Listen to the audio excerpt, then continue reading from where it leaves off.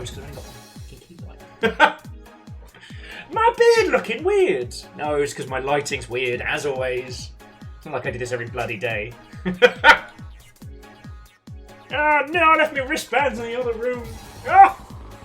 What fate has befallen Will?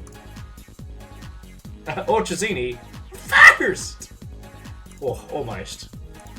I had to put some oomph behind that one to bring it home.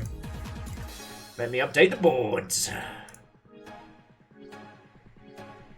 By the end of next month, we'll have to do our yearly tally. You're currently in joint first with Lizzie, Aeon, or Lizzie and Aeon, and also yourself. Fearless and Wolfcrad, Watto, and welcome.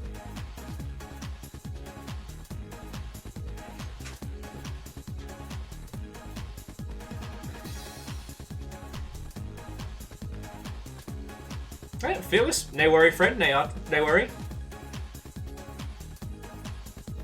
I have no idea what that acronym stands for. I know it rings a weird bell, but you can tell me all about it later.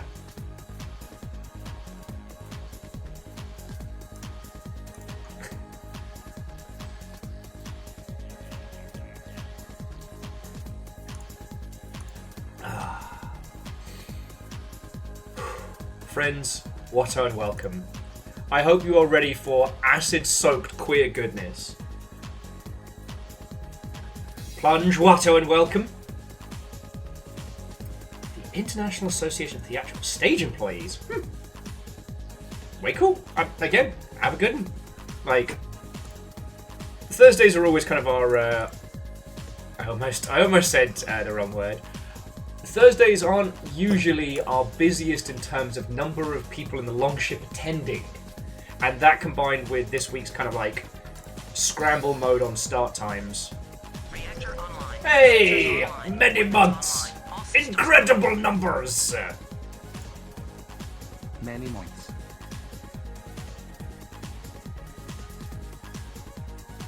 Yeah, Lance. Imaginary technique. Fish! Fish! Oh no! I caused a fish cascade! Fuck! That's why you don't use domain expansion casually. Get in shit.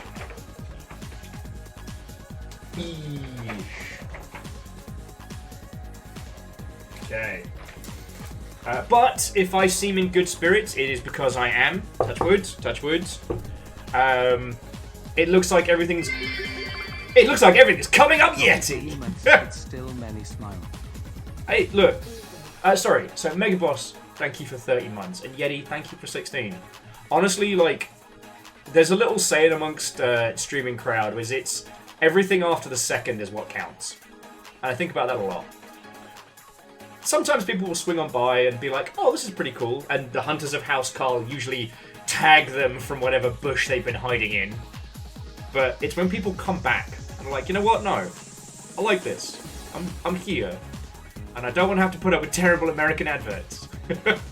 So, thank you.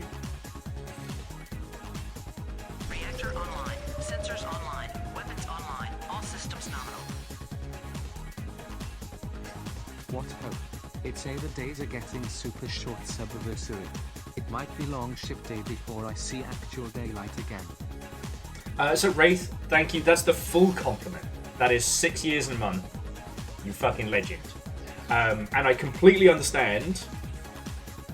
Now, did you mean that in the terms of like discussion and small topics? Because I'm checking my numbers here, and it is past midnight in Scotland. So that would be why you can't see the sun. Dice, what on? Welcome. No, you roll that dice. And dice will probably still be going. Fiona and the Dags are stopping by in like a couple hours for food time and to check in on little Anya and everything. But just going large tonight, friends.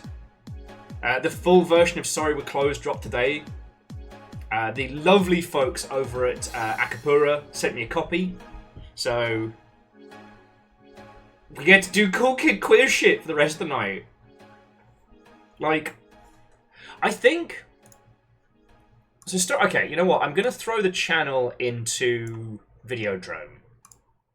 But I've been watching a lot of this channel this year called Dungeon Chill. Not what you think.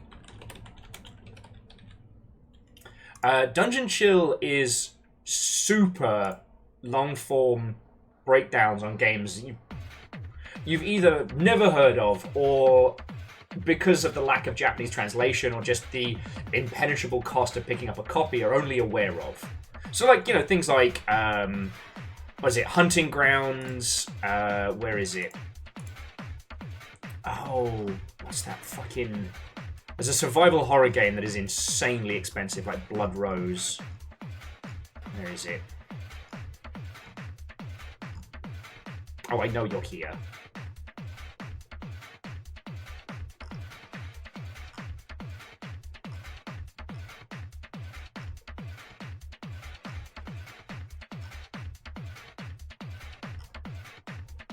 Oh, anyway. I've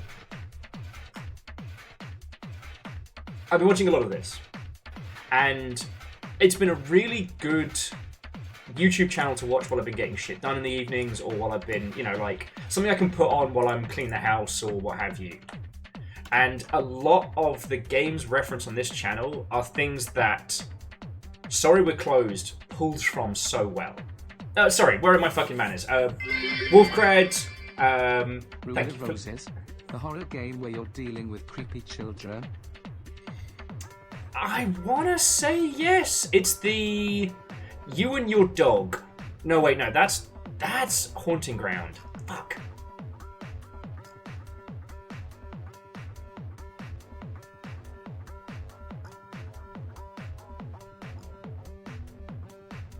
It'll come to me in a bit.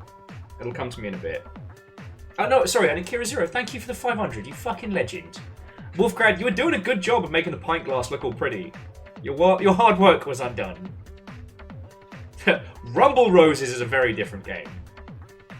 But yeah, so I don't know the person behind Dungeon Chill. This isn't a plug of a friend. This is just a channel I've been watching a lot this year. And the ones that has been really cool is... the format of each of these is kind of like, here's a breakdown, here's taking you through either a full play if the game is short, or here's taking you through all the main parts of it, as if, you know, to get as much knowledge from it without playing it yourself, and then like a little conclusion.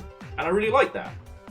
And it goes through a lot of like early FromSoft stuff.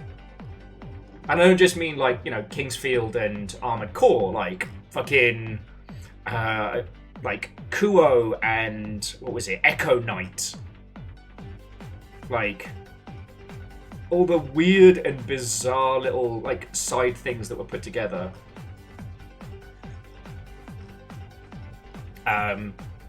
Recently they did like a 2-hour breakdown of the Square Enix racing RPG on the PS1, which I don't think ever got like an English translation.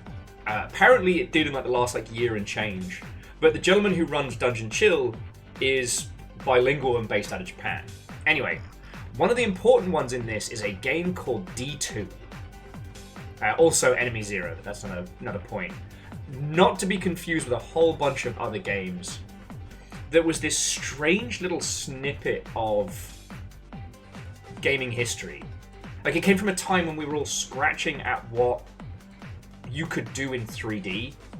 So it was a Dreamcast title, so after the rampant success of Resident Evil, where everyone's trying to do their own creature feature, their own... I mean, I hate using survival horror now, because that term has changed and morphed so much. And it was...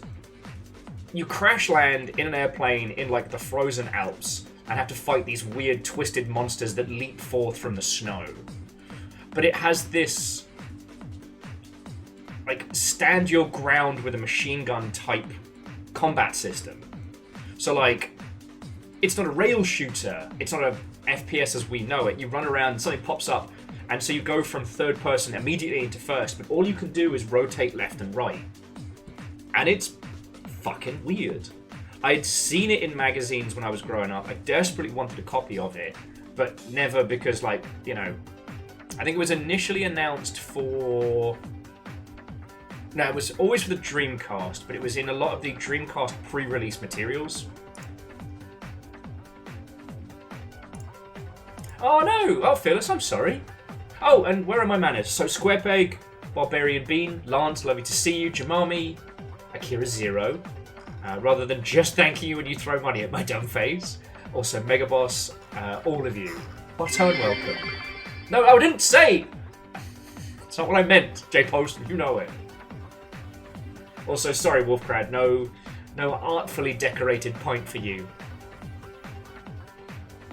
Anyway, so why am I talking about this? Because today's game, Sorry We're Closed, is a brilliant blend of the best bits of things I have seen specifically in Dungeon Chill.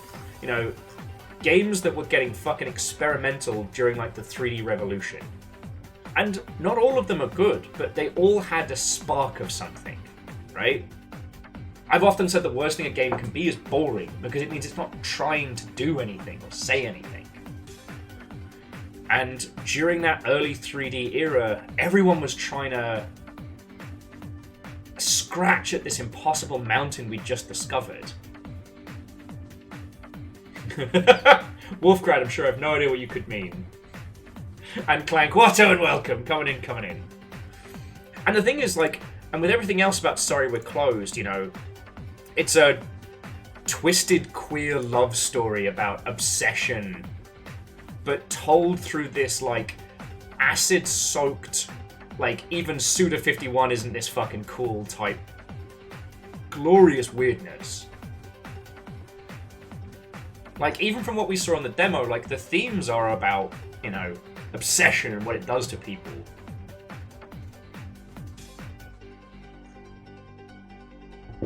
Like, oh yeah, no, Lance, I'm bringing you the good shit this week.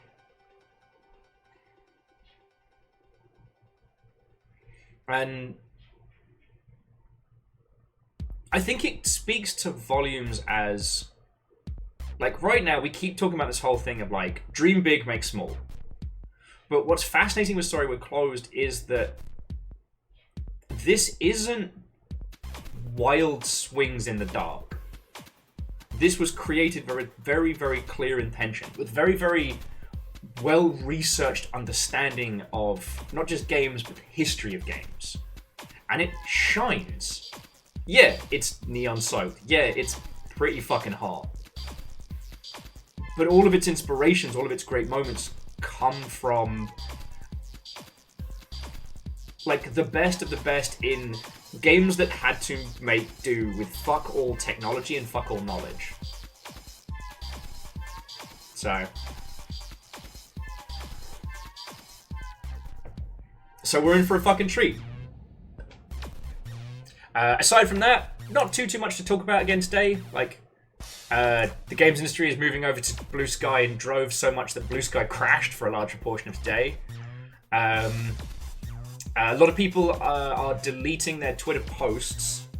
There's a few different either services or programs doing the rounds that, like, will do a manual delete of what you put on Twitter, just because the scraper bots come into effect shortly. I'm going to try and do the same this evening, but worst case, my grammar and spelling is fucked, so I'm basically a poison pill.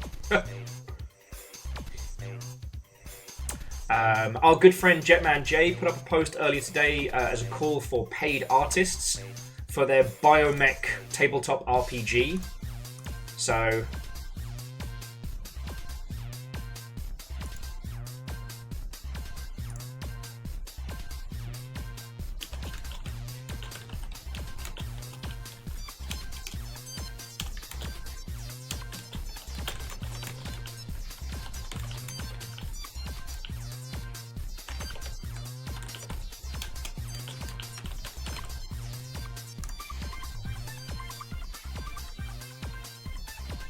yeah, no, Barbarian Bean. Like, Jetman J's been working on it real hard, and it feels like it's all coming together.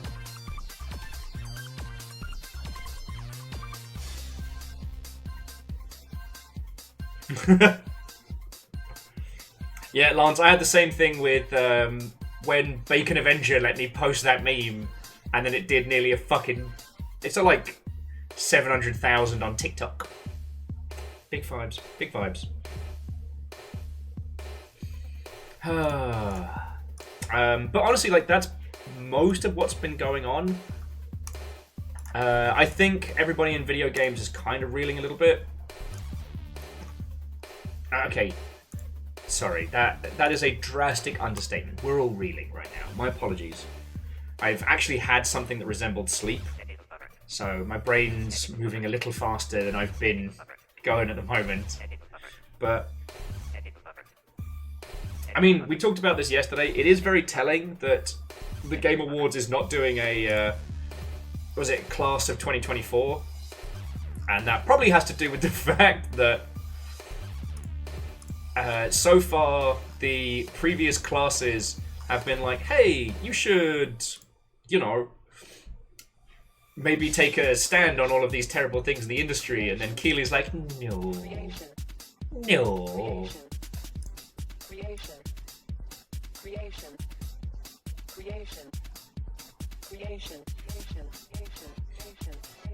Wolfgrad, like, see, the thing is, I've had, if we're going back to like Twitter stories, I've had my Twitter blow up like multiple times.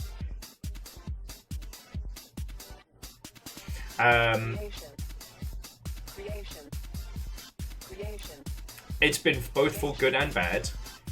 It was very funny finding out over the weekend that there were peeps who were still trying to dunk on me for saying that Hogwarts Legacy is a piece of shit game.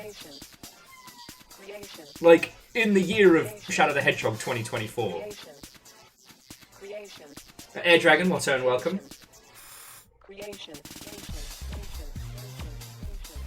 And while I am not in the business of talking about current affairs, and I am not going to start, so do not worry, there is one piece of deliciousness for those of you based out of the US or have had to suffer, you know, a proximity to the US. And I figure sharing good news these days. So satirical super site The Onion is poised to buy InfoWars. Just thought I thought I'd share that with you. That there is a very high chance that the InfoWars website will just forward you to Turn the Frickin' Frogs Gay, and I love that. I love that. Yes.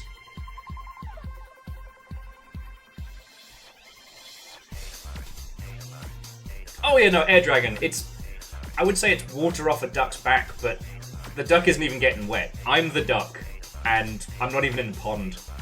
It's just hilarious that these people are still trying to claw some iota of response out of me, and I'm just like, you've got to be on my level to get response from me.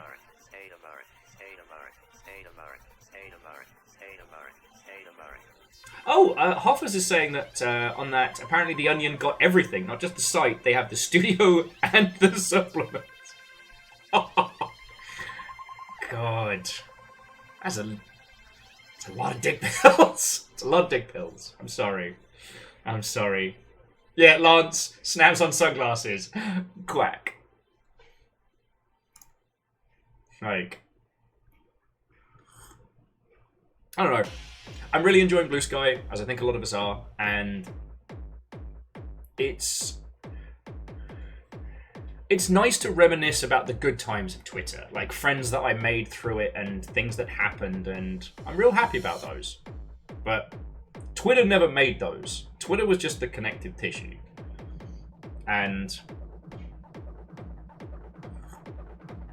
I wish Twitter had died an honorable death. This is so much sadder. This is so much sadder.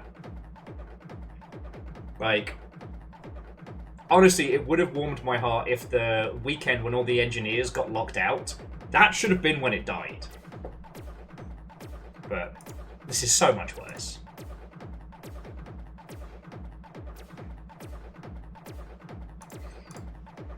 Oh yeah, and so Fearless and everybody, no, I entirely agree. It's the potential for what The Onion can do with it has been making me laugh to myself all morning. So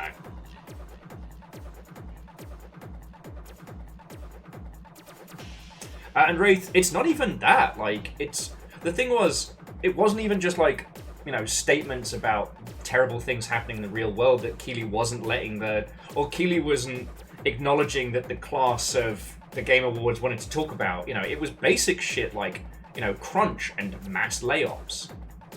I mean, we were all pretty fucking pissed. Oh, thank you. We were all pretty pissed when Keighley said nothing about, like, the acquisitions and mass layoffs until Epic stopped being a sponsor. And then suddenly was like, oh man, it's such a hard time in our industry. It's like, fuck off! So yeah.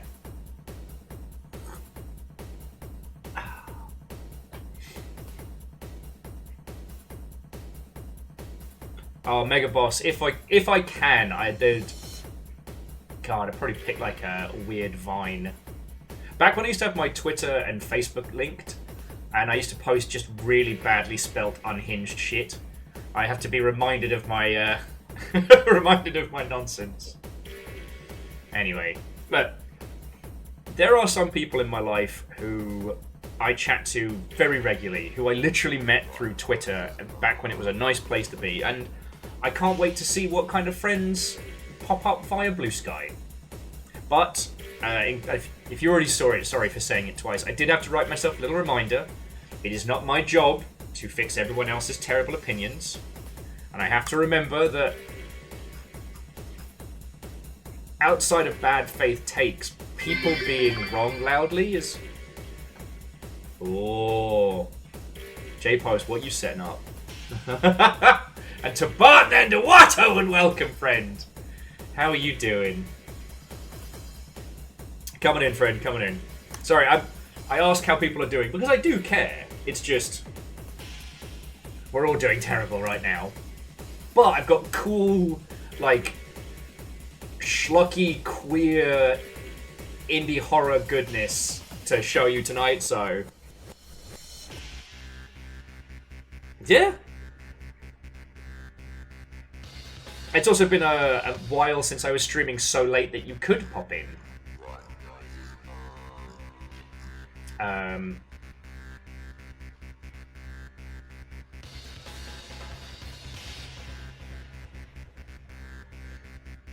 And DJ Coil, this is the Res soundtrack because I listened to it yesterday and I loved it and I want to listen to it some more.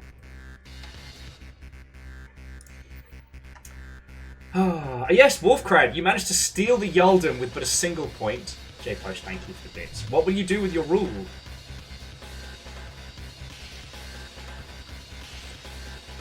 Oh, I mean, there's no Jarl here. Oh, my word.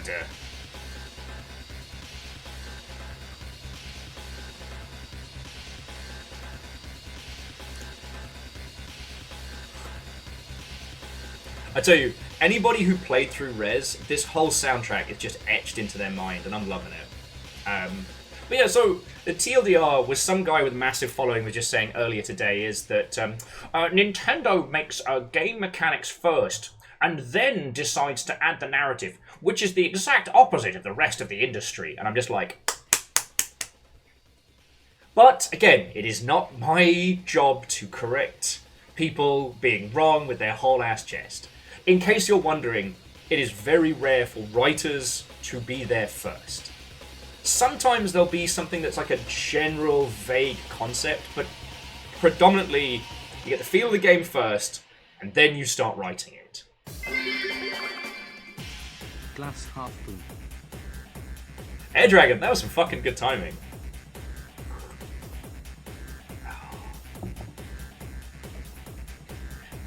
And also, like, it was that person's drastic oversimplification of what games writing is.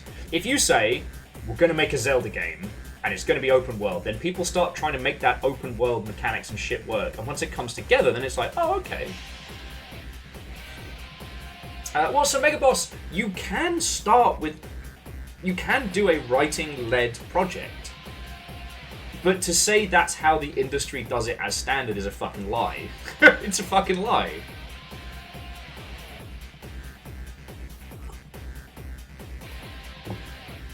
Like, usually, you have a GDD, And the GDD will contain like a vague concept of a story or a vague concept of thematics. Or you make something like Factorio where it's just systems, let's go.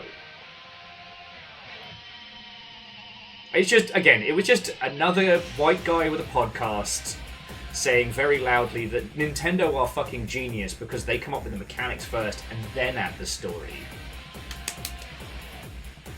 Like, tell me you don't know shit any louder. But again, it's not my job to correct them. It is my job... Well, it's my job to chat and hang out with you lot. I mean, and a lot of this is stuff that we talk about so much that we know. Like, we know for sure. So... Look, I'm not trying to preach that, like, we are better. This isn't supposed to be a they can't sit with us moment. It's just a great reminder that you don't have to correct white guys on the internet. They're not going to listen. You're just going to die tired.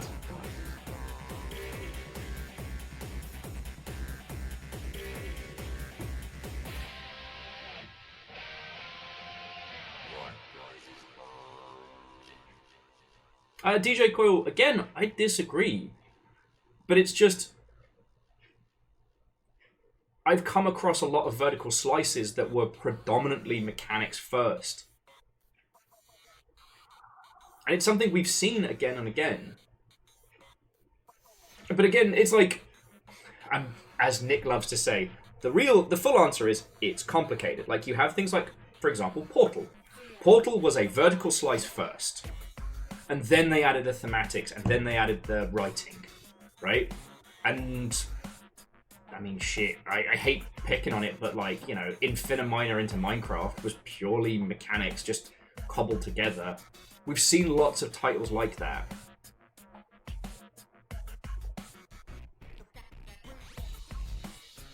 I also think that it is a drastic oversimplification to say that, you know, Breath of the Wild / Tears of the Kingdom was mechanics first. Like, unless it was developed as a different game, and then they went, what if we make it a Zelda game? You know, as we saw with, like, Star Fox Adventure and stuff like that. Like, that's fine. And Caffeine, Lasso, and welcome. Just open the Unreal Editor, press the Make Game button. Fuck.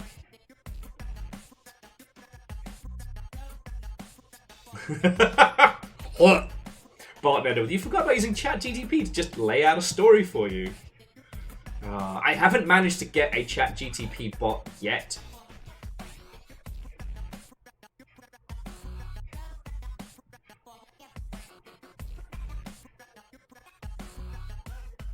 But, again, wow, okay, so what does this matter to us? It really kind of doesn't. If you're a solo dev and you're experimenting with different kind of... Yo! Jimami, that was really fucking cool of you, thank you. God, I need to re-up my undershave. I've been so underwater for so long.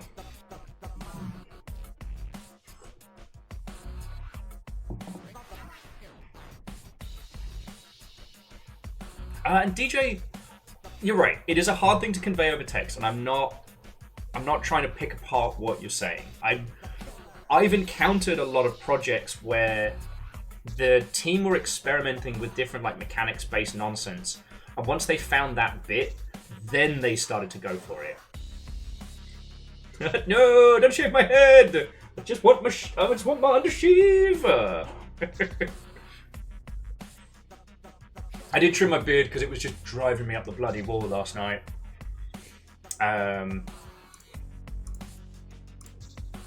And okay, and this is why, again, I love chatting with you lot. I love chatting with Nick and all of our industry friendos that we're all hanging with, because the answer to these kinds of things is, like, it's complicated. Can you start by creating mechanics and then adding thematics backwards? Abso-fucking-lutely. All right. This is often why, like, I will sing the praises of just throw in some programmer art, you know, put in some fucking Lorem Ipsum, like, get it feeling good, you know. When people say that, you know, oh, generative stuff helps me get it faster. No, it doesn't.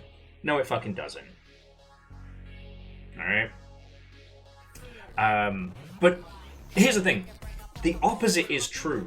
You can do it full Jodorowsky's Dune style. You can sit down and craft a fucking Bible of a GDD. GDD standing for Game Design Document.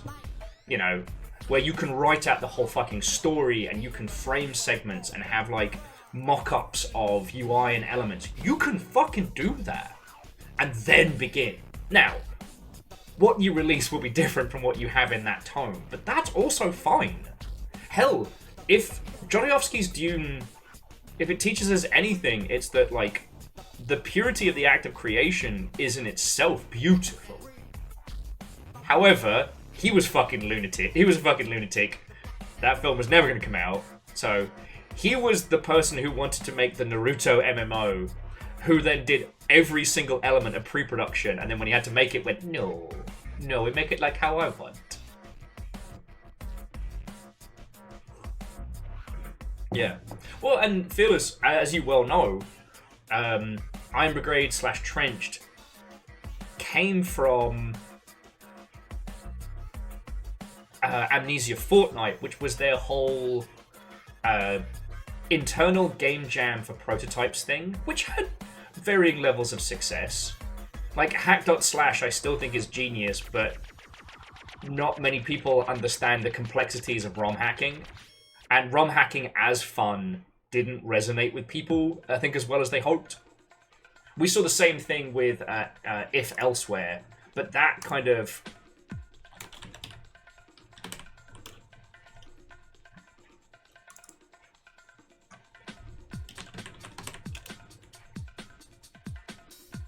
Is it If Elsewhere? God damn it.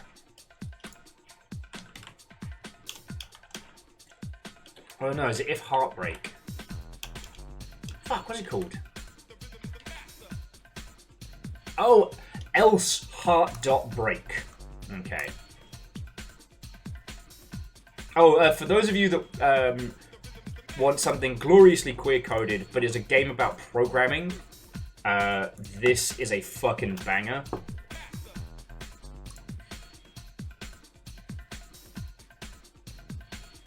Jeff Goldblum, Lorem Ipsum text. I love it. Aeon, thank you for that, and I will be using it. Oh no, and Barnender, 1,000% agree. Art doesn't exist to be beautiful, and art doesn't have to be beautiful to exist. It's beautiful because it exists. And that's something that we often forget about in video games because of the ones that we tend to celebrate do hit these like lofty highs. Oh, and Lizzie, Watto, and welcome.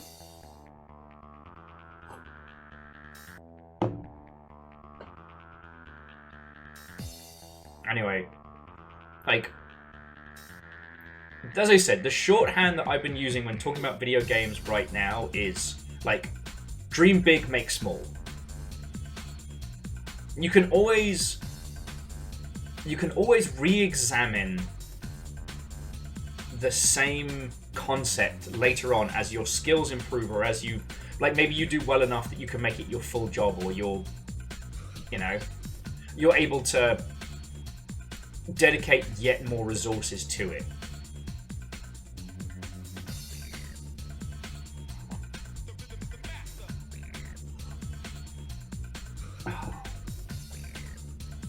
So, once again, beware anybody that tells you that it is as simple as X. Beware white men with large audiences who speak in absolutes. But you don't have to kill yourself correcting them. And that's what I had to tell myself today. Because, hey, I'm still a person, you know? Sometimes, no matter how assured I am in my own mind and my own knowledge, sometimes that little fucking brain weevil is like, you should have lots of followers. People should be listening to you. You should be on this panel. And I have to be like, no. Like, that is a whole different game. Whole different world. And, you know, to be yelling at and correcting those people is merely to sound like an old grumpy curmudgeon.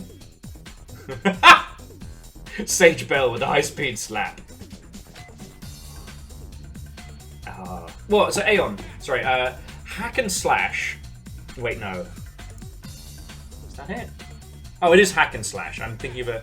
I gave it the wrong title. Sorry. Hack and slash was a Double Fine game about modding and hacking old retro cartridges.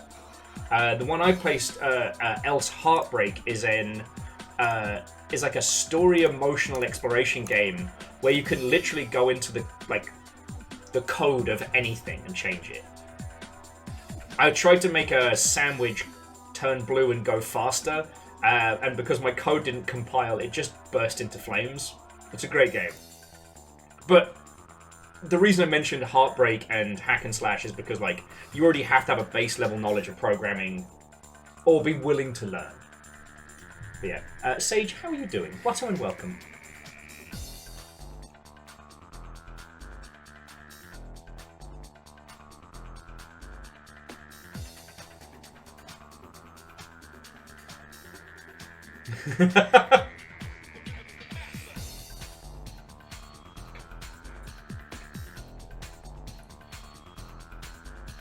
Oh yeah, no, Phyllis. The actually maneuver is very noticeable. Anyway. Sorry, friends. I didn't mean to bring you in on my own personal grumbles. You know, it's something that I've struggled with a lot, but I get by. I figure if people want to actually talk out the problem and solve it, or want to understand it, they can come here. We're always here, right?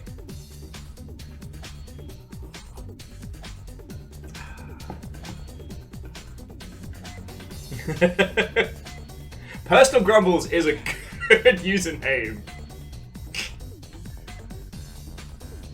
Oh, it's a back and forth. My personal grumbles, your personal grumbles. Kind of like a grumble hoedown. But again, I do want to prefix this by just saying once more that holy shit, the amount of games coming out all at once is ridiculous. So today, and last night we had 49 Keys came out, which is a gorgeous. Oh, sorry. Let me do the thing where I actually fucking show you instead of talking about it. Okay. Oh, and also, Is This Game Trying to Kill Me came out 2 days ago, which is an escape room retro game, and I am all for it. But I do want to finish Tormature before we have a sniff at that. This is 49 Keys. Your ancient master delivers you a mysterious message, all pertaining to this strange and twisting tone.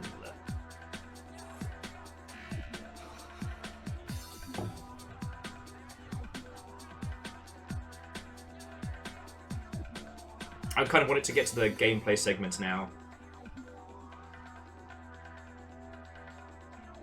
Rebel says, I'm here for Grubble Hoedown. Grubble Hoedown, also a great username. Okay, so this is an immersive esoteric horror. It's kind of like a... You know what, to call it a...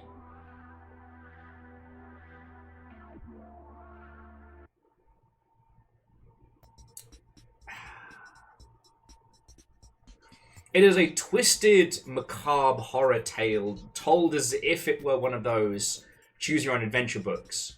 But it is so much more than that, and I don't want to go too hard.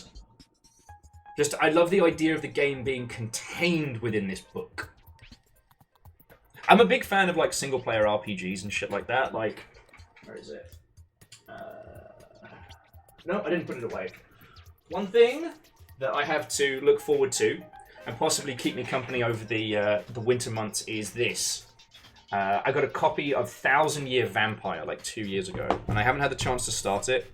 It's an RPG about being an ancient vampire in which you're trying to recall your life. So from today, along with Sorry We're Closed, we're going to be playing today, miniatures also dropped. And you literally don't need me to explain to you why this is going to be good. Reactor online. Sensors You can see. Online. Weapons online. All systems nominal. I got laid off just in time for my birthday, so the good news is I can join a lot more streams now. No! Yeah. Oh, Rebels, I'm so sorry, friend. Well, look, I can't promise you good times, but I can promise you I will do my fucking darndest to at least keep you company and stop the unemployment sanity dropping in. Right, we got you. Hell, the bizarre thing about the Longship is we've been going for so long. We've had people we've gotten to see people's entire ebb and flow arc. So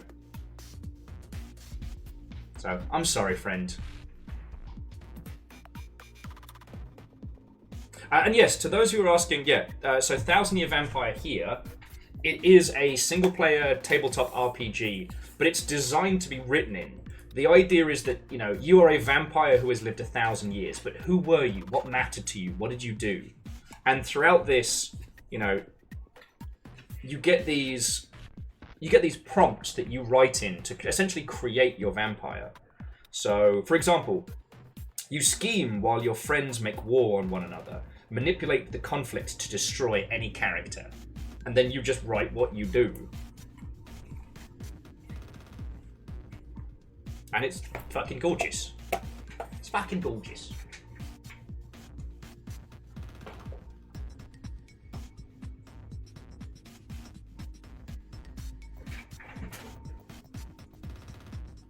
Hey, well, Rebels, we're going to have more events, more things going on over the winter. We will be getting drunk again for Battle Techmas. I hope you're all ready for that. Well, actually, you don't have to drink for Battle Techmas, but I do want to bring that back. A couple of years back during lockdown, I chained up every episode of the Battletech cartoon and even put like little fake adverts or old-timey adverts in between the episodes. I was very close to quitting my job today. Oh, shit.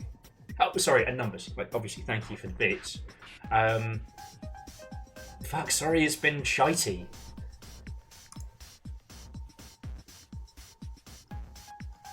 Like, I would definitely advise everybody right now is hunt for a new one before jumping out. Be able to flip them the bird as you move between operations.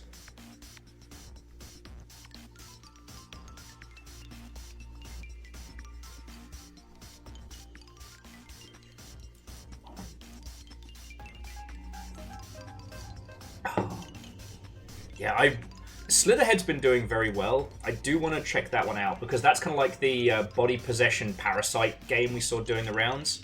And this is proximate. This actually didn't come across my feed until yesterday, which is why I haven't talked about it. But it's, you're testing out a sci-fi visual mapping system. And it looks like this super simple like sci-fi horror experience.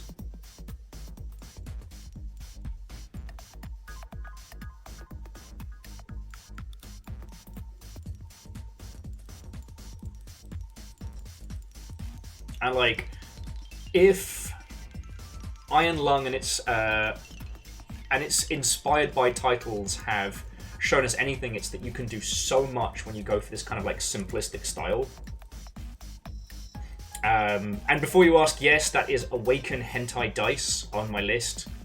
I don't know at what point, but I've been trying to research smut titles that actually do something interesting, and I've come across a few ones that are actually games. Because, I don't research smut games. They come from a very they spawn from a very strange part of the internet that isn't the games industry, but come on in.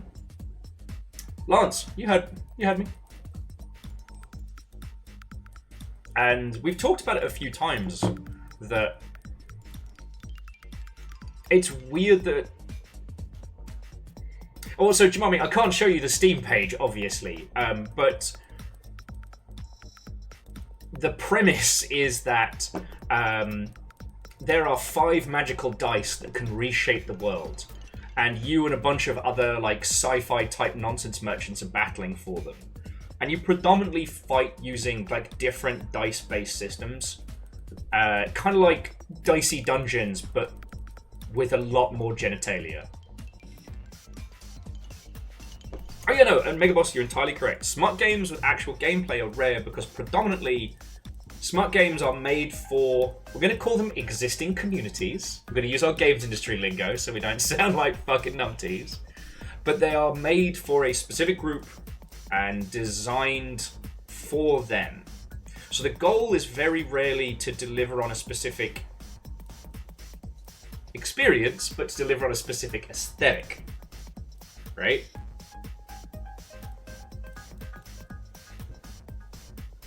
And Fearless, I've noticed the same thing. Like, I've noticed it throughout the year that whilst on the new and upcoming page, smut games will appear in my listings, they appear to be the same thing, which is visual novels or visual novels with a certain small amount of animation, which is the same as smut games have been since the fucking 80s. Now, the other one that has crossed my feed is this one here, hard-coded.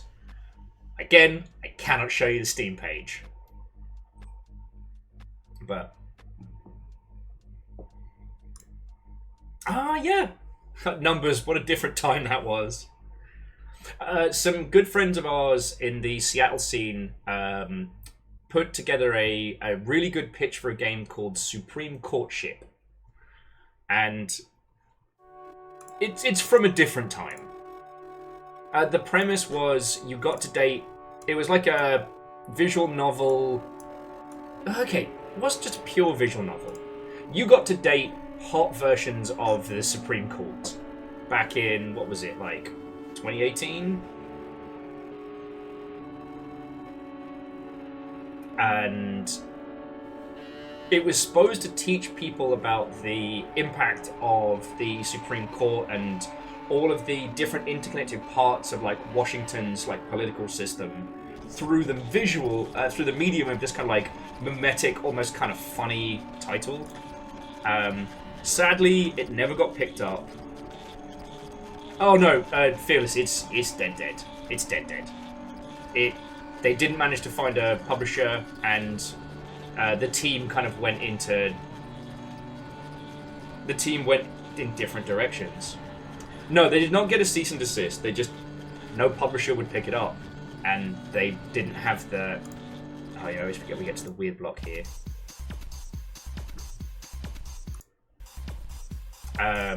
Yeah, no publisher would throw money at it. And as it would turn out, that wasn't the wrong call.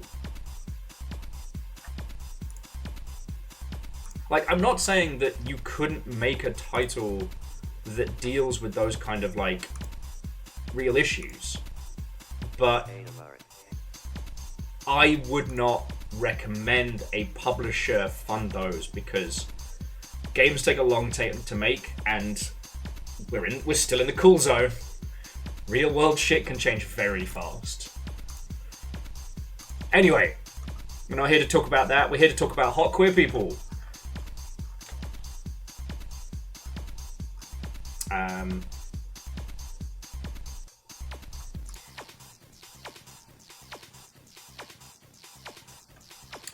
There's a couple of things that have been on my video game feed that I did want to point out to you before we get stuck into good stuff.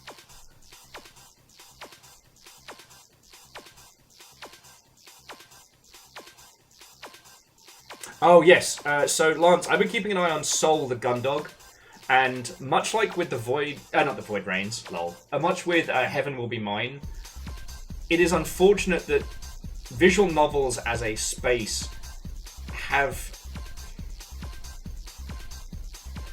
There is an opinion about that particular genre, which is usually that it is low cost, low impact, and that is entirely undeserved. Actually, here's a fun one I just want to put into your minds, friends, is that a visual novel with some gameplay elements, or just a pure visual novel, or a pure gameplay title, is only based on how much dialogue you read. Because I played through Armored Core 3. I did both parts, which by the way is about 80 to 110 hours of gameplay, depending on how you slice it. I was in a dark place in my life. It was fucking good. I don't regret playing it. I regret the dark place. That's not the point. With that title, the reason why it's not called a visual novel is because it is from the Armored Core series, but of that, 60 hours-ish per playthrough, like 50 to 60% of that is reading dialogue, right? The actual mech fights are a small part of it, but they're the iconic part of it. You know what I mean? And numbers, I have played Analog A Hate Story, we haven't streamed it. My dyslexic ass finds visual novels very exhausting to stream, so I try and keep them to, days where I know I'm not going to be obliterated. But I wanted to point out a couple of little success stories that have snuck by. So this is Psychopomp Gold. Actually, I'll just... now, this is the sequel to the free Psychopomp. It is chunky, it is neon, it is fucking weird. I will be doing either a stream or a long ship after dark of the original before we go into this version. But I just wanted to point this out to you because it's fucking weird. It's got like a post-Newgrounds kind of vibe to it. Like, nothing's too horrific, but everything's wrong. And this game has done really well.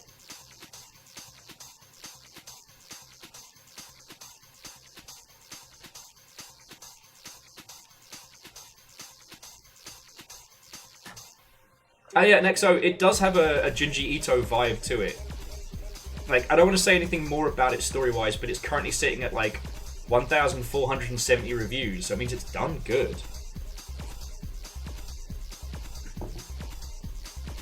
And Fearless, I would very much agree that the Telltale style is just visual novel, but repackaged. Again, it's all about how the user perceives the experience, right?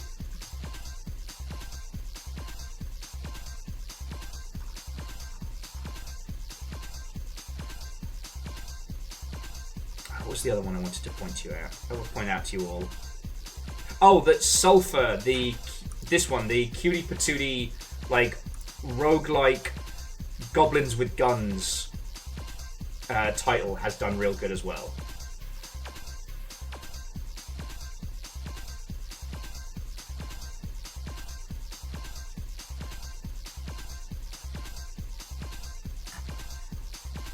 Wait, so Psychopomp is actually a term? Huh. I didn't know that. I thought they made it up for the game. This goes to show my literary knowledge. In fairness, I thought the term Psychonaut was also something that Double Fine made up. So they didn't. It actually does... it does describe an individual predominantly that uses psychotropics to explore their own consciousness. Which sounds fucking scary. Me and my noggin are not friends at the best of times. Oh, Rebels. Thank you. I didn't know that. Hey, mixing an old term with a new sketchy, punky art style is cool. Though, one thing I did notice, because there was a thing doing the rounds, I want to say a week or two ago, about a game that had loads and loads of wish lists and sadly didn't do very well at launch. I think the discussion might have been around this game, Rogue Flight, which you probably saw the swish trailer for as it was doing the rounds. Hang on, let me bring up the... Peggy 7. No. Peggy, no. Peggy, no. This was the trailer that did the rounds that had everyone looking at it. And I've been pondering about... This might have been one of those examples where they had a lot of momentum a lot of momentum with their trailer, a lot of momentum around, I believe it was the PC Games show at Summer Games Fest. But I don't think they carried through to launch with that momentum. because I didn't realize this had come out until I saw it on my wish list, and it came out in a very, very busy week.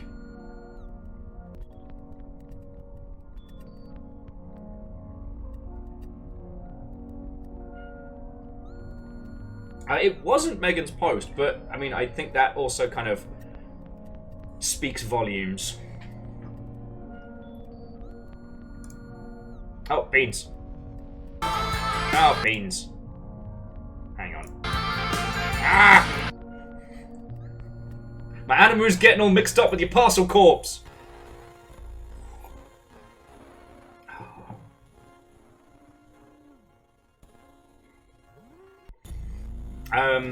I would say DJ Quill, I think this is a better title to discuss than Parcel Corpse, because this has a clearer pitch and a clearer, like, value proposition to users. Because, like, Numbers was saying that looks Star Fox as hell, and it does. You know? The premise is that you're in the last super experimental fighter caught in a time loop trying to save the world from being blown up. It is missile swarm goodness. Oh yeah, EXO Caravan Sandwich is fucking cool. We are gonna stream that at some point. I'm just, you know, at this point I'm running out of fucking days in a week to stream stuff.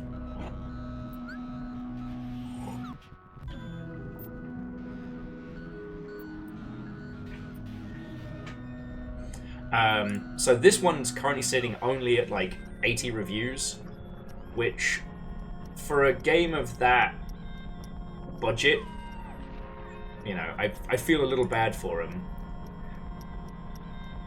Now, where was it?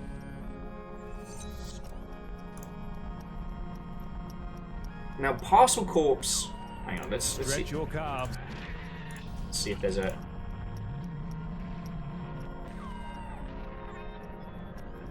I'm trying to find a good. Hang on. Res. Let's bring it on back. Let's bring it on back. For the high Oh, shush you. Parcel Corp. God damn it, Steam. So this. Okay, the reason why I said that this one's a slightly more weird premise is because it's a parkour, like, Jet Set Radio-y delivery bicycle game. There's about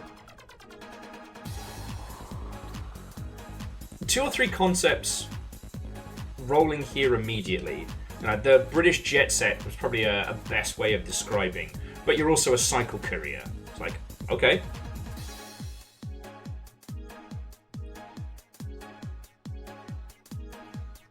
Yeah, parkour, corpse, parcel corpse. Get it? I think calling a Jet Set Radio inspired title anything corpse is kind of missing the point a little. But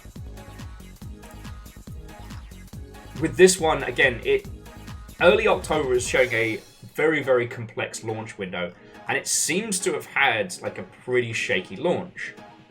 There doesn't seem to be anything immediately on their Steam page that strikes me as not good. But it's always important to be checking what's going on with this one.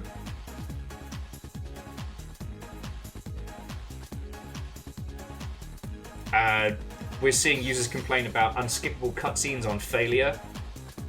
2 human raises its face again!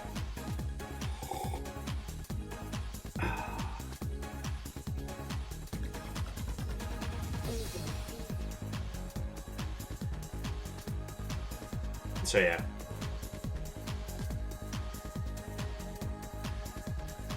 Like, one thing that's really interesting as well is that it doesn't seem to be handling very well on Steam Deck.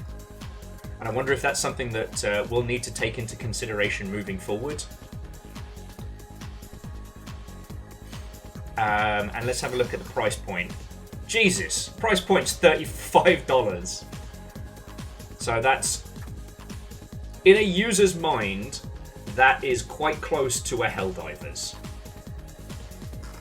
Can I link you my wish list?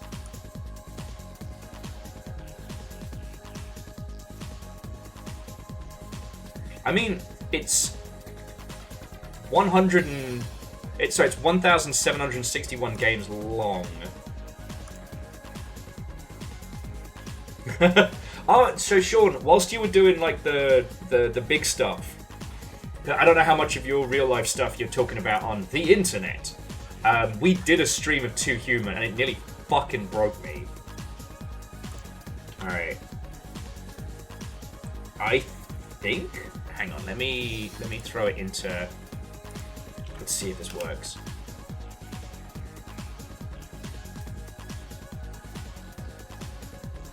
Yeah, I think this works.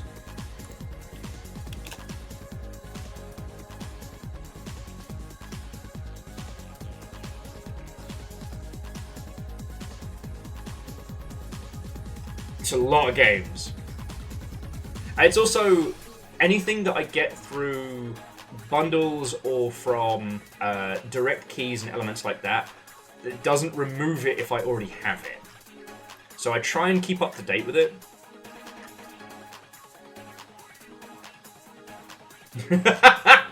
Lance says it was bad. Will died for a bit. We had to watch a Valkyrie come down and take 5 minutes reviving him. Could have been River, it's hard to tell.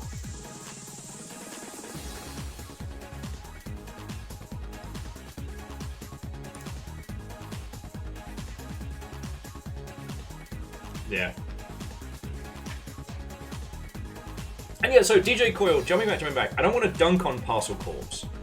Like, this is the thing that we've talked about, is essentially building for like a 1-2 punch with your release these days. Like having a potential for from a user standpoint, a big content hit about maybe, 3 weeks to a month after launch, just in case your launch is a fucking disaster. Because here's the thing, if you buy Parcel Corps and you have a bad time and you refund it, you're not going back. Unless they did something really fucking cool. And sometimes what a user thinks is really cool isn't too bad, And if your game's already doing well, then you're basically doing like a cool little victory lap. It's kind of like what we were talking about last week, or maybe the week before, because time's lost everything. That when you're doing an early access campaign, you need to build key beats in throughout the campaign. Like, basically, study everything that Supergiant has done.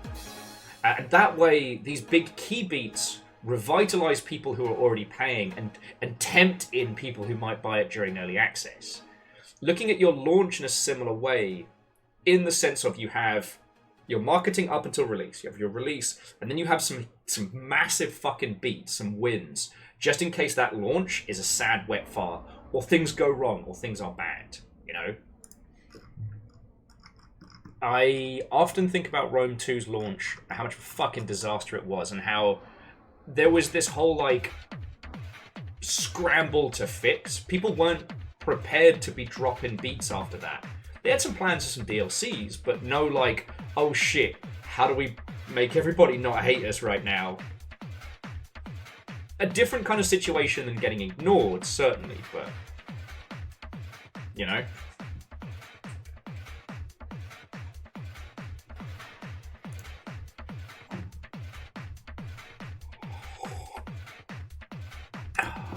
Okay, so as my conversation starts to careen wildly across this landscape, let's get the game started. Let's get our adventures on the go.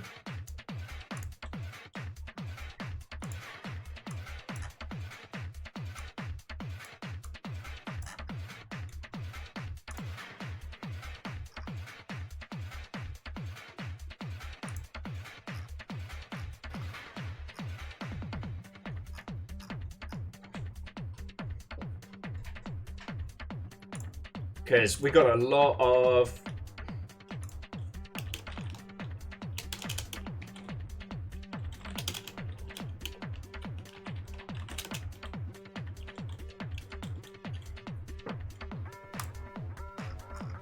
We got a lot of cool queer hot shit to do, and we can talk about games industry stuff while I'm blapping the personification of some kind of great big weirdness.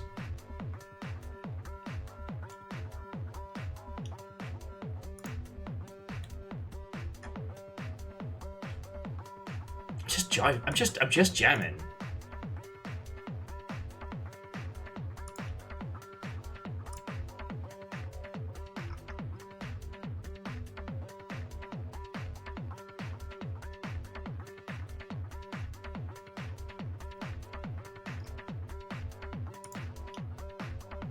Okay.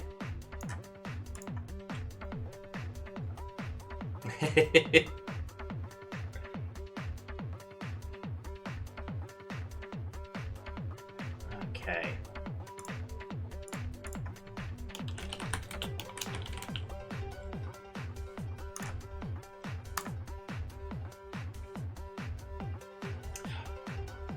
I love the movie Hackers. I've loved the movie Hackers since I saw it, and I used to say I unironically liked it, or I used to say I ironically liked it, then I unironically liked it, and now I'm prepared to not fight, but I'm prepared to talk anybody's ear off about that movie.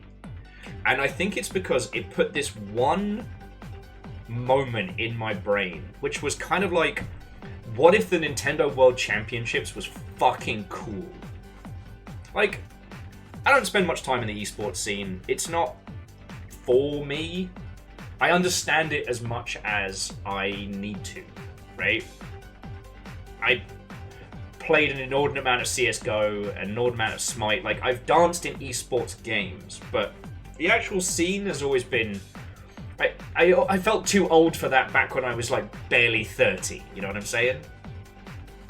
But there's this one scene in Hackers that has stayed with me since I saw it. And it's a super fucking early build of Wipeout on a gigantic screen. And this insane control scheme. And everybody in this, like, fucking, like, dive bar slash hacker meet slash rave club, I guess, taking turns. And Angelina Jolie? No, that's the person from Avatar. Angelina Jolie. What? Why can't I say her surname? Alright, cool. Dyslexia. Love it. It's Julie now. Do the thing. Anyway, she holds the high score, but our character steps up and he beasts her high score. And everyone's losing their shit. And his friend leads in and goes, well done. Set the high score. You just made an enemy for life. Spoiler, they end up fucking. Anyway. But it's this one moment where the whole focus of this whole club is one guy playing this gigantic trance-inspired game for a crowd. And I've never been able to get that image out of my head. And the amount of times I've gotten drunk listening to this soundtrack, and I'm like, honestly, I don't even want to do like a live mix of it. I just want to have Rez playing in somewhere like the DNA Lounge on a huge fucking screen. And just have that be the fucking soundtrack, you know? Oh, sorry, and to Naskxrius? It's always hard to tell where the inflection is. Hello, Watto, welcome. We're about to start playing Sorry We're Closed, and then I got distracted talking about stuff. Yeah, hey, look, Rebels. DNA Lounge is the closest that I've ever felt to what we were promised in that, like, 90s era of, like, Future Forward. Fearless, you could have absorbed the curse. You didn't have to share it. Oh, hang on. There's an update for Sorry We're Closed, so we're going to talk for a little while longer. Oh shit! Rebels got to perform there once. Nice. When I started going to GDC, I was doing corporate shit. Like, I was selling improbable tech, or, like, doing shaky hands, making money, like, talking with, like, financing investors, publishers, that kind of shit. And it was exhausting. Because, like, I don't know if you've ever had to tangle with, like, tech bros or venture capital money bros or even, like, high-tier publishers. But it's exhausting. And so what I used to do every year as a pilgrimage is go to POW, or as I call it, Pow Pow Pow, because I didn't realise you weren't supposed to say it every time the X is listed. Don't judge me. And it was this like chiptunes rave that's always hosted around GDC time. It's fucking brilliant. I've seen Chipsel play it. I've seen... God. I hate that I'm blanking. I think one year it was like the peeps that did the music from Yuri on Ice were there. Lucifer and I became fast friends was when they did the a screening of The Matrix followed by like a Matrix themed rave where the main area was the inspired by soundtrack, but then they had like the tunes that actually played in the raves in The Matrix in one other room, and then there was just a straight up dubstep room and shit. Fucking cool. This is the same place where like I got a chiptunes artist CD that was like with a built-in like theremin. Fuck, it was good. And so like I've spent a lot of time in the DNA Lounge and I fucking love that place. If you've never been there, it's 1/2 gig house, 1/2 pizza place. So if you get too shit-faced or hungry, just totter on over, eat a slice, digest first, everyone's made that mistake, and then you're fucking ready to go, aren't you?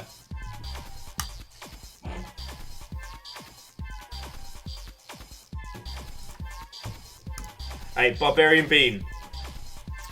I know this rubber duck isn't real.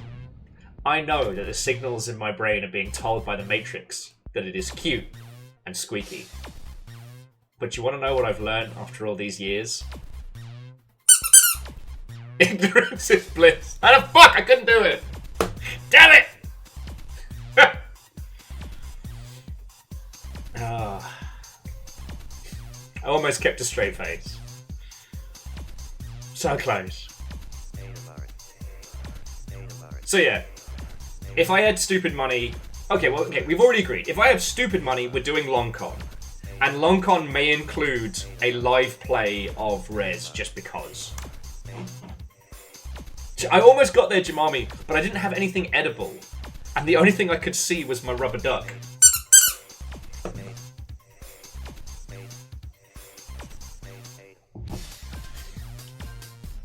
Okay. Anyway, as much as it kills me to stop the soundtrack, we got to get this game going.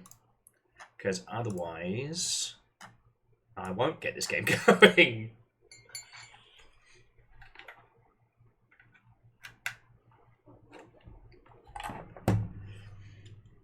Okie dokie. But yeah, GDC for me has changed a lot. I don't spend time doing pitching and investing like I used to, so it's not as painfully corporate. But PAL is still one of my like yearly pilgrimages, you know. Though this year I wasn't able to stay the full week for GDC, so I only got to do the Gay Gaming Professionals rave, which is always a fucking good time. I always end up doing the same thing though at that rave, which is I always end up with 2 of the like foam glow sticks tucked into my hoodie, which is tied around my waist like some kind of LARP samurai, so that when like I decide to go ham, I can draw them and then twirl them and then just go fucking. I can go to town on that one. You know, at GDC these days, I spend most of my time on the lawn, like talking to other, you know, weird indies and making friends and hearing everybody's stories, or just entertaining people.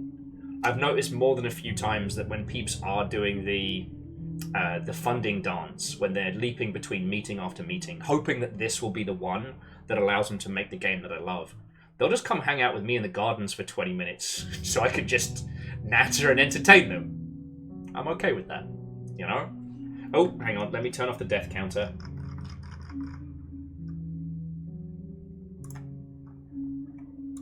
There we go.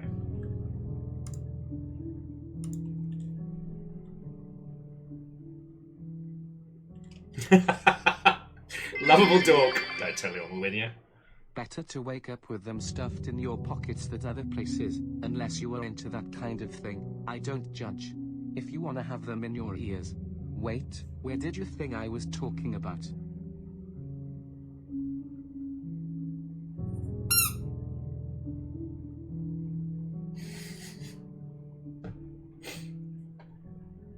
And Bacon, thank you for the bits. You get a judgmental duck in response. The duck of judgment! Oh shit, Bacon's the Jarl. Okay, so what is your Jarl's decree, Bacon? Stop telling people you're dead. Okay. Okay, so just very, very quickly before we get started. So this is, sorry, we're closed. If you didn't see the demo we did during Steam Next Fest, this is wonderfully queer. This is more than an homage to survival games of yore. This is a title that picks the best bits from games you know and from ones you've never heard of and blends them together fucking seamlessly. I'm not even joking. I was so impressed with the original one, and honestly, I'm so happy we're getting into this. It has themes of love turned obsession.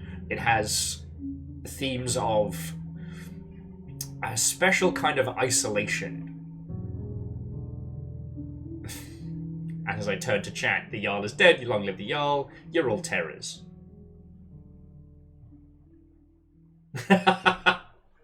Bacon says, I decree everyone should be excellent to each other, check, and to themselves, working on it.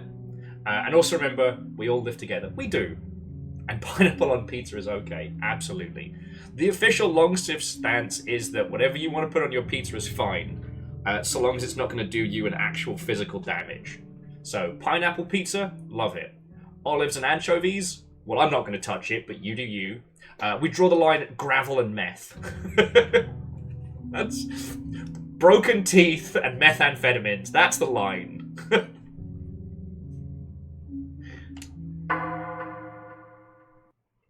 I will do my best to read out everything as we're going through it. Oh!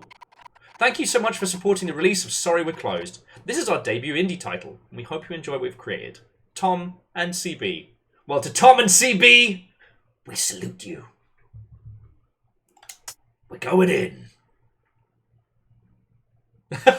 Aeon looks down at pizza, slides into trash. Oh, this is new. Epiphany Oxblood. Epiphany Oxblood. I just want you to stop and think about the last time I said a character name that was that interesting. Epiphany Oxblood. I got an award for the least expressive employee. I can't tell you how proud I am. Bravo, Punt, bravo. And I hope you're feeling good, friend.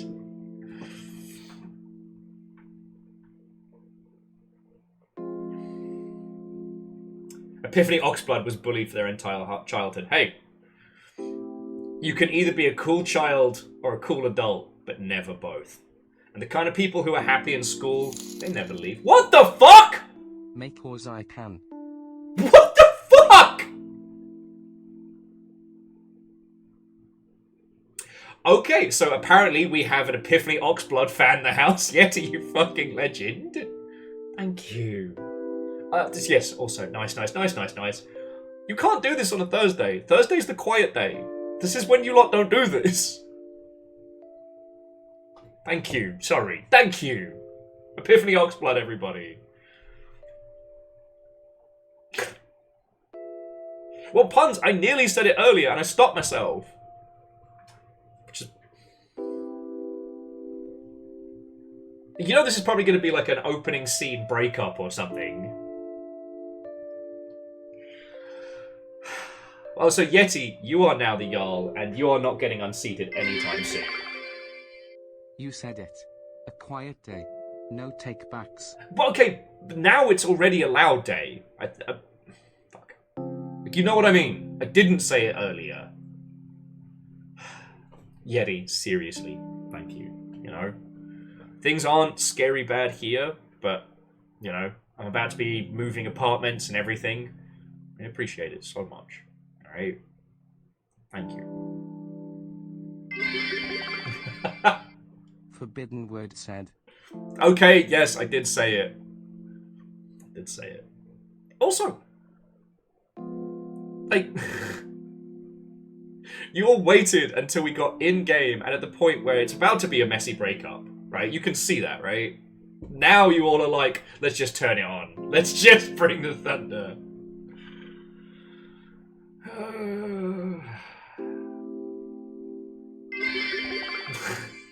You know, I think I should give my keyboard a break from work. Oh, yeah? It's got to be hard having to deal with 2 shifts. Fuck.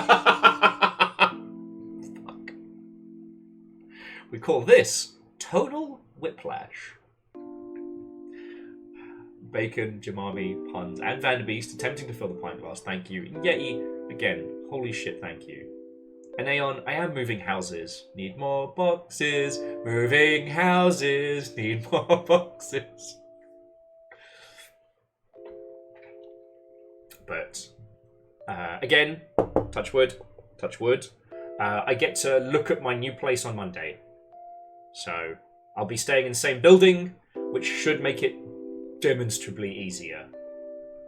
And, like, Fiona and I have already divvied up all of the, like, furniture and stuff like that.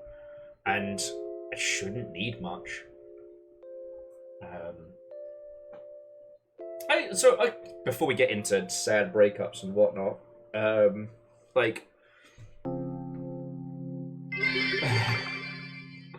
Sorry, gotta go to bed. But I'm excited. I'm so good at it, I can do it with my eyes closed. Puns, you're on a roll today. I guess when I said, are you feeling better, the answer should be yes. And Fearless, I will absolutely take you up on that offer, friend. Like, but before we get into a game that's going to start with a terrible breakup, I should say, like, one of the things about streaming is I forget what stories I've told to what people. And, like, while Fiona and I did break up earlier in the year and we are moving to different places, we're still friends. We're still homies. Like, while we've been streaming, Fiona's been sending me photos of the dogs and how they're settling in. You know, they're popping by in a little bit just to...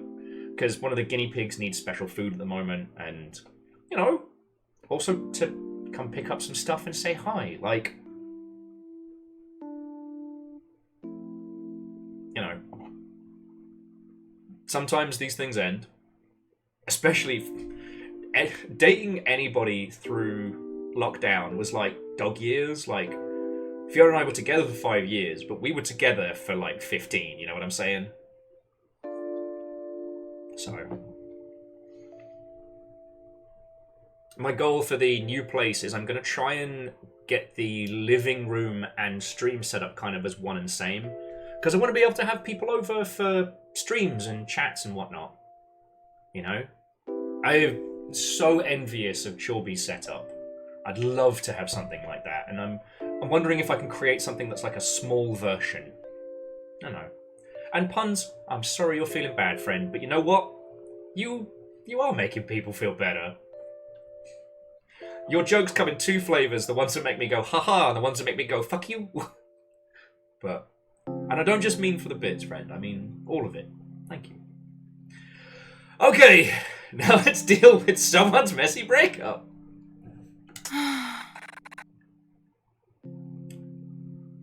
Canary Rogue and Epiphany Oxblood. I'm not asking anything of you. There's always a ginger. Exactly. You ask for nothing, and you want nothing. Canary says, is that so bad? Your work life is full of chaos day in, day out. I'd rather not let that flood into our love life too. Epiphany Oxblood. What love life? Clank. You comply with everything I say. It's like I'm dating myself. No, Numbers, I've decided they're rogue. Rouge would just be too much on top of the ginger.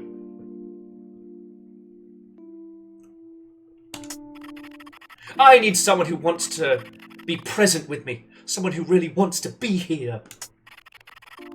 I've decided. Yeah, that's my new dyslexic defense. Nope, it's like this now. I've decided. Show me your willingness to live. Show me your fiery side. Daryl. Hey! Don't you listen when people speak to you? I'm Daryl. Daryl! I'm giving a live retelling of one of the most painful stories of my life. Oakley turned down my proposal again, and it's making me feel like I'll die alone. I mean, there's got to be some way to convince him, right? Our responses are, and I quote, that'll be 5... Hey! Restless Rootwato and welcome. Come on in, friend, come on in. How was your stream? What were you up to? Tell me your tales. And over here, our responses are, that'll be £5 and 46 pence, or, damn, that's pretty tragic. I kind of just want to be like, that'll be £5 40. So this is a 7-Eleven. Sir, this is 7 to 11. That's rough, buddy. Alright, we'll go for the... Damn, that's pretty tragic. But seriously, Epiphany Oxblood? Like, I feel like this is going to do to me a little bit of what Paradise Killer did.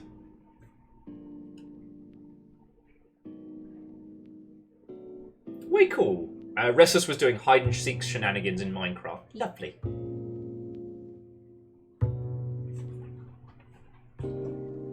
Yeah, Rebels, I kind of want to go hang out with Miss Epiphany Oxblood as well. I assume it's playing on the telly behind the counter. Alright, damn, that's pretty tragic. Can you imagine being that lonely? Lonely enough to die alone! I forgot what voice it did for Daryl. With no one else there! I can, actually. Honestly, nattering to people at work, you're basically getting paid for a conversation, so let's fucking go. What a surprise! And I know people who do some wild shit to be with someone like you. Beautiful opportunities often show up when you least expect it. Firstly, fuck off, Daryl. You're not my type. You look like someone who got rejected from being in the video game The Bouncer. You look like you're a child star in Kingdom Hearts and you hit the drugs hard. Wow. I'm sorry. I don't know where that bitchiness came from. Doesn't matter. I'm not ready for something like that anyway. Your total is £5, 46 pence. Yeah, whatever. Opportunities always come, you know. Whether you're ready for them or not. Try to enjoy yourself while you can.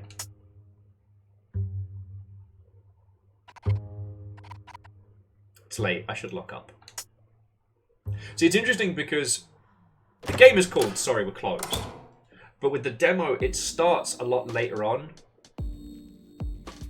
So here we have corner convenience.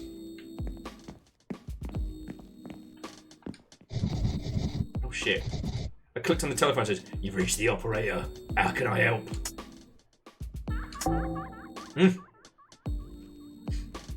This is the save screen. I forgot about this. Is it, it's getting warm in here. Asking for no reason. So let's check in with our fellow service workers. Oakley says, "Goodness, Michelle, aren't you home already?" I literally came off my shift. Baby girl, gotta get out of these streets. Don't be snatched up like those other unfortunates. Could be a wild night if I were, though. Surely you're in danger hanging around here too. A little bit. I'm waiting for Daryl to come back with a car and pick me up. Oh, not Daryl, he's a knobhead. If something were to happen to me, I know Daryl would raise hell to get me back.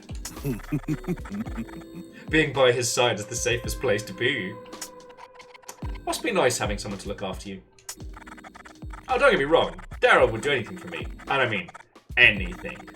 But he still needs to work on himself a bit. You're right, though. It's nice. As far as I can tell, you still don't have anyone looking after you. Need to watch your back. I've seen your horoscope, baby, and it is not looking good. There's a storm brewing, and the stars say you'll be caught right in the middle of it. Go home, Michelle. I forgot how good the writing is on this one. I might start saying that to people in conversation. I've checked your horoscope, and it does not look good. I do not check horoscopes. I don't believe in them.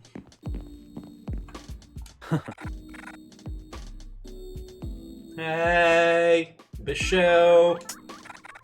I can't believe how much I've sold today. Seems like everyone is shopping so much earlier now. Like, all the extra sales I made this morning. I think it's safe to shut shop early. I'm planning to meet up with someone. Don't tell my manager, alright? I'm still hoping for that raise. You and me both, Marty. Wait, shouldn't you be heading home instead? Oh, dude, for sure. You never know what's going to happen around here these days. I've got a feeling that all this bad juju has something to do with... demons.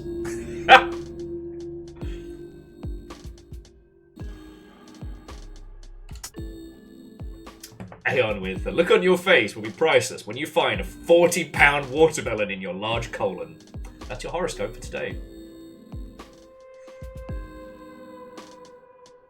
Oh, yeah, well, Rebels, like, there's an authenticity to Sorry We're Closed that really shines through. What keeps making me laugh is that we know what's going to happen. The demo takes place, like, after this scene as you get home, right?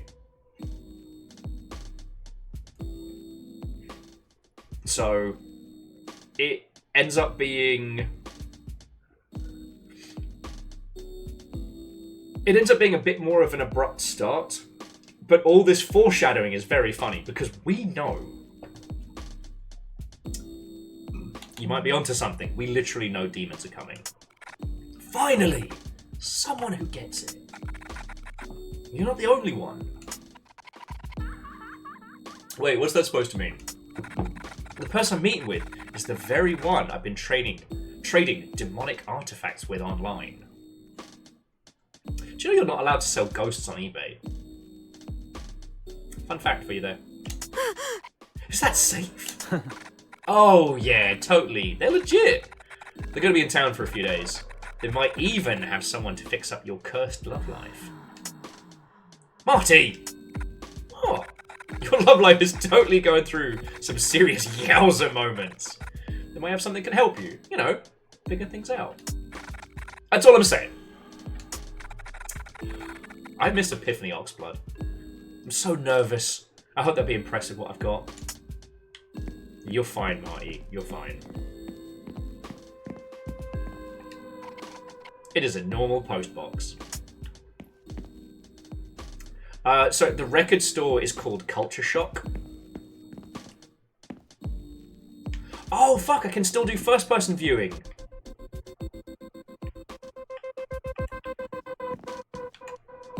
Thanks, I love it. Hang on. Oh, this is for the thumbnail.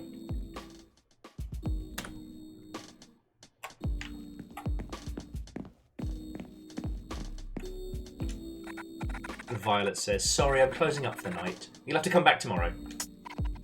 What do you sell? Cakes, sandwiches, pain au chocolat. I've only just set up shop here, but it's been going great. I've even snagged some faithful customers from Oakley's Diner.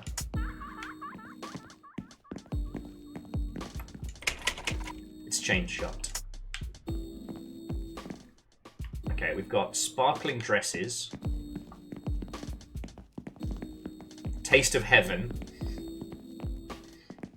You can see what I mean about like the Suda 51 influence. What always amazes me about Suda's work is that, okay, Suda could have stood to do a lot more research on the topics that he has danced with in the past. I'm seriously on the fence about whether or not we should stream Shadows of the Damned Remastered, because its representation is not good, but its intent is fascinating, because its intent is not to be gross or nasty. Its intent is to be even more grindhouse than grindhouse. It's supposed to be like that Robert Rodriguez style, but turned up to 1,000. Like, it's looking at art and turning all the colors up. Like, irony be damned. With Sorry I'm Closed, it feels like something similar, but rather than it pulling from like a single piece of art or from existing media. It's pulling from someone's actual fucking experiences. There's an authenticity to this that shines through. Does that make a weird sense? Oh, Michelle. Hey, Lucy. Oh. Hey, Lucy. Lucy don't want to talk to us. That's bullshit.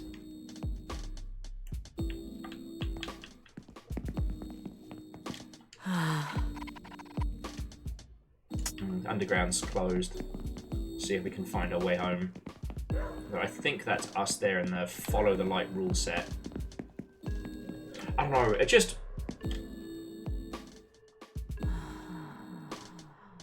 Yeah, authenticity is very, very, very powerful.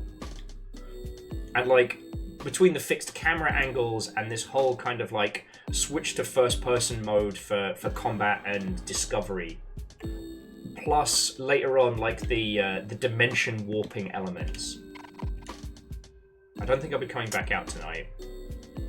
Yeah, we think we've spoken to everybody.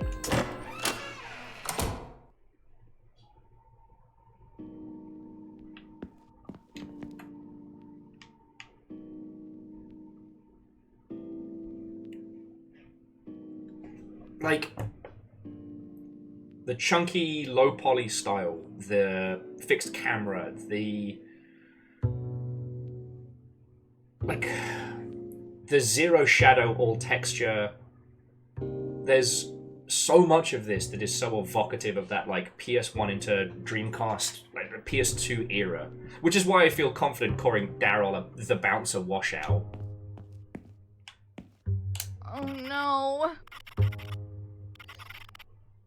But again, it's drawing not from like 80s movies, but it's drawing from like lived experiences with the saturation turned all the way up. Okay.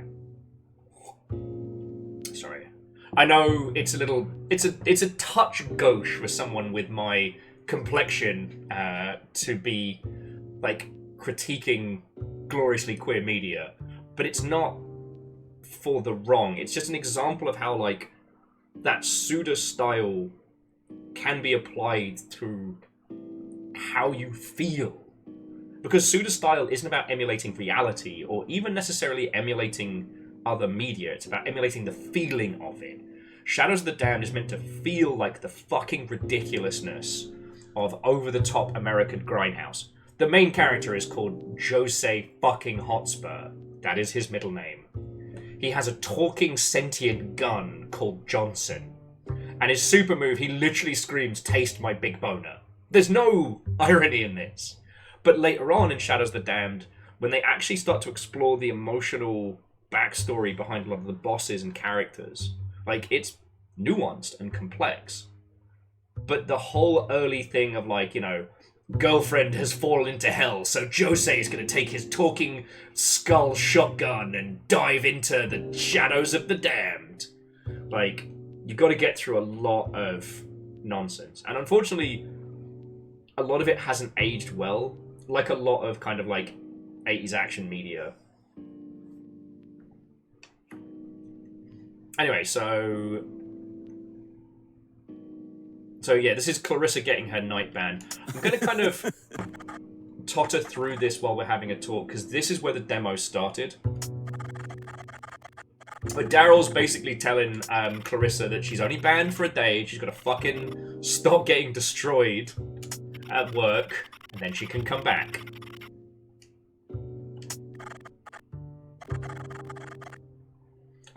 Again, both Daryl and Clarissa here are such great examples of, I know these people.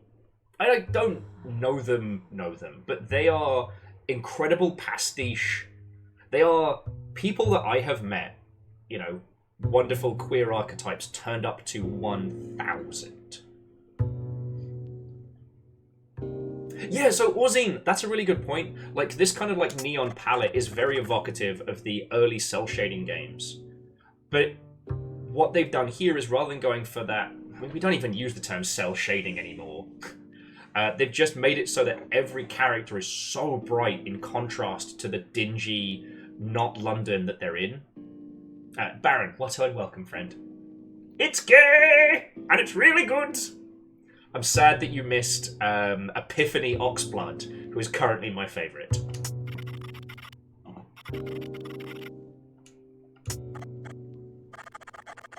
Also, for the point, Daryl's left his partner around the corner waiting to get picked up.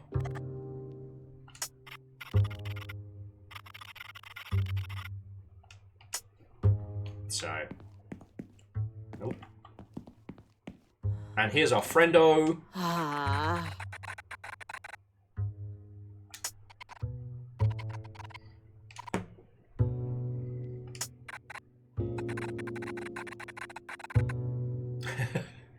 And Robin does have some of the funniest lines, like, funny that, I retired from the nightlife buzz enjoyer position a few minutes ago. How about you? Have you jump-started your social life yet? Or whatever's left of it? Nope. Can't be bothered. Michelle, it's been 3 years. You've got to let her go. She ain't coming back. Dot, dot, dot, dot, dot. Join me for a drink on the roof in a minute? Nah, I've had a weird day today. It's time to hit bed. Put it all behind me. You can put her behind you too while you're at it. Why are you still staring at me? Did you forget where you live? Oh, the walking, it's hard to forget. I'm on the top floor.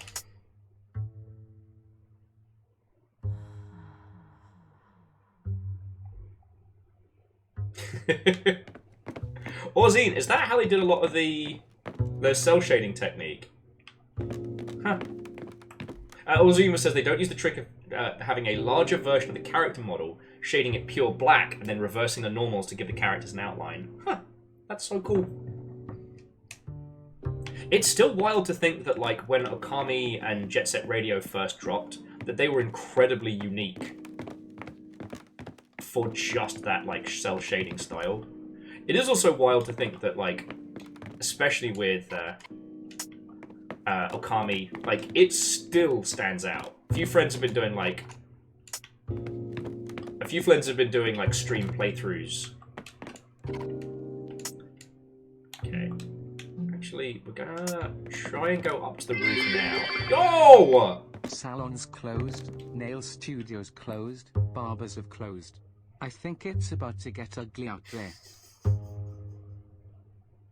Fuck off. Ehrman, thank you. Fuck off. As someone who needs their undershave done and definitely could stand to have their nails done. Oh, okay. A character doesn't actually want to hang out on the roof alone. Okay. Like, Ehrman, seriously, thank you. You aren't supposed to do this on a Thursday. You know that, right? Like, between, like, Yeti and now all of you lot, this is... No! A bunch of farmers are here, rooting for you. Thank you. Akira Zero, thank you for the 500. Ehrman, thank you for the 2,000. That's 5 and 20. Thank you. Seriously. Finally, my luxurious abode. Okay. So I'm just gonna trundle through, like, the little tasks we have to do before bed. Because again, we did this in the demo, and I love doing deconstructions of, like, apartments and living spaces in games. Because it really... You can look at it two ways. You can either look at these kind of spaces as an indicator for just how much care... I think that might be the X in the frame there. For how much care the dev team put into their titles. Or it can be a way to really understand characters. I know I talked about this in the past.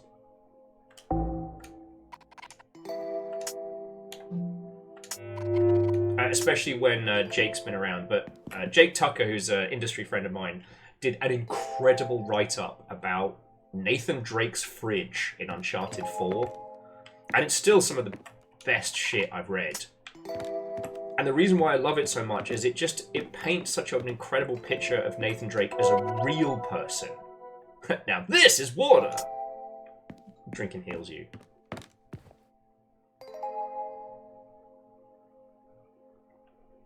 Oh, nice. Orzine was saying one of their favorite uses of model doubling for the pseudo post-processing effect is Vagrant Story. Huh, nice. See, Orzine, I love hearing about these techniques. And this is where, like, the difference between my knowledge and your knowledge makes the Lone Ship so fucking great. Because I know how the impact of cell shading techniques has been used in the past and how it affects a title now. Couldn't tell you how to fucking do it. But the great thing about video games is that most of the ways these things are actually done is so wild, you know? I still remember with vivid clarity when I learned about pallet cycling. Is it pallet cycling? God, have I forgotten the term? But it was an old technique using the during the 16 to 32-bit era, where instead of animating certain elements, you would cycle the values of the colors to make it seem like it was animated. If that makes a weird sense. That's a cool looking skateboard. I hardly use it more, but it looks cool. And now I know I can look around the spot as well.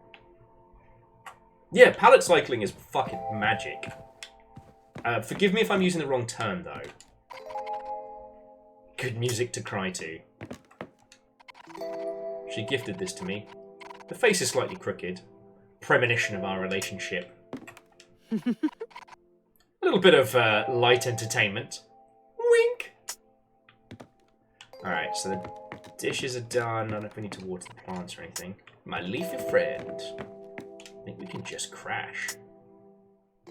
Okay, now we shall have totally normal sleep. Okay, so it's referred to color cycling, palette shifting, or palette animation. Okay. But yeah, so back in the day when there was a limitation on how many colors you could show on screen. Oh, bear with me just a sec.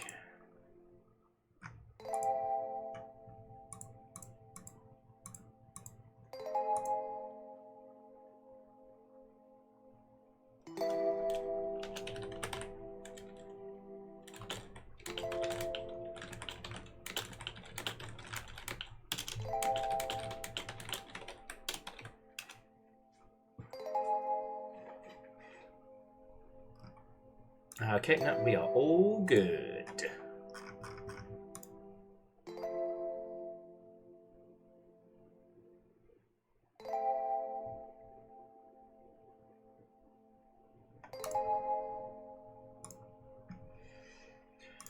Okay, let's get some totally normal sleep.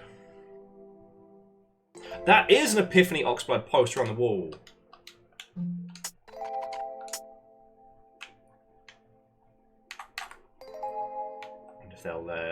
They'll do prints of that. Look, it's not my fault I have a favourite character already. Let's get some sleep.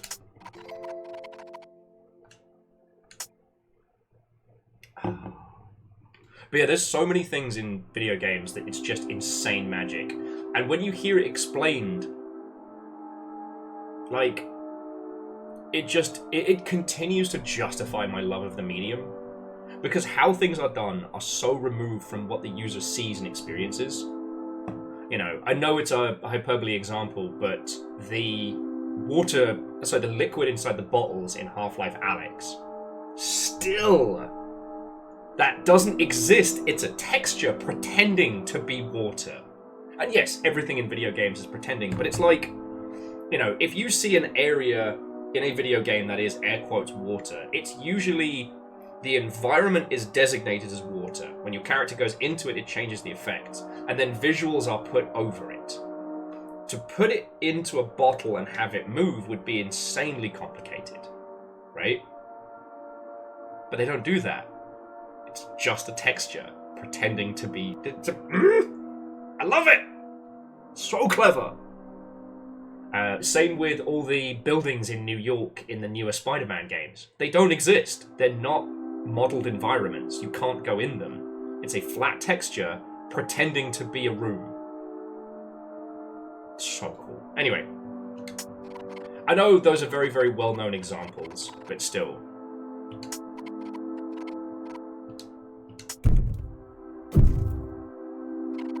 Holy shit, what was that? Open eyes. I do not remember leaving my door open. Holy shit, is someone here? I don't know why I'm singing this. I don't see anything. So they have full-on sleep paralysis. There's no way I'd fall asleep with my door open and unlocked. I might be stupid, but I'm not that stupid. Oh man, what if I'm totally not dreaming though? Nope. No, no, no, no, no, no, no, no, no. I can't be having this.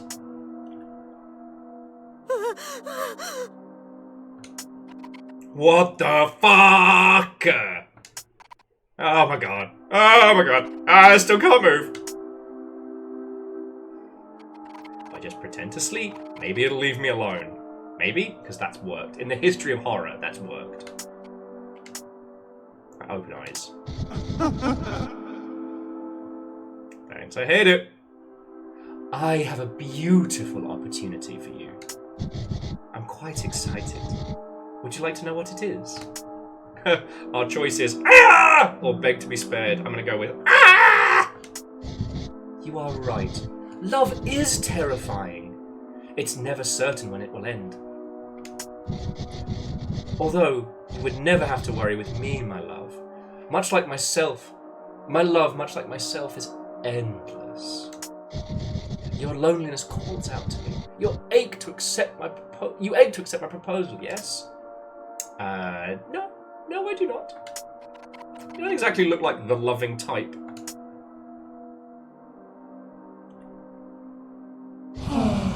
Disappointed with your repulsion. I thought you would be the one. I thought you would understand.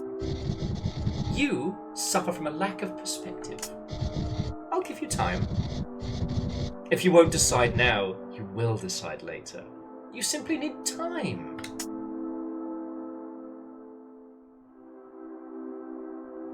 Blade hands.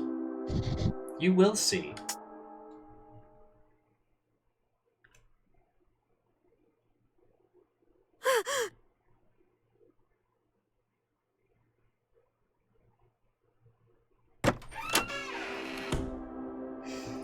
Rough night. Have a restless night. Can't you see I'm standing here? There is plenty of room for me to go by. Excuse me. I'm contemplating. It's bad luck to let a chick pass you in the stairs while contemplating. And I'm people messing around with my luck.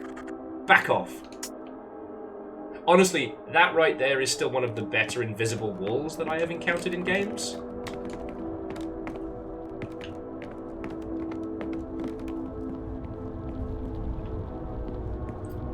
Well, so Bacon, just wait. Okay, the door is different. The nightmare must have shaken me pretty badly. Robin often hangs out on the roof. Maybe they left the door open.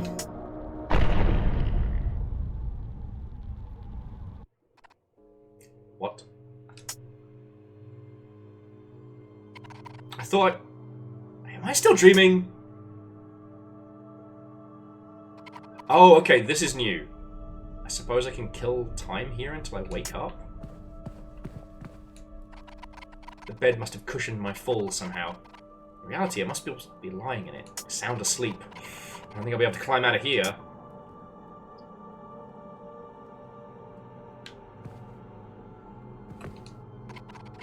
Guess I won't have to take out the trash now. Oh yeah, Orzine. They use the fixed camera stuff so well. Poor Teddy. It's about time I got rid of him anyway. I never learned to play.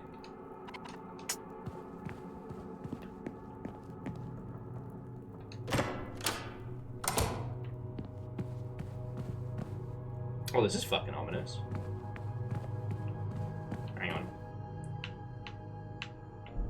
A lot of swords in here. What the fuck is that? What the fuck is that? That's like some kind of super penguin fused with infinity. A pile of letters. I can't understand the writing, but it looks like they're all from the same sender. Just gonna pretend I don't see you, which means I don't have to acknowledge you. You've reached the operator. How can I help? Reactor online. Sensors online.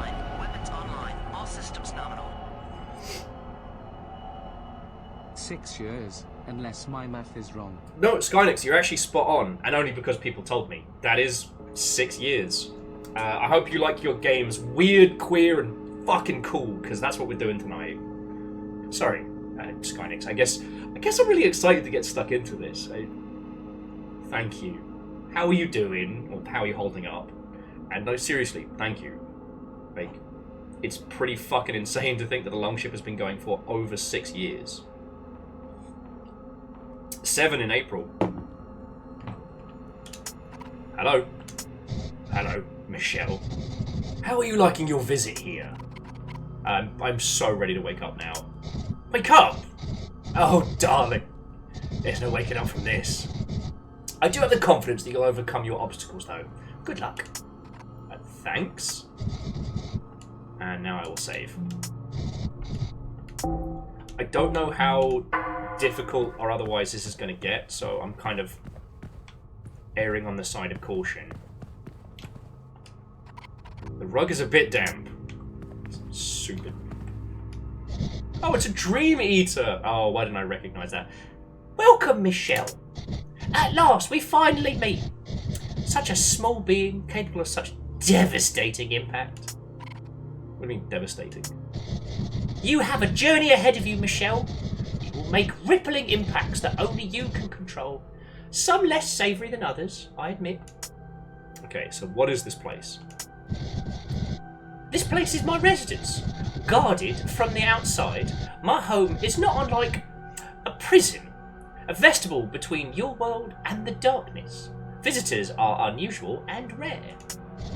You're a special guest, with a fate unlike most. How else might I be of assistance? So who are you? I am the Dream Eater. Dreams are the insight of the future, the present and the past, like in that Charles Dickens thing with the Muppets. It is also where I make contact with all else. Dreams reveal the heart of the being and the choices they are likely to make. How else might I be of assistance? Okay, and how did I get here? I brought you here through your dream. So, I am dreaming right now. Not quite. Dreams are an excellent gateway for me to find wandering finds. Will you consider endorsing Skibbity Toilet in the 2037 Olympics? Thailand, Terzian in Deluct, on land, at sea and in the air, was the longest-running general amusement television show and game show of the Netherlands. In April 1970... Huh.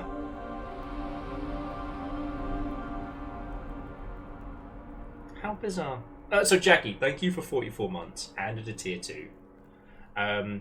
To quote somebody from either yesterday or the day before, like, Skibbity toilet figures are now available in Walmart and Target. I think that creature has run its course.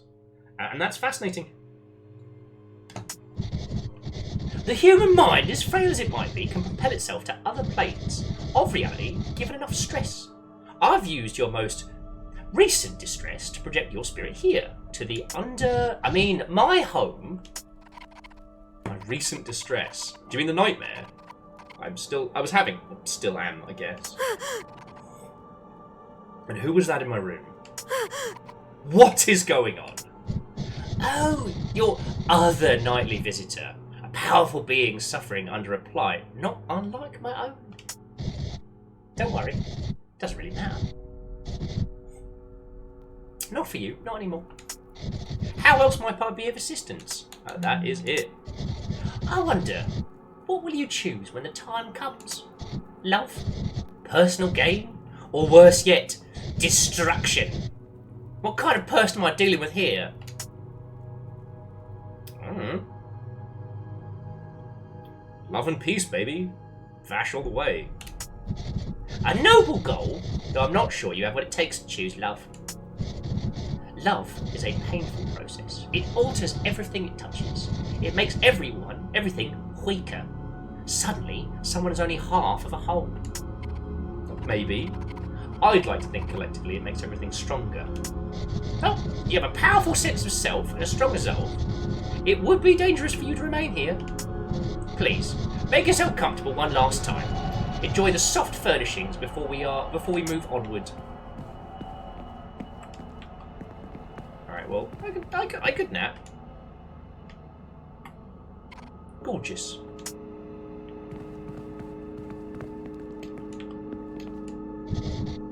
I've learned so much about you already.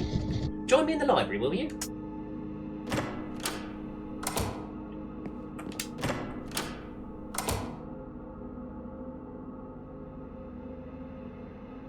Hi, Angel Kalina. What and welcome.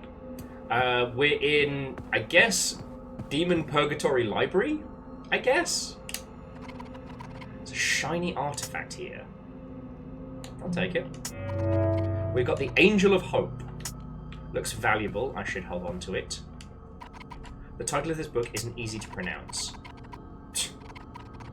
Consanguality? A shared origin does not equal a shared space. Long have we been forgotten by many of our cohorts since the Great Divide, but not all who still sit in the air of glory. Regardless of what side one falls on, there remains a great yearning to reunite with those once in our company. Nevertheless, it is not meant to be so. Time spent with an opposing force brings those from the light into darkness, and those in darkness further into madness. Exciting on first encounter, but perils soon follow.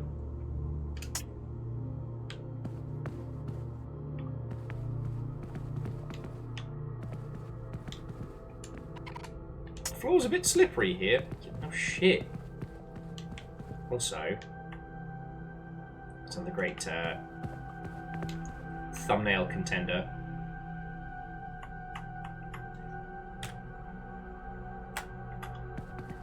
We've got, whatever this is, there's a book here called From Darkness, Reaching for the Divine. It is not unusual for the most powerful demons to seek redemption from the divine. They are the ones most pained by the divine's absence. Theories of collecting rare materials or abstract concepts remain the most popular attempts for demons seeking to re-enter the air of glory. Okay. Got some demon nonsense. This is the Watcher.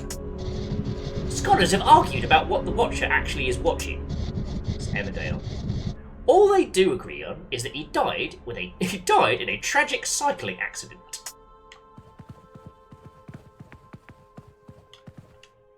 This book is labelled with the name Andrea Lee. I'll read one of the entries. Her dreams contain a loose connection to the ones I seek. A newsstand, a small shop with a red telephone box next to it. But the diner is yet to exist. I've found the location, but it's not the right time. The girl isn't there. Not yet. I'm getting closer. I politely request that you do not touch that book. I must insist that you do not touch that book. Stop! You will not touch that book!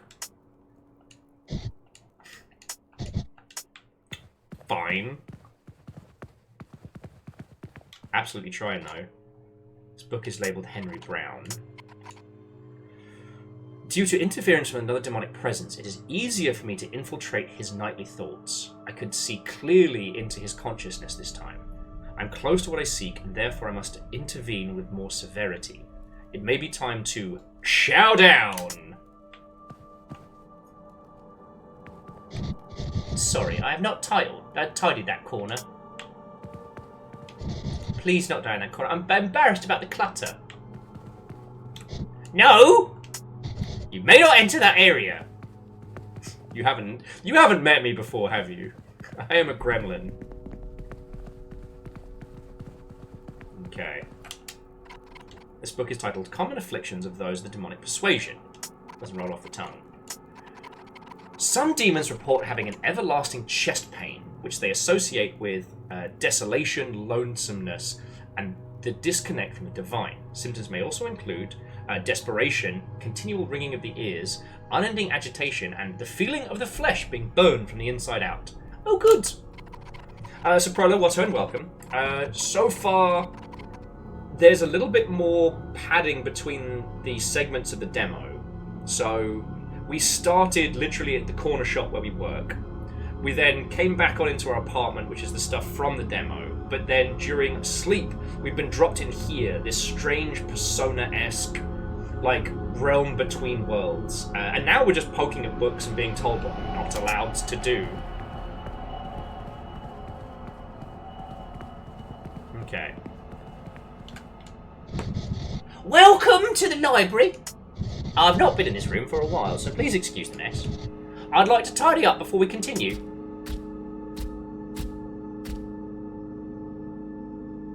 There appears to be a whole person hanging out of you there.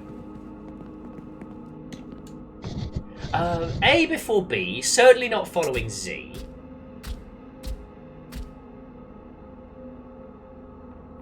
Yeah, a lot of rules for somebody who doesn't mind me looking through their library. Virals, how are you doing? LMNOT? Someone has been moving my books. I don't like the foot that's just dragging behind. It's definitely uncomfortable.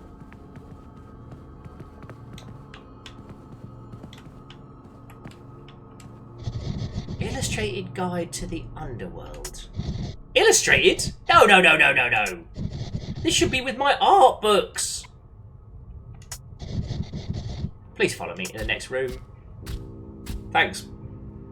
Void Dream Eating Murder Duck. Or Murder, I guess, Penguin? Thank you for your patience. This place must seem strange to you.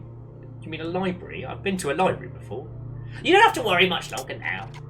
Can I get to go home soon? Please come through the hall. This will be our final stop.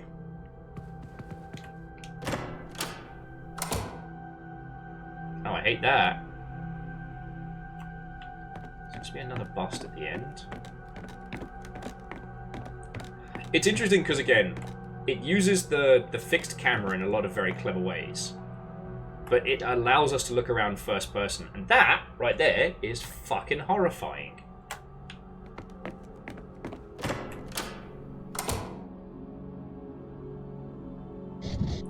This is it. This is my chance. You have too much opportunity to alter the future. Things should remain as they are, unchanged. Forgive me, but you must perish. Oh, fuck. Fuck you! Fuck your couch! Your other couch!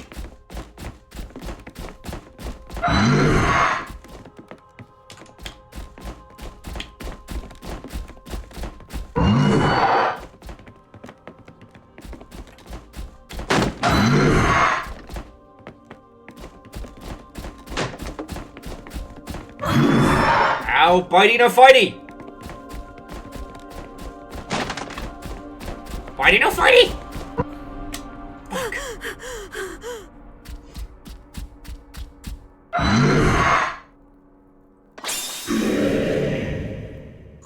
A gentle voice. Halt, Dream Eater! Curses!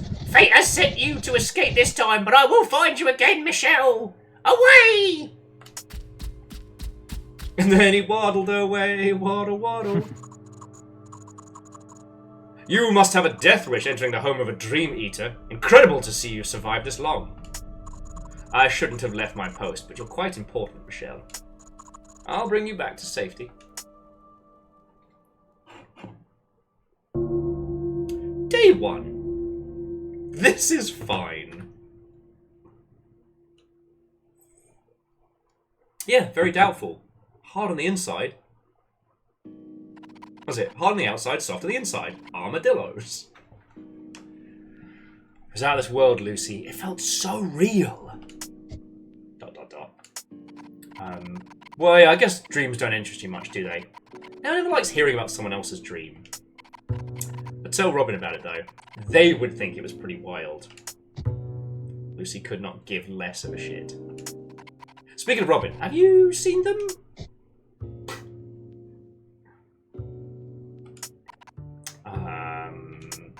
I bet they're at the culture shock. Practically live there. And I'll double my bet that they're arguing with Marty about aliens or demons or whatever supernatural phenomenon Marty claims he's recently seen. I love the back and forth, Lucy. This pithy, It's this pithy banter that really makes our friendship. Well, I need to close shop. It was nice catching up with you. See you later. That was awkward. But at least my work day is over. Time to lock up. It's interesting that the pacing has been... What the fuck?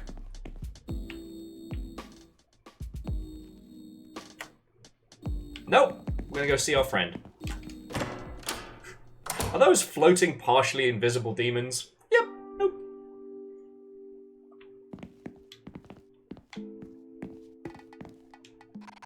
Everyone's eyes are glued to the TV. Here we go! Epiphany Oxblood. We're done here! I hope for your sake life treats you delicately. Epiphany! Wait!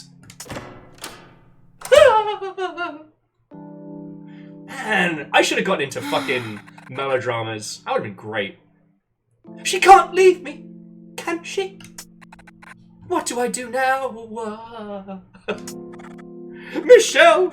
I didn't realise you came in. I'll turn this off. I'm sorry, baby girl.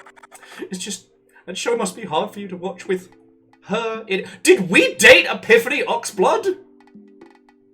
Damn. Oh, I'm surprised you, I didn't sense you right away. You're giving off a powerful aura today. Like an energy I've never seen before. Oh, really? Something seems different about you too. You look more stressed than usual. That is because I am. Daryl's delivery is late again. All I have are eggs, so half my menu is unavailable. You'd think I, of all people, would get some special treatment. This new job he has for some big hotshot was meant to be an excellent supplier, but all I see are late shipments and his bar being closed half the time. Yeah, I spoke to him yesterday and it sounds like he cares about you a lot. He said you keep turning down his proposals. Yeah. He's not the kind of guy I can take home to mum and dad. Not yet. He still needs a little work. Speaking of which, if you see Daryl again, can you send him over here to talk to me? I'd get him myself, but I'm busy in the kitchen and I really appreciate it. Okay, we can do that.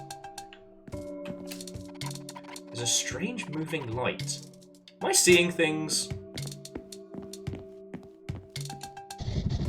Delivery girl.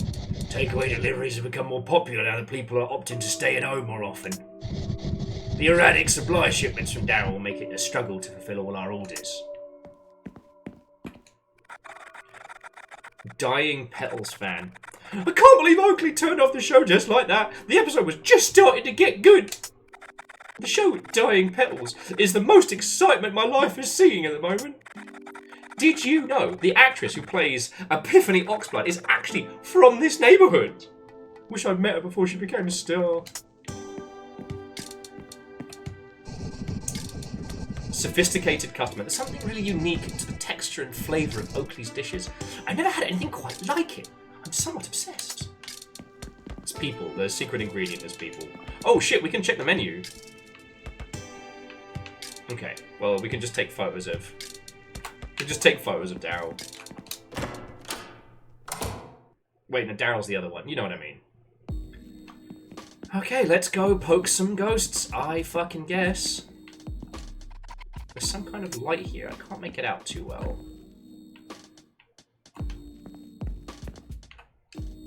Postman. I ain't doing this route. Whenever I come by this post box, I get the worst chill down my spine, like someone's breathing down my neck. If they stick me on this route again, I will quit. Cool, that seems totally fine. Feels cold when I stand right here. Violet's #1 customer. Oakley has some serious competition now that Violet has arrived with these incredible cookies. If they're not careful, Oakley will be the one in the kiosk, and Violet will be the one in the diner. Hello again, darling!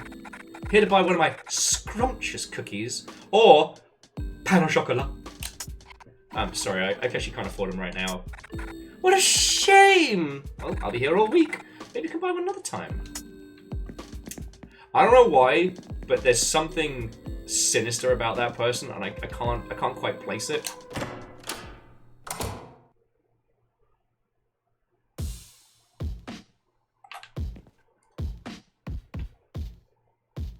They've got a fucking Gundam! Out of my way, fuckos! Yes. Oh, it's probably a Beetleborg. Still.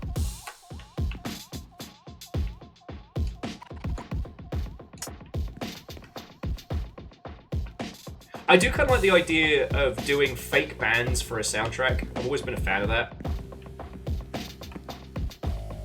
Okay, that's rad as shit. Sadly, Robin isn't currently here.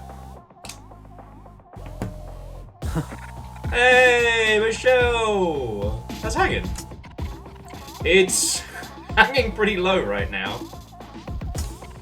Have you seen... Ah! Robin! Something's wrong. Whoa. What do you mean? What happened to your head? Oh, yeah, I was talking to Lucy about my dream earlier, and... Lucy. I don't like Lucy.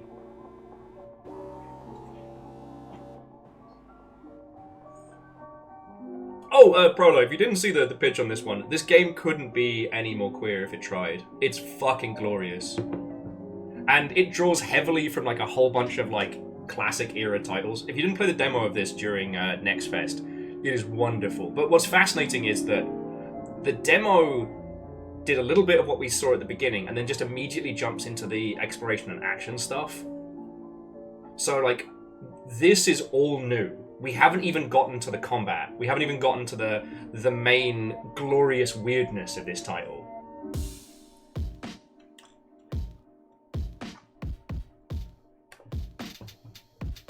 Ozzy, I can't imagine why you dislike Lucy. She seems so cheerful and talkative. Yeah, you've definitely made that clear before. Barbarian. She's kind of talkative. I can understand the annoyance. Yeah, it's just if Lucy would let me get a fucking word in edgeways. And probably, like, I mean, understandable, but grab a copy of this when you get a chance, because it's fucking good. Quiet, Marty. Tell me about your dream, Michelle. What happened? There was something in my room, and it put this thing on my face. A weird door and a giant egg-looking baby, and it was just one weird dream after another. Must have hit my head. I have the worst headache. And this terrible cut. I hope it doesn't leave a scar. Sounds like something straight from my Demonology 101 course. It always starts with a dream.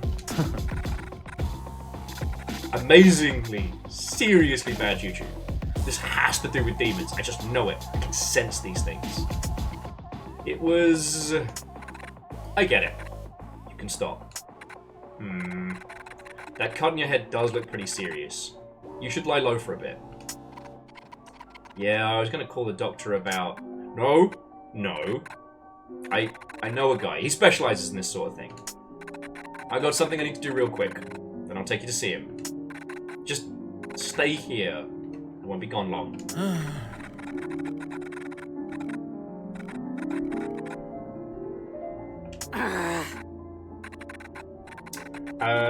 Marty's not the only character without a painted portrait, but of the main cast, Marty's the only one that doesn't have a hand-painted portrait, so I don't know if that speaks to what's going to unfurl. So quiet, Marty, both of you stay put.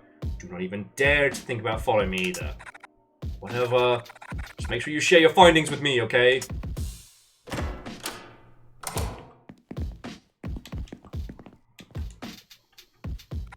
I'm so jealous. That sort of stuff should happen to me. I've been dedicating my life to demonology. It should have been me. Oh, Marty, there's nothing demonic going on. It's just a silly dream. What about your artifact friend? How'd that go? Disappointing. It never showed up. Suddenly got cold too, so I left to go home. I was looking forward to selling some stuff to him. I have way too many artifacts in my house, and now, no clue what to do with them all. They sounded keen to buy any artifacts they could get their hands on. Whatever. What's on your mind?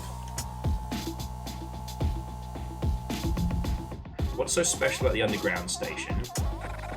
Robin always poo-poos my Demonology 101 course and my urban exploration, but recently they've been constantly asking about my research.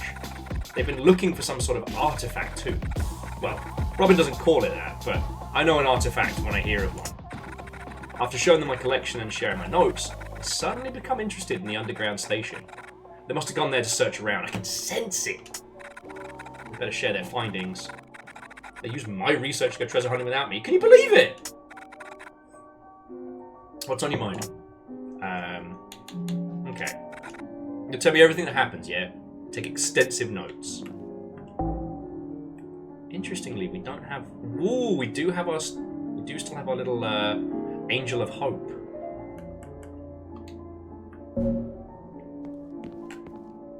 Alright, and Prolo, go get some sleep, friend, if you haven't already trundled off. One of us around here has to get some good sleep. Well, actually, you know what, friends? I can't complain. I did actually sleep really good last night. And sober sleep as well. I haven't had good sober sleep in a very long time. We're absolutely going to be following Robin.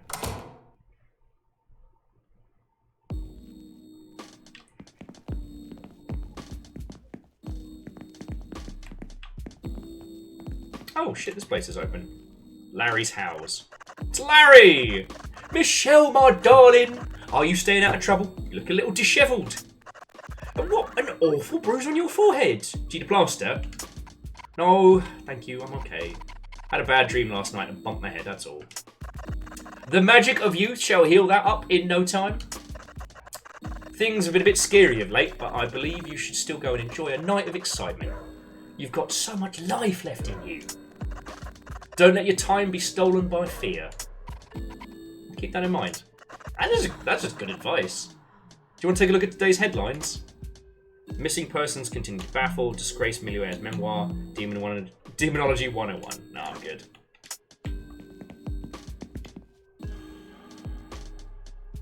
Beaten man. Oh! What are you doing? You don't have time to go up some guy for a couple of quid he owes you. Is this the reason you wanted to keep the bar closed today? Shut up. I have a reputation to uphold. People need to learn, Clarissa. No one steals from the king. God, I swear, you're the reason everything is headed downhill in this town.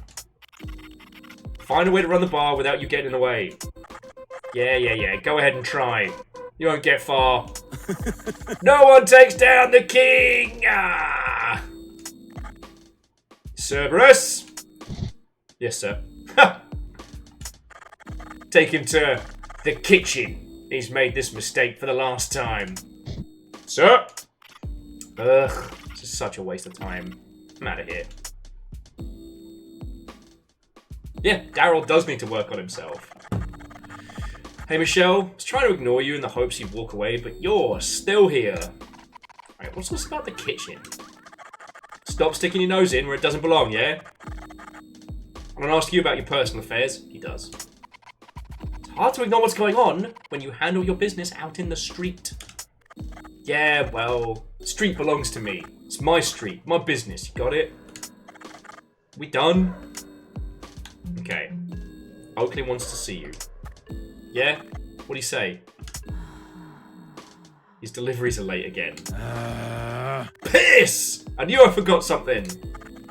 I hope he doesn't try and dump me again. Thing is, Oakley is everything to me. I only care about him and nothing else. Not true. Thought it'd be the same for him. Better go sort out my mess.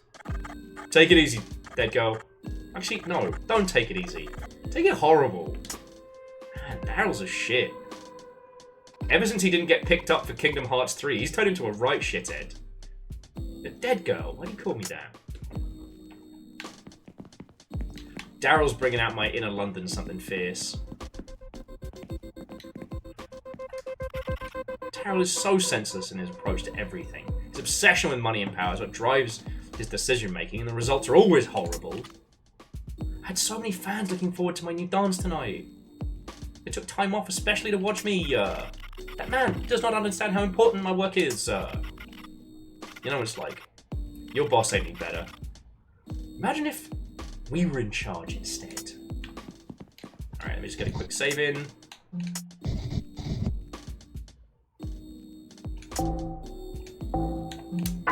Daryl is Roxas' washed-up understudy. Look, I described him as being a person who got rejected for the bouncer, and if you've never seen the bouncer, it's basically like a... Lucy. It's basically like a what-if scenario for Kingdom Hearts. Someone's forced their way into the station. Marty mentioned Robin was interested in breaking in. Maybe we should go after him. Yeah, I just wish Lucy wouldn't be giving it all that. It's dark in here, I can barely make anything out. Ouch! My headache is getting worse. Wait, what's happening? Here we go, and this is where the gameplay section of the demo begins. The station feels odd. Or is it me? I hope I'm not falling ill.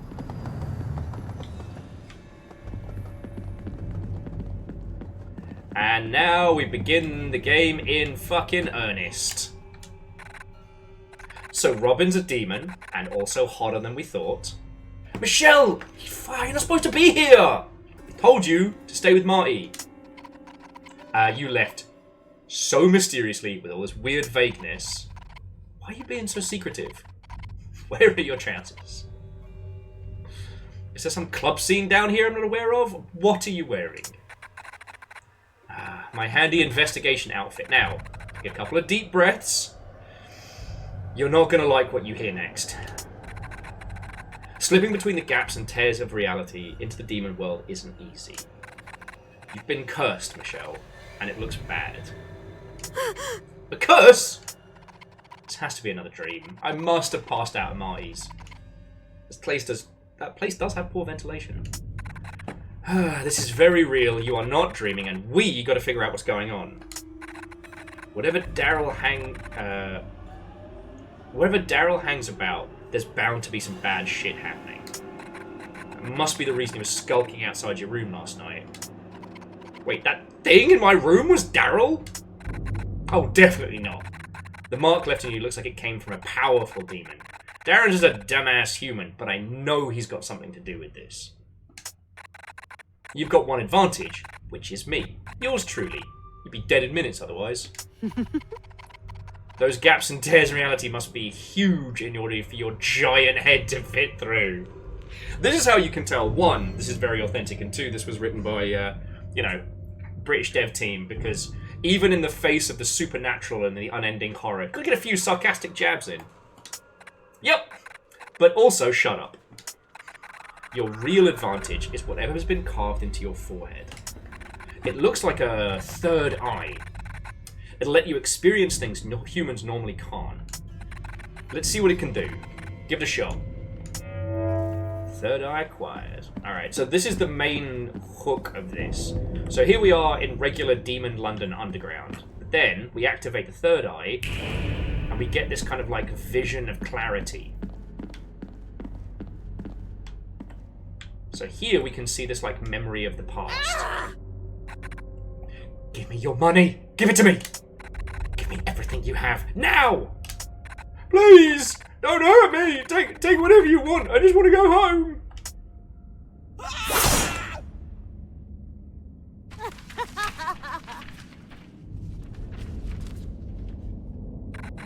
Money. Money solves everything. I can fix whatever I want with money. Who needs love? I'll just buy my way out of this curse. Exponential growth. Maximize profits. She's just eating cash. Stock vestiges. Gotta find more investors.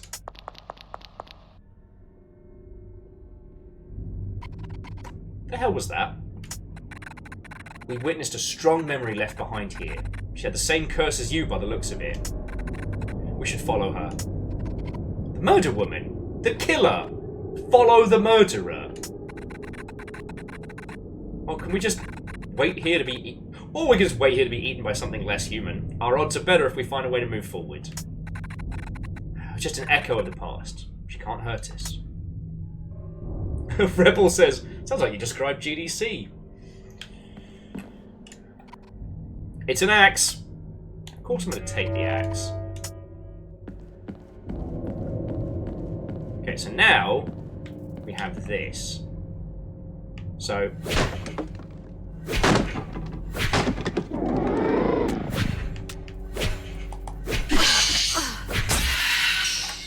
Okay, that rat was enormous. How did it grow so large?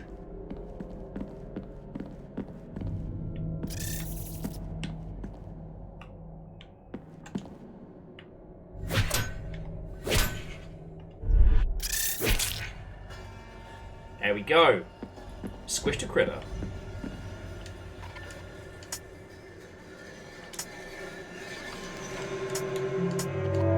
Water bottles are essentially healing. Although, I do think that, again, this is like a both hilarious and a little bit of spite. At the pub the other night, someone was like, I have a British co-worker, like, what should I ask them to say to mess with them? I'm like, water bottle. Because I have to think about it. If I say it on reflex, it's water bottle. Or water bottle.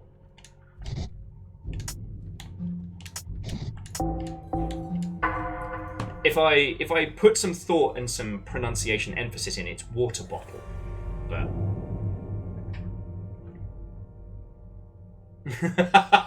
Hey, Fred. Oh, Fred, I'm so sorry. Yeah, no, I should have turned the sign around. It's supposed to be, sorry, we're closed. Like, emotionally.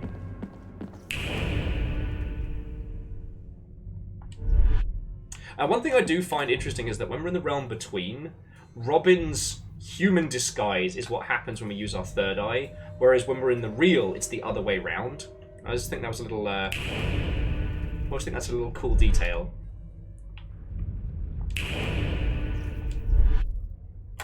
Okay. Can I ask you something? This new look, is it real or am I having some kind of weird fantasy? I've always been like this. You just couldn't see. There's no point in explaining something that didn't exist to you. Is it the tail or the horns that bother you? Is it the feet, maybe? I think it looks dope. Bother me? Not at all. Look at that leg. Spicy. Really? Surprisingly good taste coming from you. Oh! Savaged.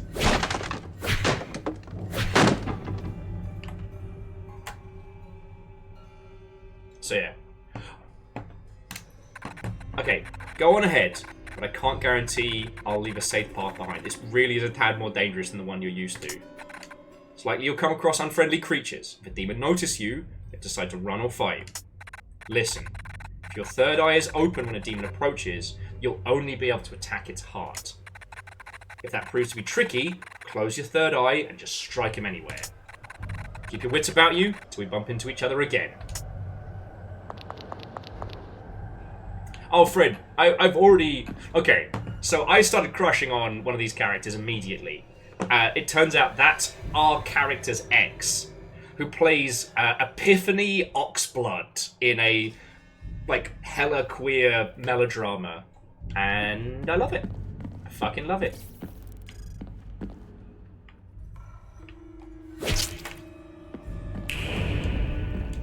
So yeah, we did play the demo of this. But the demo does seem to... The demo... It has already diverged from the demo's, like, origin, so...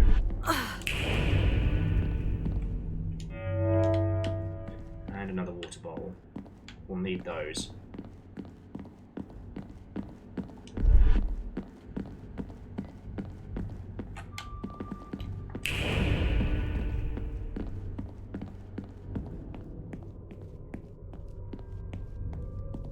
But yeah, the detail on this is so fucking cool. Huh. Ozzy, I've not actually read that.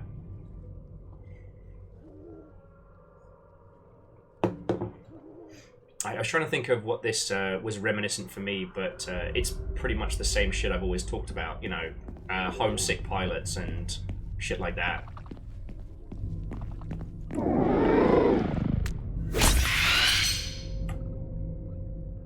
Viral says, I like the health bar. I can't imagine why.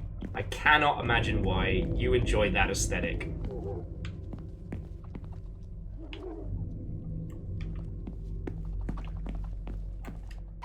There's a clattering sound behind there. Okay.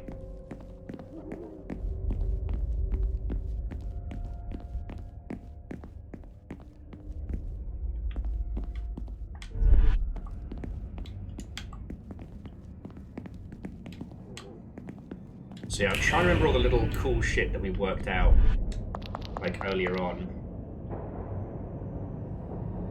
Oh, sorry, so Orzine, I'm pretty sure we talked about this before, but it's incredibly reminiscent of Silent Hill For the Room. It doesn't have that claustrophobia that... sorry, it doesn't have that themes of, like, agoraphobia. You know, this is about love and obsession. Like, you don't need me to explain that bit to you. But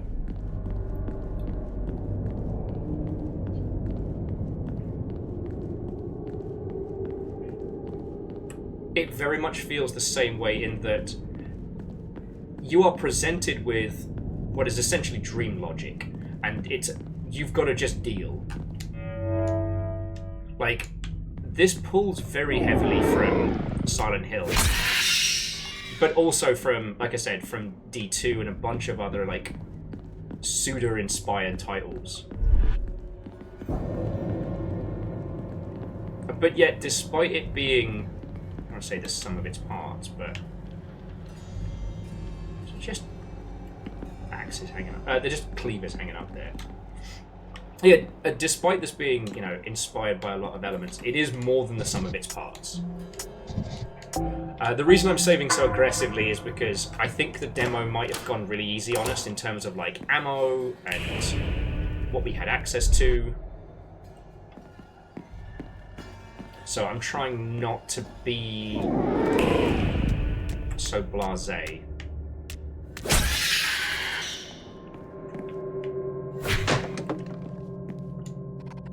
Shiny artifact. Yeah, I'm going to take it.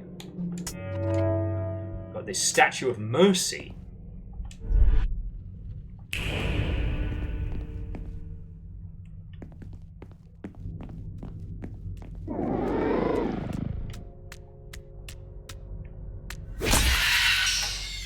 But I do remember how to get the timing on the axe down. Pook.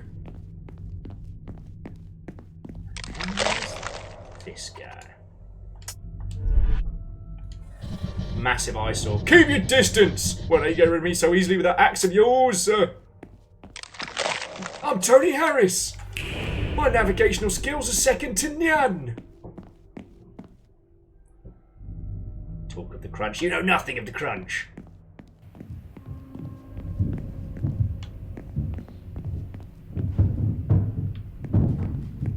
Forget which way we've got to do this. Leave it for now. Let's hit the others first. Let's think one of these gets us the pistol.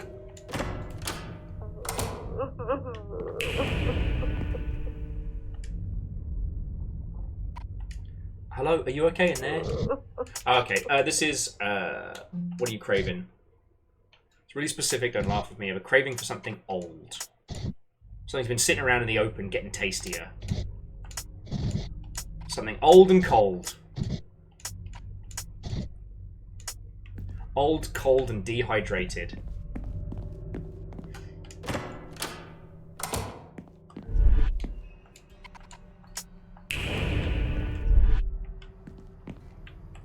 Okay, that's super weird. It's literally just this gigantic pile of money careening out.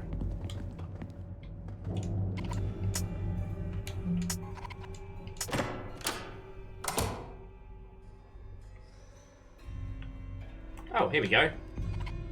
Robin! Why'd you leave me so far behind? to get my setup ready in time. I realised you wouldn't make it very far without a little extra help. Old, cold, and dehydrated. So, game devs coming out of late night GDC pub session. You're not wrong, Fred. You're not wrong. That is my handy companion, Hellhound. I'm obviously going to take the pill. Huh. You're more level-headed than I give you credit for. So I trust you'll take care of my baby. Alright, what is it exactly? It's a gun. Sort of. Ready for some practice? Alright. Show me what you've got. So. Hey, it's my lunch! It looks very mouldy, Robin. I wouldn't eat it. Good thing it isn't yours, then. Alright. You can have it when we're done with training.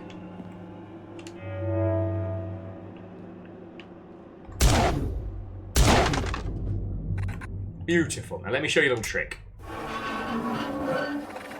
Open your third eye near the target. A little heart is its weak spot. Okay. Elegant. When your third eye is open, you can only attack the enemies from the weak spot. Okay. This seems same as demo, so I can kind of totter through it a little bit. And also because I want to show you the reload noise, because it's the best. Nice. If third eye's open, you only shoot inside the area effect. Alright, do me a favour and finish these last 3 targets off. Teacher's making me tired. Check out the reload noise. Bobby!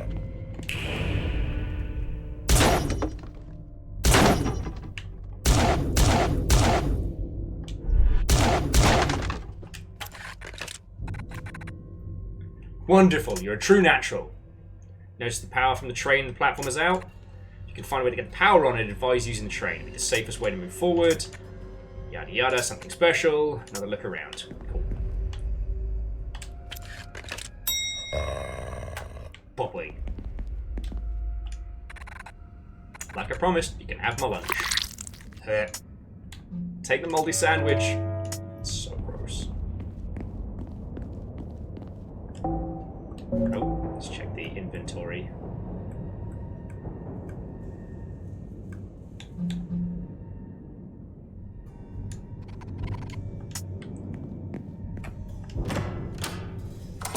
I can't remember if we're supposed to use the moldy sandwich or if we are trying to find something else. Forget.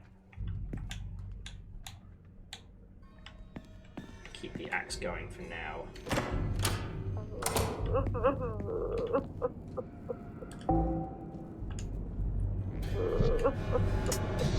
Is this for me? Nice old food? There you go. There.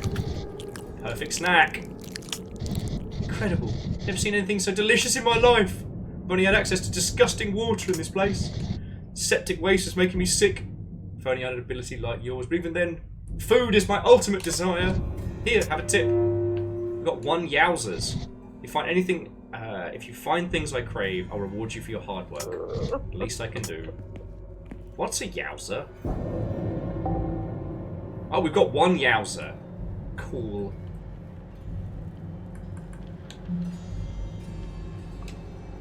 One Yowzer and 3 heals. Alright, so sorry, jumping back. And Ozine, sorry if I talked about this while you're already here, but the combat system is somewhat taken from a game called D2. And if already you knew this, then I'm just telling the people who got in late. That was a survival horror where you were in like a huge snowy kind of wasteland. And like these horrible monsters would pop forth from the ground, and it was all about striking weak points and things like that. It's also very reminiscent of, I want to say it's Markin X, which was a Shin Megami Tensei spin-off game where you would possess people. Originally it was a first-person melee combat system, and it didn't play good. It was fascinating and strange, but again, its focus on like either striking the weak points quickly or just wailing on anything else, I felt came from that one. I didn't even know that the version of Viking that I played was the re-release that added a third-person combat system.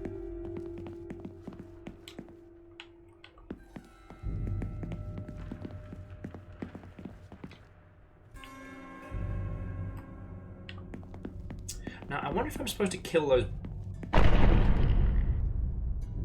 What the fuck was that?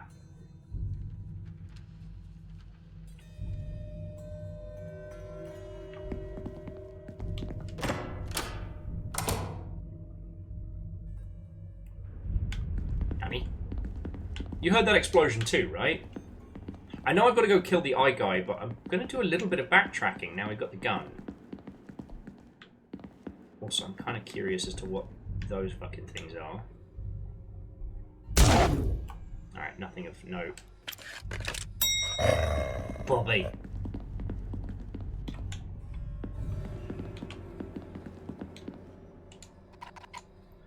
Okay. That explosion was just to kind of stop us from retreating.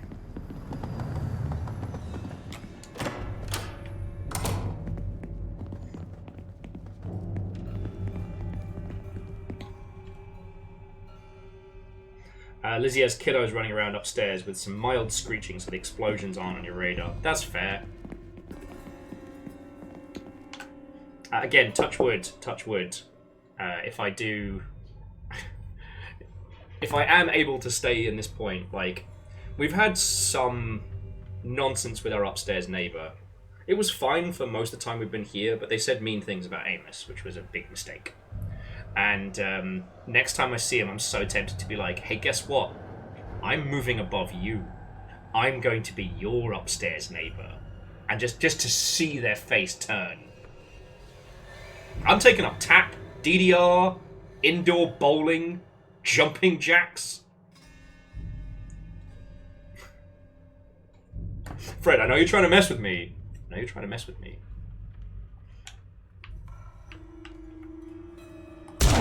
Oh no! My name is Tony Harris and I appear to have been shot in the face.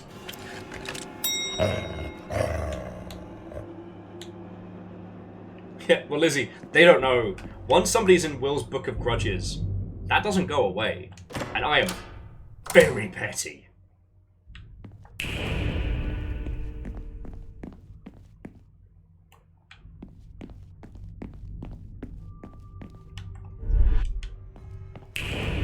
Yeah, maybe I will do that. You know what? That's a good idea. I'll make some renovations.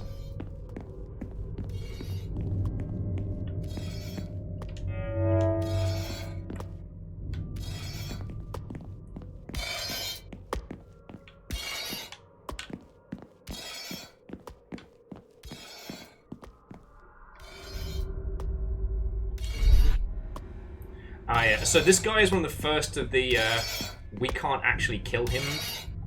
We can stop him, like we can slow his movement, but there's no point wasting bullets on him.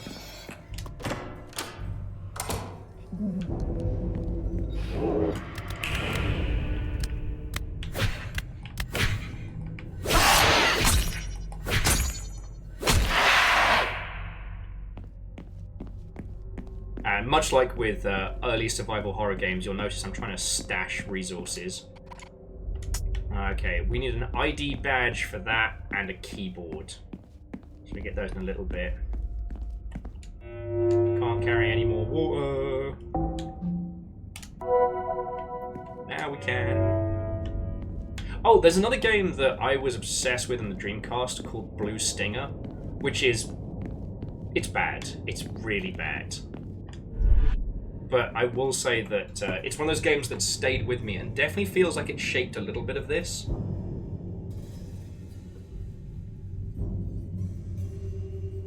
My only weakness. Bullets from a gun. Ugh. How did you know? The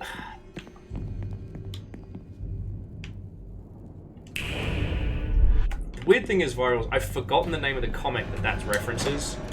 But I remember the comic. I remember the reference, you know?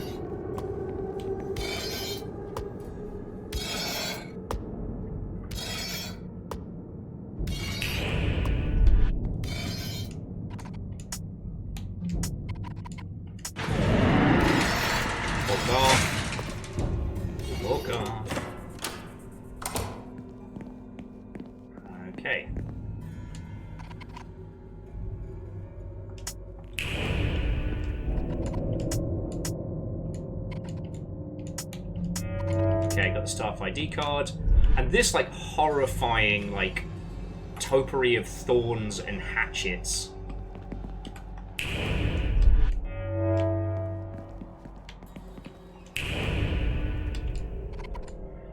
Pension pocket. More jobs lost as lucrative entrepreneur Jenny pockets. Jenny pockets employee pensions for her personal gain. The company, now filing for bankruptcy, has suddenly closed all of its facilities without warning any employees. There are rumors surrounding Jenny and her recent behavior. She leaves a trail of companies bled dry of funds. Is she planning to flee the country with her wealth due to new tax laws? Or has our wealthiest bachelorette finally found someone to spend her money on? Questions remain about her sudden change in personality. I mean, it doesn't take a genius to work out that Jenny was the one who got the third eye before us, and instead of thinking about love as a concept, all they could obsess over was money. I feel like I haven't been chatting with them, so it's like, you've done well to get this far. Your ex would be impressed. If you can make it out of here alive, we can have a chat, and I can tell you all you need to know to get her back.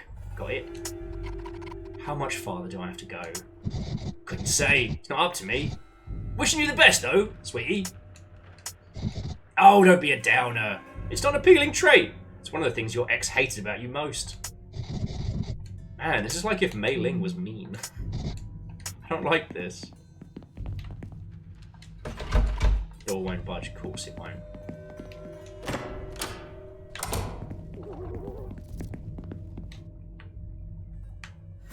Get fucked, bugs.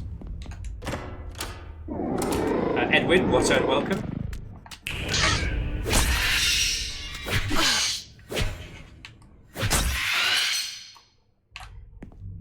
How are you doing, Edwin?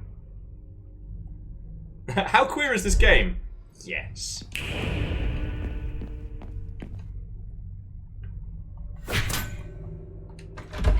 Looks like the supply cabinet. It's a sturdy lock. Might be able to pick it open if I find something suitable. I have an axe! Why do I have to...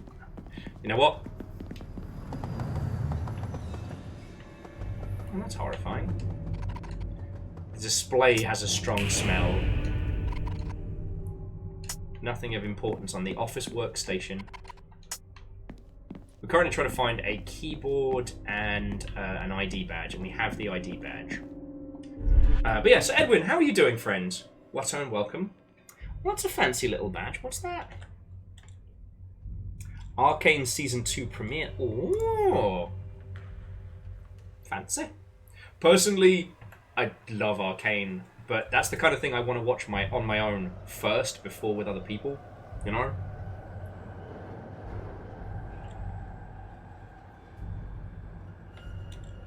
Yo!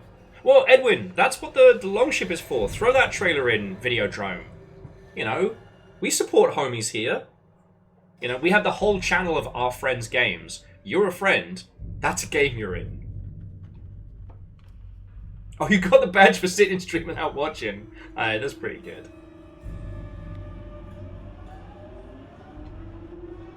And Orzine, I don't know whether Arcane Season 2 is going to be one of the ones you need to watch in a huge chunk, or whether it's better watching it with those pieces. The first season, it timed the break very well because it coincided with a time skip in the narrative. With this, I have no fucking clue. And honestly, by the time it got to episode 3, it was so visually impressive and I was so drunk that I'm probably going to have to rewatch the Season 2 episodes we have. So yeah.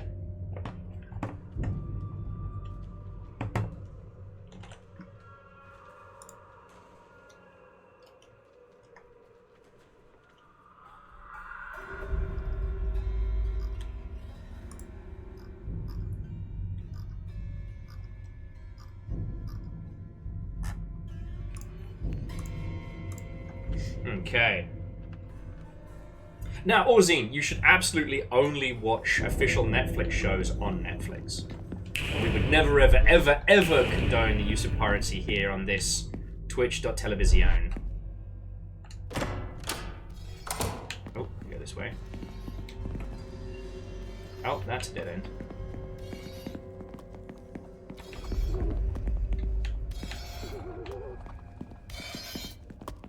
Nice. Fuck off, mate.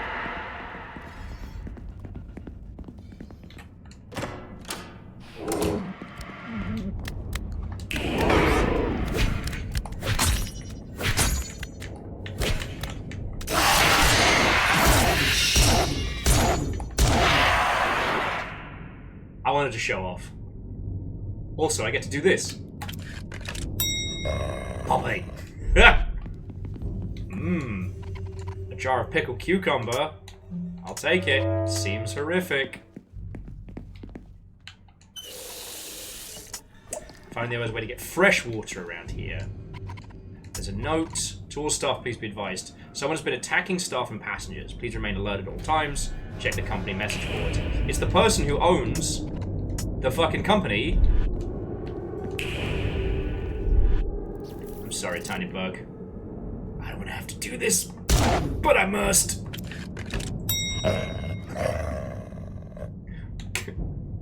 That's my good pistol. And we get to have a little cheeky drink, because... Alright, there's the bloody screwdriver. Screwdriver. I don't need to open this. Maybe you don't. Some of us have a fatal sense of curiosity.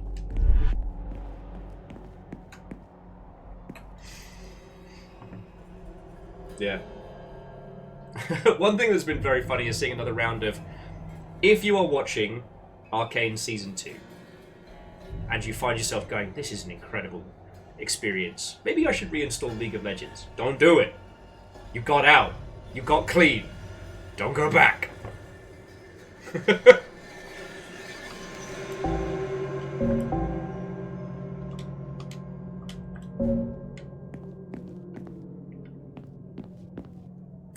One thing though, friends, sorry to leave you in this strange, haunted London subway. I'm busting for the loo, because this is what I get for, you know, staying hydrated and whatnot. I'll be back with you all in just a second. I'm just going to nip to the loo very quickly, and then let's keep going. I'm having a really fucking good time with this. What, Kakazi? As I'm about to take a break, accusing me of not being sorry for using the cool dog gun? The gasp! Ozine says, that game, League of Legends, is firmly on my never again list for all the reasons you can think of. Exactly.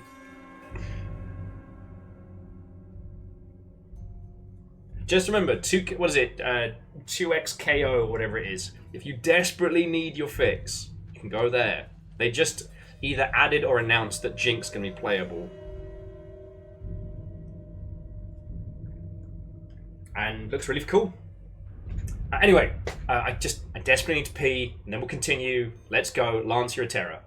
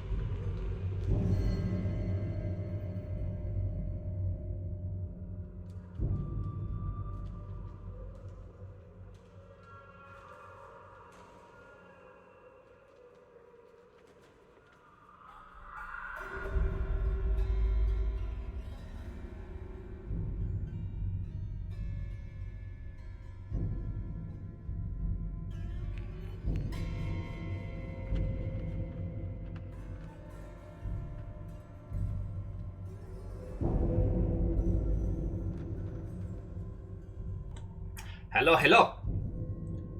What and welcome, friends. Coming in, coming in.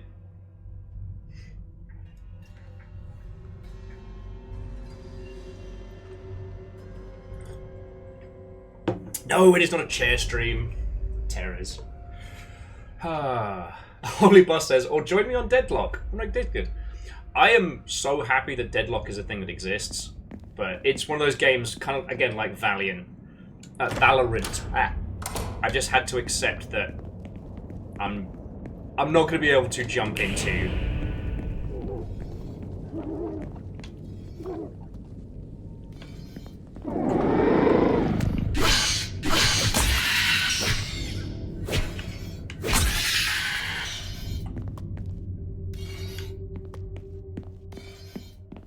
Here we go. It's a shiny artifact here. Ancient Halo. Okay, so I guess we got the pick.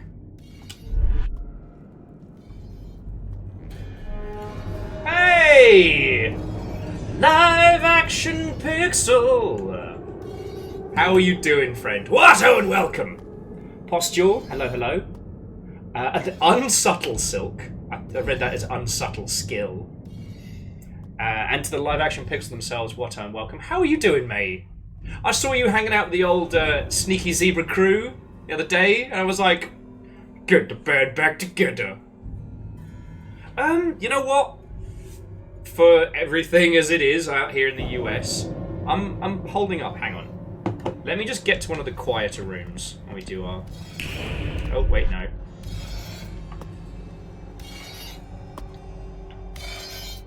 So we're currently playing Sorry We're Closed.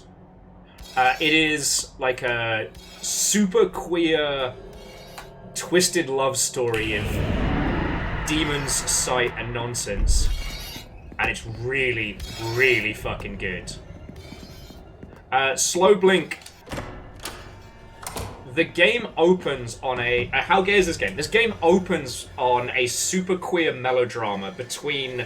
Epiphany Oxblood, and what was it? It was Somebody Rouge. It's just so good. Gameplay-wise, it's evocative of a lot of classic games. It's very evocative of Silent Hill 4 The Room, of D2, if any of you remember that. It has this wonderful kind of like first-person combat system. So you cannot move and attack, and depending on whether you're using your third eye vision or not, it's about predominantly striking weak points on these monsters. It's brilliant. And so Slow Blink, as it currently stands, I don't know if I'd even call this horror per se. This is... I mean, it's not going full-on Xenobite way. It's very much about perception and love and obsession and the intersections between them. But more importantly than that, this is my gun. Listen to it reload.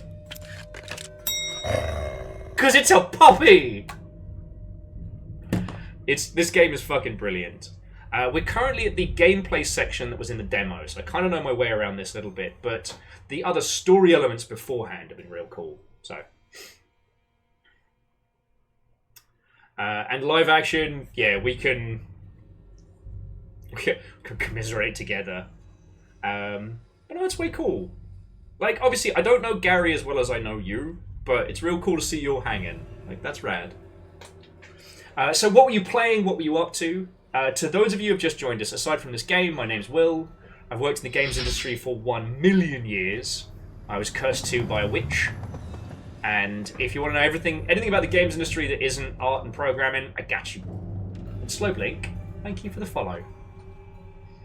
Like, I only just learnt today that one of the techniques for creating the visual effect that we used to refer to as cell shading was done by duplicating the model, blacking it out, and making it slightly larger than the model. So it was basically another version of your character always behind your character, creating that outline. I'm like, that's fucking cool. I mean, Lance, it's not the same as it was, but QA used to feel like this whole idea of like I want to work in the games industry. And then a monkey's paw curls a single finger.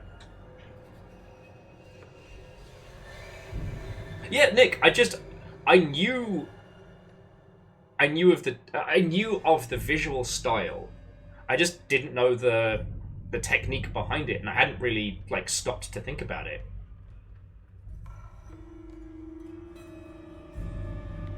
So yeah. Because I was talking about earlier about like palette cycling back in the old 16 and 32-bit era, back before we made like the experimental jump to 3D, and how that, when I found out how that worked, it broke my tiny brain. It's incredible. Yeah, outline shaders are a weird art form. And the other one I mentioned earlier on tonight was one of my more modern favorites, which is the water inside the bottles in Half-Life Alyx. There's not physics at play. It's all faked in shaders. The water doesn't exist. And Barbarian Bean, if we see you later, then wonderful. If not, have a lovely rest of your night, friend. I am saving pretty obsessively, but just because...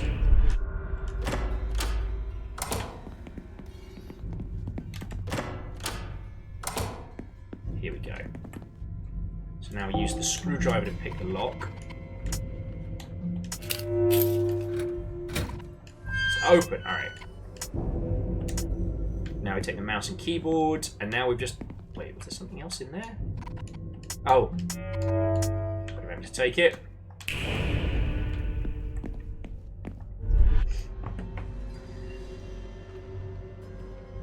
Slowblink was saying the oldest games I can think of that did that technique was Jet Set Radio.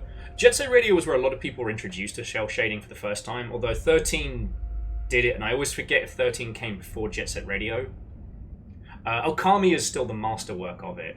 And you know, it's really interesting that, again, sorry, for those of you that have been here for the whole stream, that we're kind of double backing on conversation, but it's fascinating that Okami, 13, and Jet Set Radio still hold up, while a lot of similar games from that early kind of like 3D wave didn't really land. So, oh yes, Fear Effect did have cell shading. God, was that the first? It's so wild that like cell-shaded games used to be its kind of its own like visual marker. It came damn near close to being a fucking genre for a while. Fuck you, me!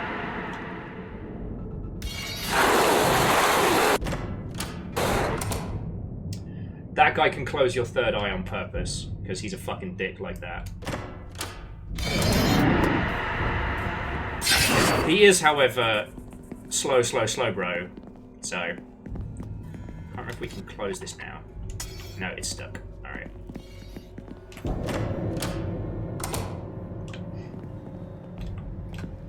Okay, so now, use the keyboard.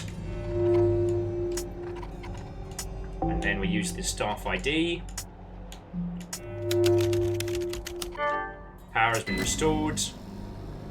That also means we now have running water, so any of the areas that had like a sink or something we can now heal from, but honestly, we're just gonna fuck off.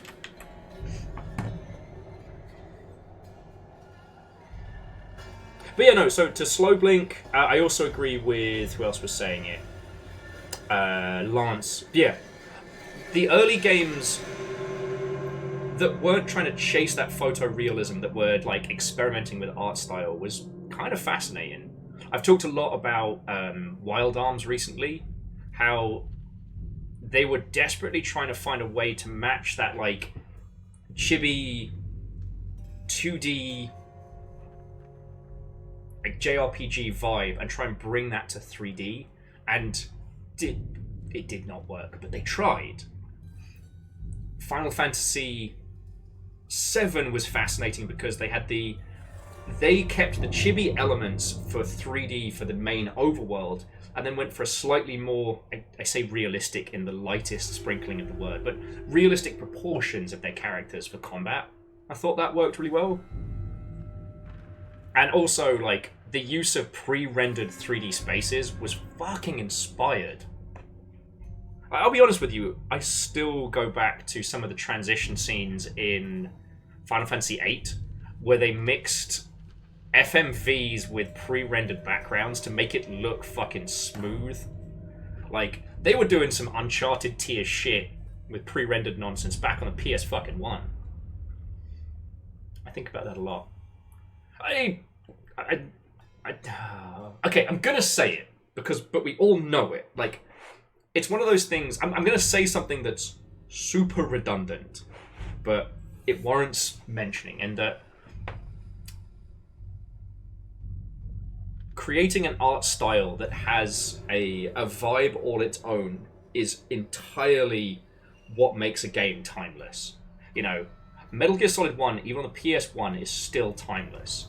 And that whole, like, motion blur, weird blue-green filter on everything, that over-the-top fact, even though the textures on the faces had nothing, and it's all just being conveyed with hand movements and voice, fucking slaps.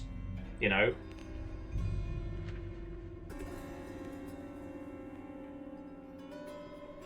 Oh yeah, Nick, I mean, one of these days we should just crack bevies on a Friday and just talk about how Final Fantasy VII got made. Because yeah, the overworld team and battle team were completely separate. Not uncommon, but they were working from different, like, it wasn't intentional that the models were all different. There was also the animation team and, like, holy crap. Also, Abe's Odyssey, I think about that one a lot. How that did such a great job of blending pre-rendered elements with video elements in that early kind of like move to CD. Ah, such good times. Hello. Hello. Follow me. Okay.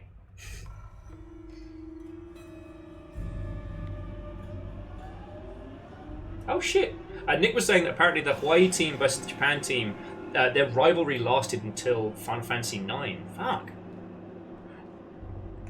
There's a weird history of, like, the American branch versus the Japanese branch in games. I feel like this shit happens a lot. Okay.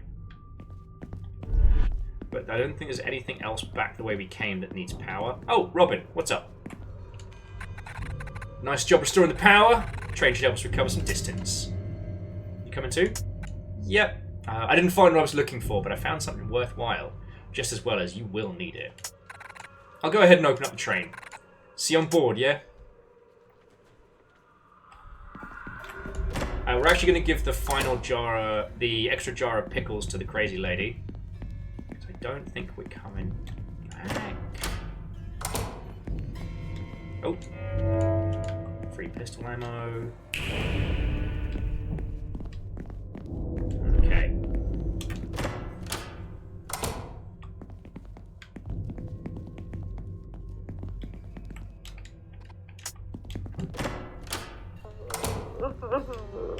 Want some pickles?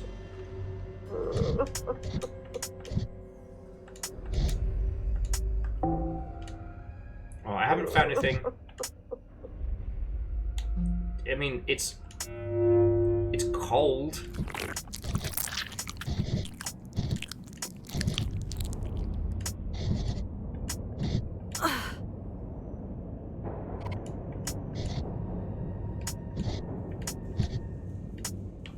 Okay, well, we lost health for giving her pickles. Alright.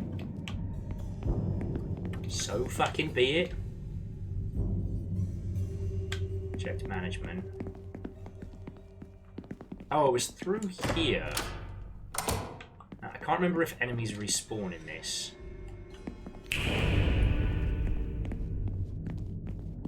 Sorry, apologies for the faffermancy. It's just,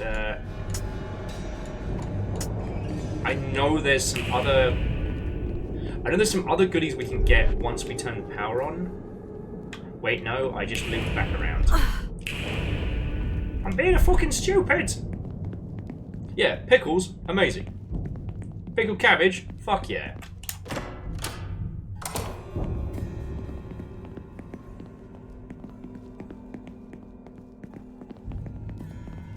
Okay.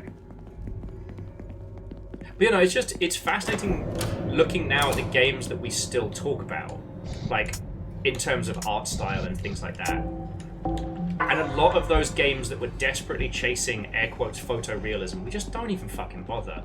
No one talks about Doomsday with fucking, what's his name? Baldy McDiehard. Bruce Willis.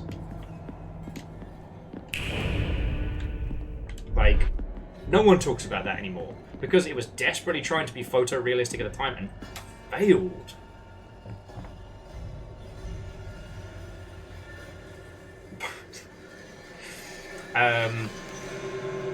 There were quite a few of the point and clicks that went to some really interesting places. Like, the post-Myst era gave us some really interesting stuff.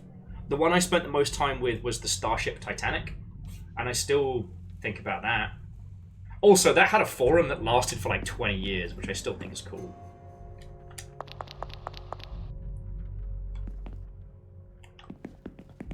Let's stock up on goodies.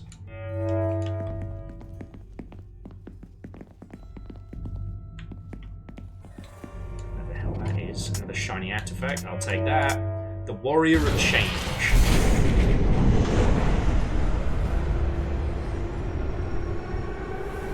Titanic adventure out of time from Cyberflix. Myst-style CGI backdrops, but FMV puppet characters. Oh, fuck yeah.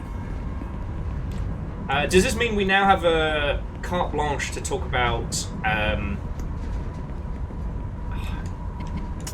not Dinosaur Island. Fuck.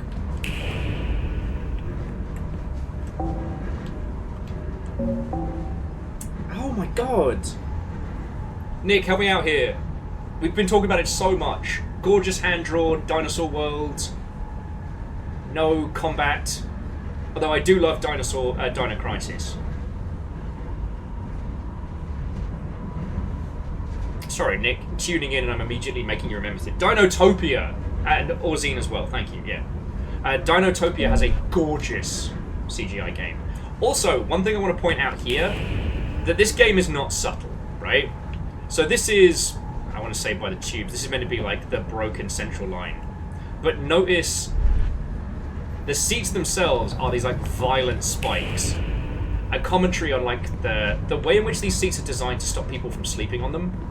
Because they don't want, you know, unhoused people to get a few hours of fucking kip somewhere safe.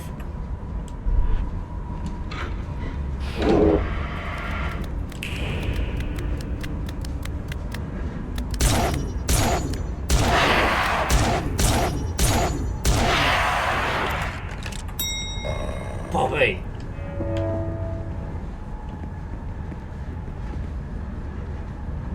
Yeah, so Slow Blink, I haven't started mouthwashing. I kind of want to do it as like a long ship after dark. I've been doing some like just for YouTube stuff. No! Don't bite me! I don't want to die! Because mouthwashing is fucking brilliant. But it's also, it goes hard.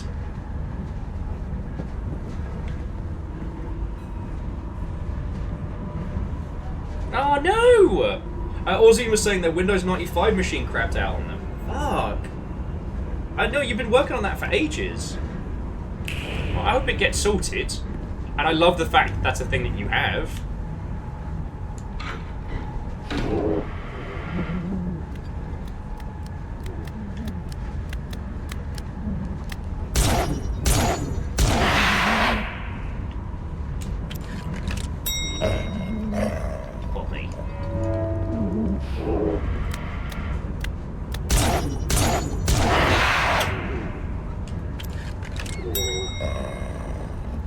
Oh no! Orzine, I'm sorry to hear that, friend. Orzine was saying they think it's the motherboard for their Windows machine. Yeah, actually, so Rebels, I was going to jump on mouthwashing when it launched to stream for all of you lot, because I did not think it was going to do well.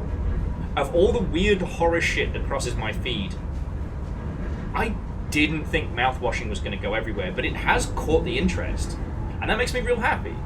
I don't know if it's because of a particular YouTuber or because it's just like managed to strike a chord. I haven't been able to research how they've marketed it or who they've talked to about it. So, like, right now, I don't know.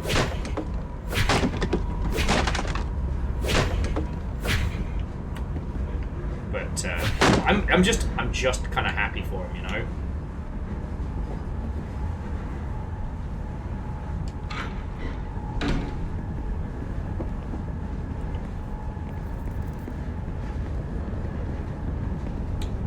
Sorry, little bug. It's the end of the line. For you. Better call an ambulance there, little bug. But not for me! Oh.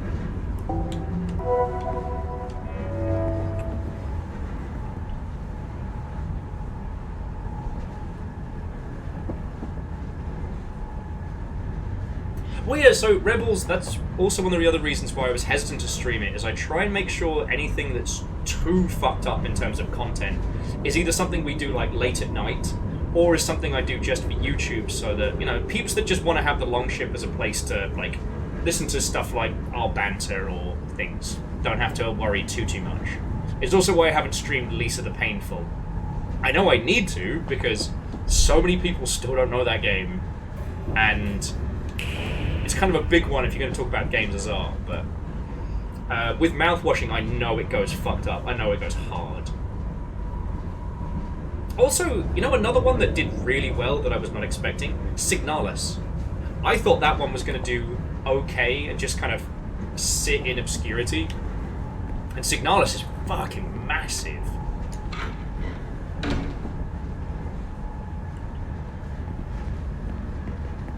Okay, I remember this bit. It's all about the money!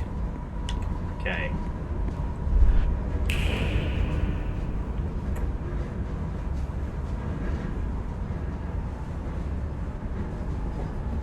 Yeah, no, slow blink. Signalis went everywhere. Well, and Edwin, I'm not saying you're wrong, but if you think about how many low poly horror stuff we've had over the years, like, which ones do well? Wild sometimes. Hey! Hang on, before we continue stuff.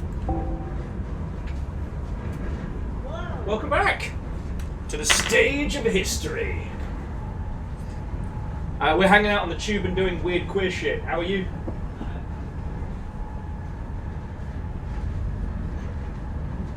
You'll notice the boy hasn't come to say hi to me yet. No, it's fine. It's fine.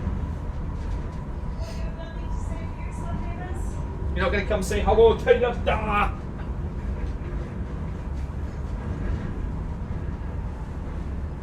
The bowls are all washed up. I'm gonna tackle the rest of it later. Babies are doing good, nothing to report. The longship have actually been very well behaved all day. Yeah, I know, shocking. And live action Pixel just brought some peeps in, so we're talking about low poly horror, good stuff. Fearless, Aeon, Nick, and Rebels all say hi, Fee. Hi. I like this, it's like sitcom style. I know! I know! Are you very high still? So high. That's probably why. I know, sweet boy. That video you showed me of him just tottering around and being like, oh, look at this planter. Oh, that's okay. Oh, look at this planter. He was also like, you know, pushing. Oh, jeez. Like, things that he saw, like, one of those, like, fire hydrant pipes coming, like, the ones that are, like, Y-shaped coming out of the building, and he was like, what? Bless him. I took him into the market, and he was sick. Like, he smelled a rotting pumpkin in the hallway. In the apartment building, it was like on August. He was like, "Ooh, that's funky," and he was like, He's gonna fight a melted pumpkin. so funny. You know, as soon as I said they've been good, Jamami's like, we've been good, RC. Criminals. Good. The fish of judgment gazes you in its weird, strange eye. But yeah, nothing to report. Like I said, the baby's been doing good. I've been giving them a mix of the two different kinds of feed. Yeah, They like the old feet more than the new feet, so I'm trying to like blend them together. it's fair. Cleona has been trying to bully me to get extra carrots. Of course. Of course. Of course. Yeah. I've got to do a quick drop and go and then take care of the puppies at home. Everybody's been very sleepy. Aw, is River with? No, she's at home and with those. So you just are you taking the food? Yeah. Okay. I don't want to confuse them anymore and think that they can just feed them. Okay. Okie dokie. Well, like I said, it was real cool seeing like that little picture of them all snuggled and stuff. Oh yeah, they're all Fuck yeah. Okie dokie Lokis. Yeah, it's just we're about to get to the point which was the end of the demo last time. So I think it's going to do a cutscene and then a boss fight. So that's why I'm nattering at you now before I have to fight for my tiny life. And guess who didn't get drunk last night? This guy. I was too tired. Big mood. Big mood. Okay. So, Jamami, thank you for the bits. Thank you for the message. Shall we continue?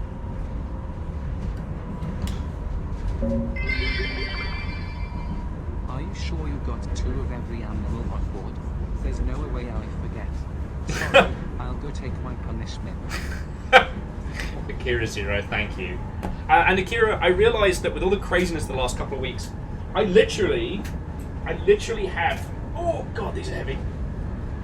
I literally have the thing that you sent from the P.O. box here. So I've decided it's going on the Christmas present pile. I understand it's November, but right now I'm looking at probably moving in the next, 10 days or so. And by that point, we're getting into December. So, hello. Who's my very stone boy? Who's a stone boy, huh? So high, so high. Smelling my socks, so high. Fuck, that's it. Way better. Jenny says, look what I got. All of this for you.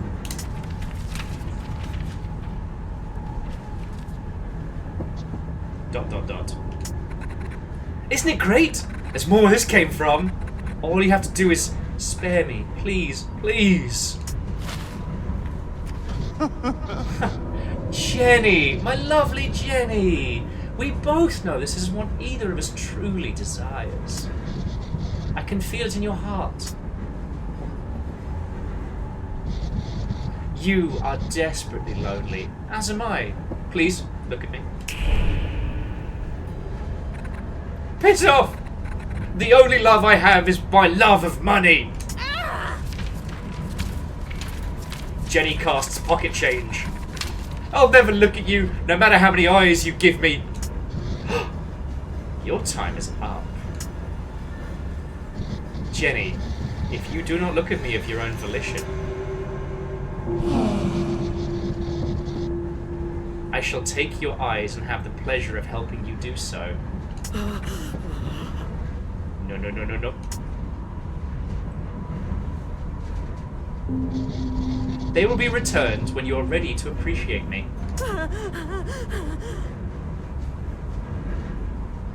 So, we talked about this when we played the demo, but you'll notice there was no actual anims there, right? There was no, it was all just, still vignettes with text and with audio. And the bit where she puts her hand on Jenny's face, or the demon though, we don't actually know gender or whatnot. I guess thirsty is their type. But when they put their hand on Jenny's face, and the camera pans across, and it swaps the texture on Jenny's face, but you can feel her panic as you start to see the blood down her face. Oh, fucking chills. Yeah, or the gender identity is thirsty. And that's not a healthy amount of blood. I'm no blood expert, but that seems bad. Oh. Robin's here. Oh, and Robin brought us ammo. Alright. So you're handling this way better than I imagined. Benedict's predictions were right. Benedict? Are you seeing someone new? If half a millennia counts as new, then sure. 500 years, and not a peep about him. I thought I was your closest friend. It's a situationship. He lives in an abandoned church, you'll get the chance to meet him. He'll fill in the blanks on how to fix your issue, as it were. I've got a general idea, but he's really good at calculating these sorts of things. It's best if you hear it from him. Whatever. We'll get to that later. First, we need to find a way out of here. I found just the thing to help us on our way. And what's that? It's a heartbreaker. It's got angelic power used to shatter the hearts of the unworthy, destroying them immediately. Ha! Could have made use of that years ago. Ha! Well, you have it now. Also, we got given the shotgun way earlier in the demo. The Heartbreaker allows you to build up a charge when you attack a demon. I'll show you how it works. Shoot these targets. Each time you damage them, the Heartbreaker will gain a little charge. Alright.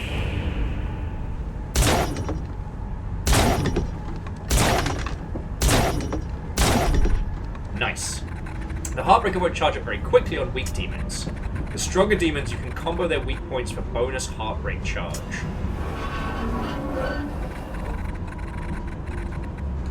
You attack these targets without missing shots. If you manage to achieve a perfect combo, and double the Heartbreaker charge and final weak point. Alright. Bobby. 3. Okay. Keen eyes. The Heartbreaker is well into full charge.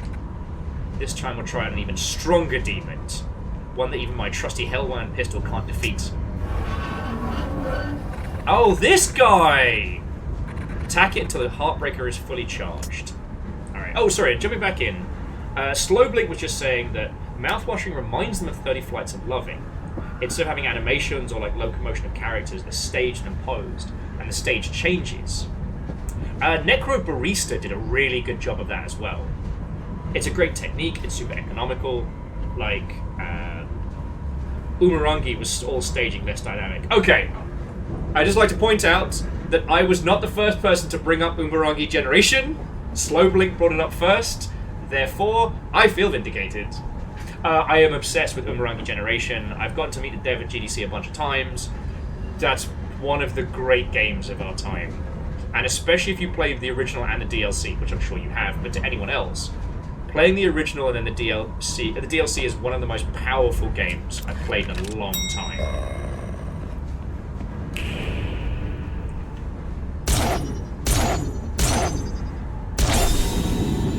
Outstanding. With the Heartbreaker fully charged, you can now unleash a Heartbreak Shot, the ultimate coup de grace. Take aim and defeat the target with the Heartbreaker. If you miss, you'll have to charge it up again. Oh, good.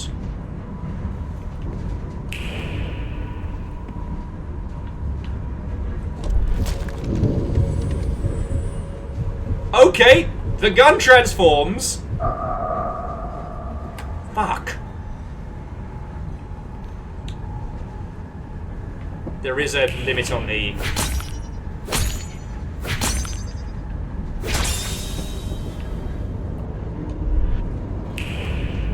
There's a limit on how long you get the cool gun out, though. So I'm just going to do it with the axe. Try not to burn through all our bullets in the fucking tutorial.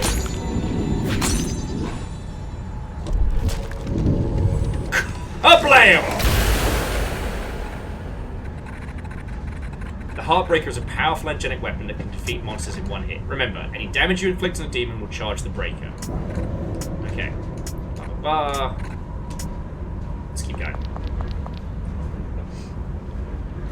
Yeah, so, Orzine, I don't know how, but if we find ourselves back in that earlier section, we can now ice that bastard.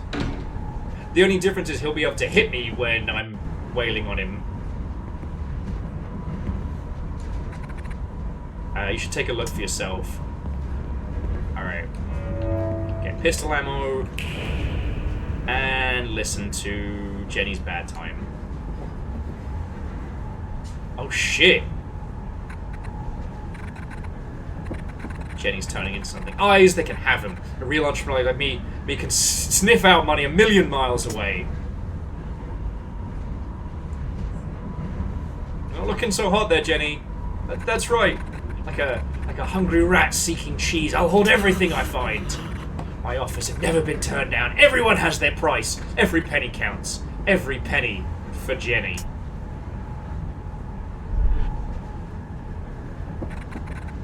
Wonder what happened to Jenny in the end.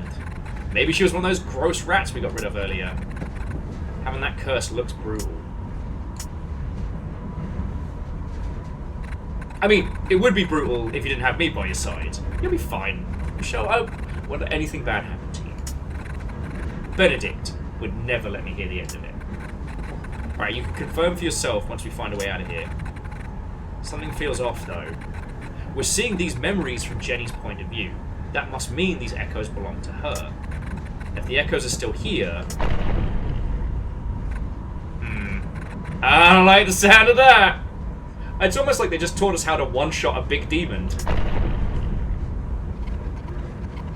I nearly forgot we're on the train from hell. What do you think that was? Dunno. What's with all the metal spikes? Are we on the way to the Silent Hill Pyramid Head Factory? We're definitely going to be going through there. There's a rail replacement service for Silent Hill today, so we're taking the tube. Scotty, thank you for the bits, and how are you doing? I always want to make Silent Hill jokes, but then I realised that with Silent Hill 2 Remake, one, loads of people haven't played Silent Hill 2 and still wanna, and I don't want to spoil that. And also, you've got to have played far too much to find it funny. Oh.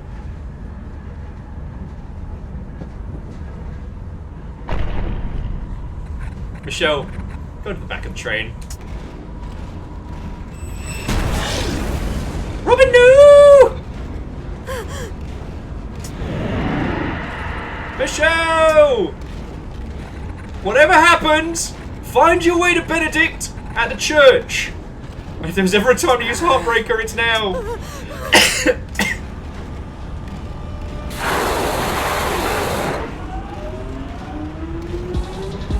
Alright, well, we've got to save Robin.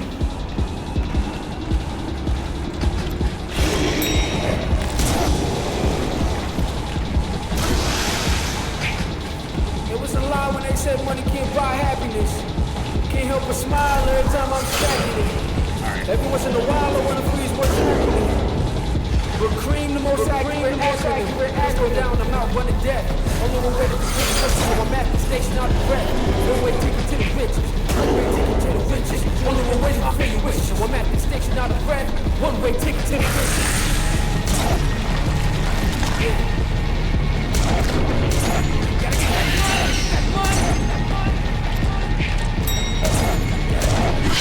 Gotta get that money. Gotta get that money.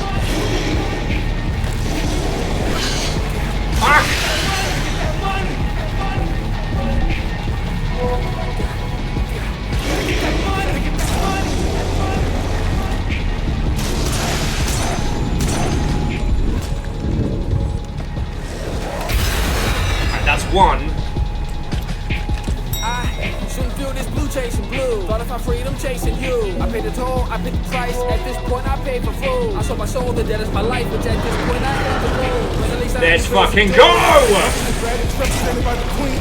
I would pay anything. If it means I would drink for the team. I took the lifestyle, but it's money that's justifying all the means. Now I spent hope that I bargain the sales and steering down my soul's beat. I'm like I got nothing to lose, so I'm running man. That's God's running man. And it gets out of my heart as I'm wondering. Why don't I more money to solve this? There was a number forever with stepping in. I'm stuck in definite. So I'm reaching my killer degenerate. That maybe they might decide to solve this. But with the lie, when they said money can't buy happiness. I bought that, cure sadness. But you reinvented what madness is. Now I'm thinking something final battle. Either you or I will make this madness end. Can't buy happiness. Can't help but smile every time I'm stacking it. Let's fucking go! What's happening? We're clean, the most accurate emotion. Let's go down the line, running death. Only one way to fulfill your wishes, so I'm at the station out of breath. One way ticket to the village, one way ticket to the riches. Only one way to fulfill your wishes, so I'm at the station out of breath. One way ticket to the riches. Get that money, get that money.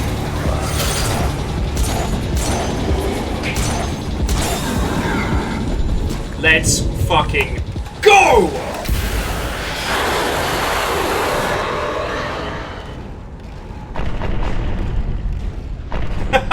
What's more queer than being bullied to stay hydrated? First time, every time. No mercy for plugs.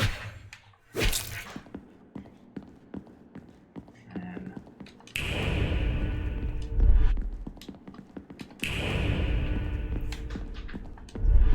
I don't like that it's still twitching. I'm level with you.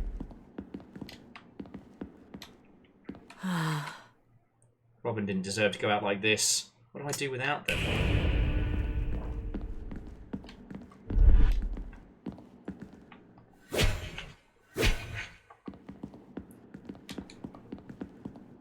Robin is absolutely not dead. I refuse.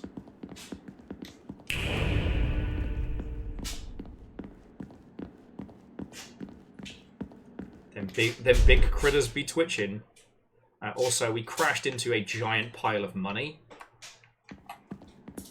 Oh, actually, bear with me just a second. Before Fiona has to make a dash. I'll tell you what, while it's quiet here, I'm just going to take a teeny tiny break. Let me put on some funky tunes. Good old Res soundtrack. I'll be back with you all in just a sec, alright?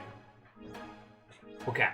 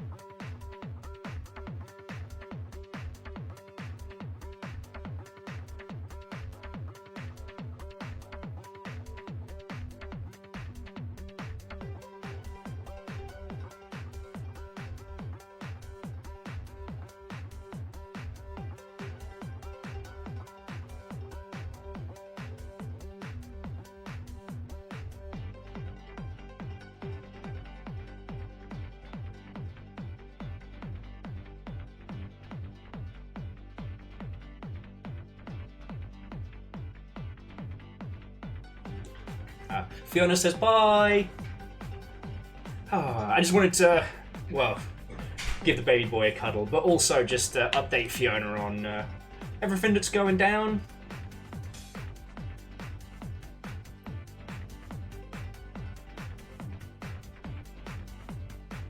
And I will pass on your well wishes, dear friends.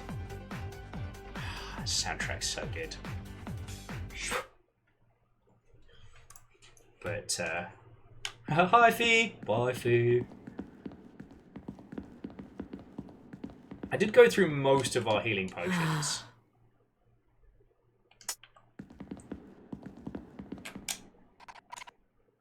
Looks like the door to my apartment last night. It's the only way to go now. Hang on. I'm kind of curious again to see... Because there's things that we couldn't do here. But, no, everywhere is blocked. Oh, wait, hang on.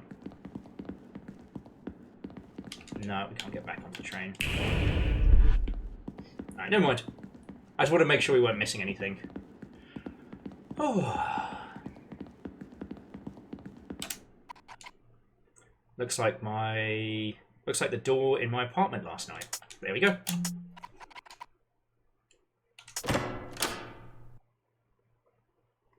Okay, underground station, weapon of choice. Hellhound, perfect combo 7. 3 of 3 artifacts, 6 of 6 critters. Consumed 7 water bottles, didn't die. Fuck yeah! There's that Resi Evil vibe. Does her t-shirt say fish fight? Kind of like that. Okay, where the hell am I this time? Michelle.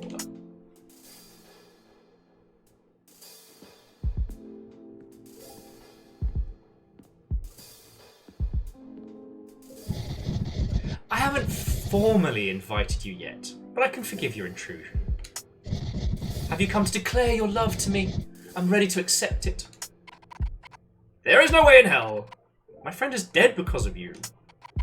I don't know where I am or how I got here, but I'm leaving. I never want to see you again.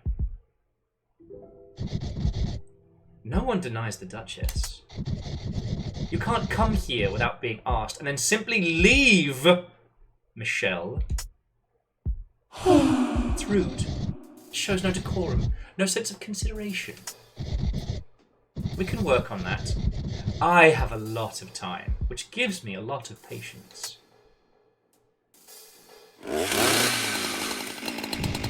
I know nefarious methods to guide our relationship towards the right path. It's chainsaw hands. It's chainsaw hands. We can't let your tantrums get out of hand.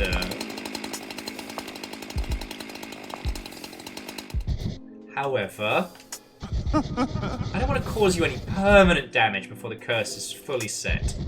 If you wish to leave, you can enter the door I used to gain access to your room. No, no, no. No way I'm going through your creepy door. Don't suit yourself. Chainsaw hands. I don't control you. Not yet. This place will be your home soon. You may as well familiarize yourself with it.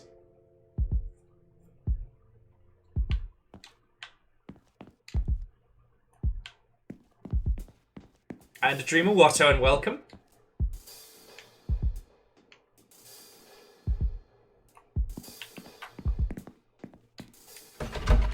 Door is locked, can't get in without a key. Okay.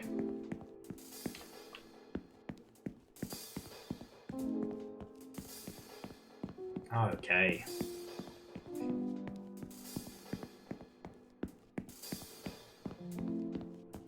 Oh god.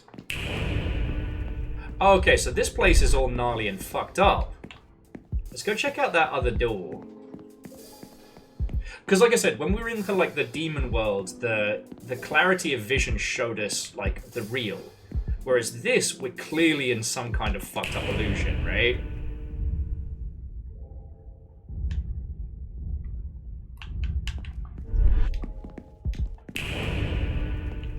Like the plants are dead. I think it was heavily implied as well that the creature who is obsessed with us used to be angelic, but fell, and has become more and more unhinged as time has gone on.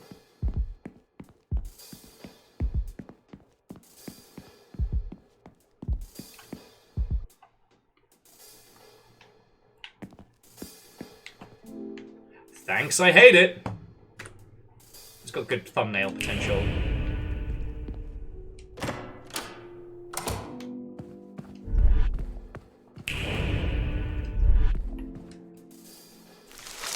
Oh, it's me, Tony Harris. Oh, massive eyesore. Oh, we meet again, wretched human. You look familiar. Of course I do. I'll be coy with me. I was doing an excellent job of blocking your progress. Did you though? Fucking did you? I would say I did alright, considering the circumstances. There aren't many victims here who've managed to find a way to step outside of their room.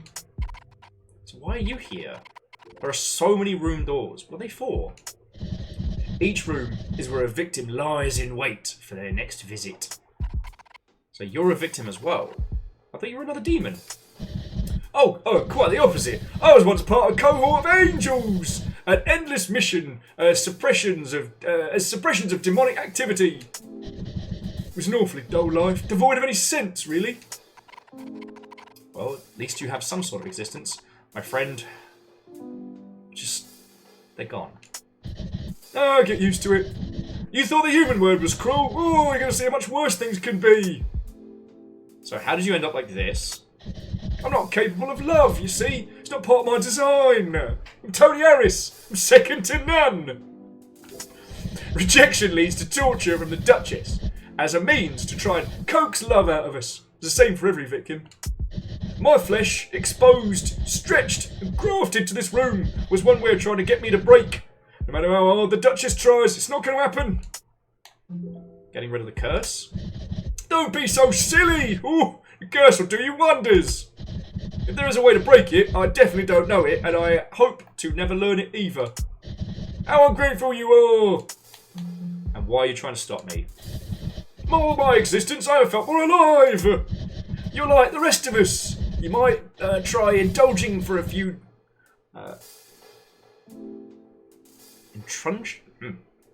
Big complicated word for nonsense for a few days. But eventually the Duchess's interest in you will wane. Before you know it, you'll become part of the routine torture regime. And you'll be thankful for it.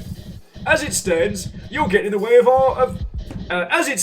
you are getting in the way with your rebellion. I need to feel Michael. And Michelle, don't ruin this for me. I will see you again, wretched woman.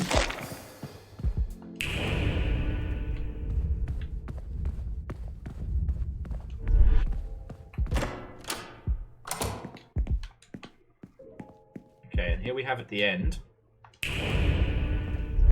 this horrifying creature. Hotel staff. New arrival. Welcome to the Duchess's hotel. You must be one of the new victims. Nasty cut in your foreheads. Gave it away immediately. It's the Duchess's signature move. Oh, cool. Well, just gonna save. So we don't have a key. And we don't have access to any weapons. Oh, okay, we're full on here. This is, let's be honest, horrifying. There's no way in, and I can hear what I presume is a cat. I can hear tapping as if someone is dancing. Gentle sound of music.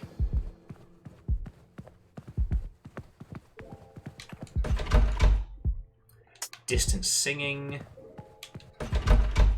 The sweet smell of perfume.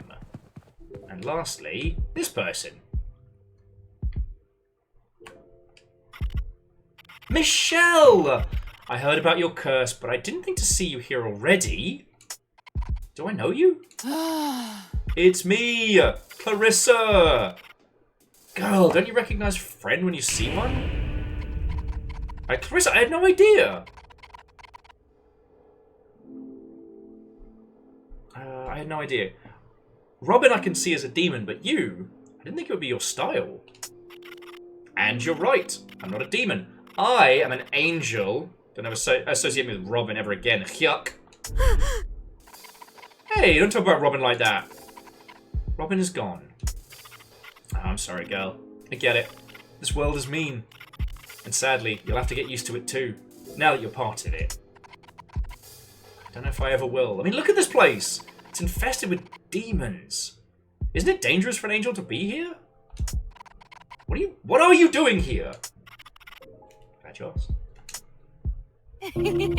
I thought I'd finally get rid of Daryl. You've seen Daryl's awful treatment of me. His business practices are sloppy, and it's costing me my reputation. His bar should bring in all kinds of hopeless demons for me to exterminate. I'm starting to miss my quota. Ah, alright, it's all coming together. Verdon, I've used the power of love, and it fucking obliterated a giant mole rat. That worked. Oh, you're Scotty. What do you mean you didn't recognize me with my skull face, butterfly, angel, demon horns? How dare? He caught me extinguishing a demon and is threatening to kick me out of the bar. Everything that's happened to you is Daryl's fault too. He's bad for business. We need to make him pay. If we can find some way to get rid of him, I think we'd both be better off. I just need a little more time to think up a plan, and then we'll hit him where it hurts. I'll be in the bar tomorrow. Catch up with me there if you're interested. Okay. And that's the weird tongue thing that was outside of... Oh! Distracted? I never take my eyes off the ball. Been hard at work finding you some of the best candidates you've ever had. The new girl is the surefire winner. It's not the candidates, Daryl. The portions for the main meal are smaller than usual. We've not had a new menu item in some time either.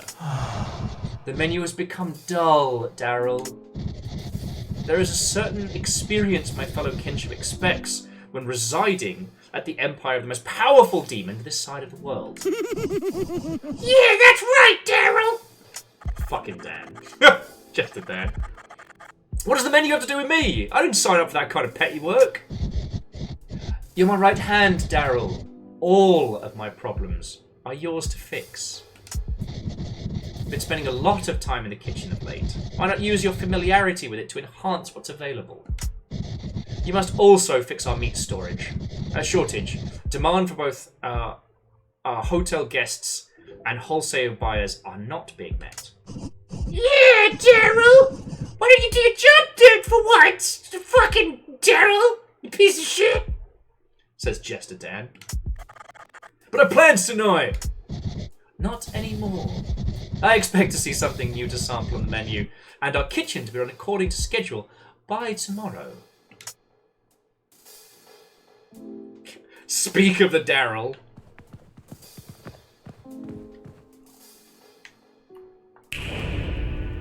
Alright. What the fuck are you? It's Tad. Yeah! Miss, I've seen you walk into Marty's shop. Ah, you must be one of the strange ghosts I saw in town. I'm no ghost! Ghosts are simple beings with simple purpose and desires. No. Before you is the great travelling artifact dealer. Or Trad, for short. I specialise in rare and valuable items. I often trade with Marty online via electronified mail and various electronified online forums. Wait, weren't you meant to meet up with him? I was, but alas, I forgot Marty is not part of my realm, and thus unable to recognise me face to face. I know I should be putting like a bah on that, but have mercy on my voice, friends. I've already booked my stay at the hotel, though, so I'll be around town the next few days, regardless. How intriguing. If you ever pass a particular item of notice on your travel, bring them to me, for I, T.A. and Tad, can exchange them for the appropriate values in Yowzers. I heard that word before, yowza. From the incredible Marty, of course. His influence reached far and wide in the celestial realm. And our currency is now based on the delightful concept of yowzers. You can use yowzers to upgrade your capabilities. Artifacts for yowzers and yowzers for upgrades. Simple, really. Do you have anything of note, my new friend? Yes, I do. Alright, so we've got these 3. There are 4. We have the Angel of Hope from the beginning. A rare Angel of Hope will give you 18 yowzers for it.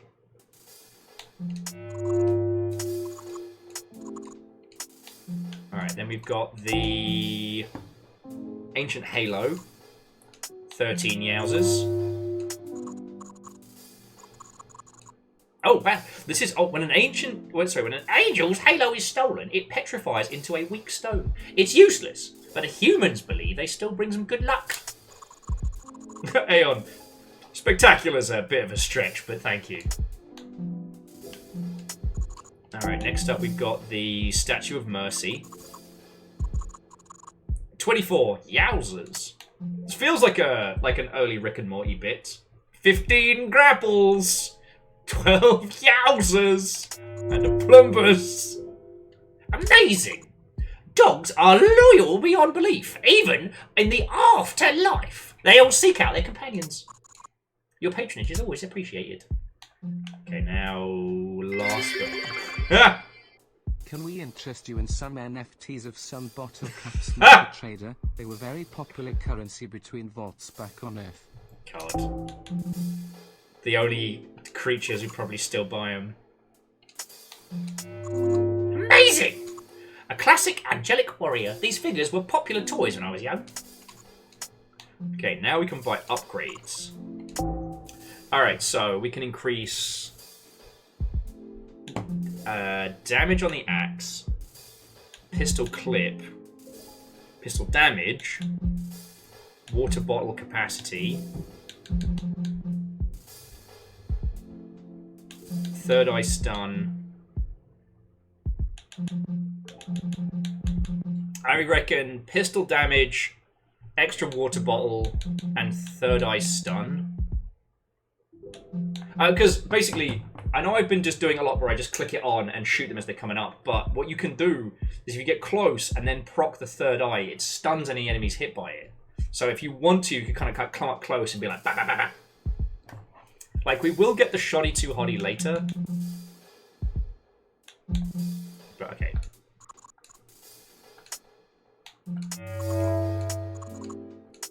Water has never tasted so good. Actually, I'll try bacon. I'll see if we can haggle with the goat. Okay, so we've got 67 yowzers. It's 27 for damage, 21 for health replenish, and 18... I hate maths. I think I can only get...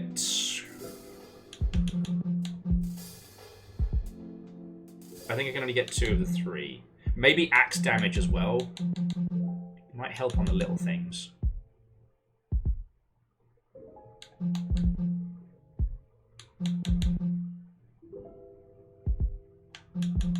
Okay, definitely pistol damage. It just goes, sure, have a think about it. Okay, I'll buy some artifacts. Pistol damage.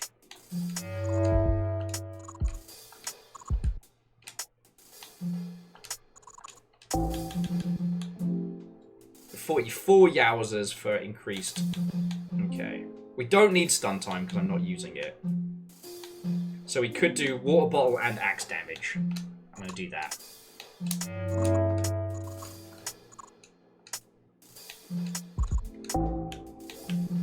Again, the fact they chose water bottles as the main healing item is it's just to fuck with anybody like me streaming it and talking British nonsense like.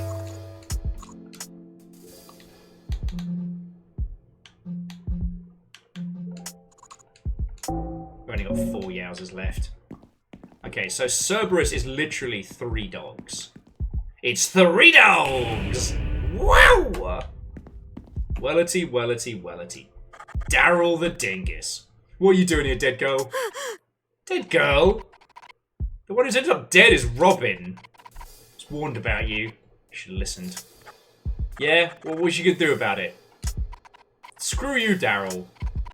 Hope karma finds your ugly ass. Who cares? At least you have friends that can die. Oakley is all I've got, and if I lose him, I lose everything. I've got bigger problems than you. The Duchess has me under microscope, and I still need to sort out something for me and Oakley's anniversary tomorrow.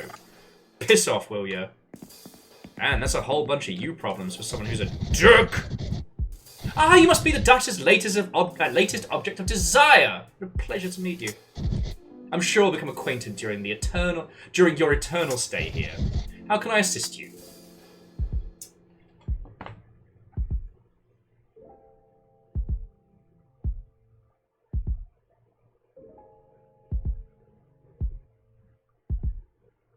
Alright, Angel Kalina, welcome back. Welcome back. Oh, sorry, Scotty, did I say thank you for the bits? God, I seem to be... I don't know what's going on with me, friends. I seem to be flagging a lot earlier tonight. Might see if I've got some bickies or something left. Give me a little hit of the old energy.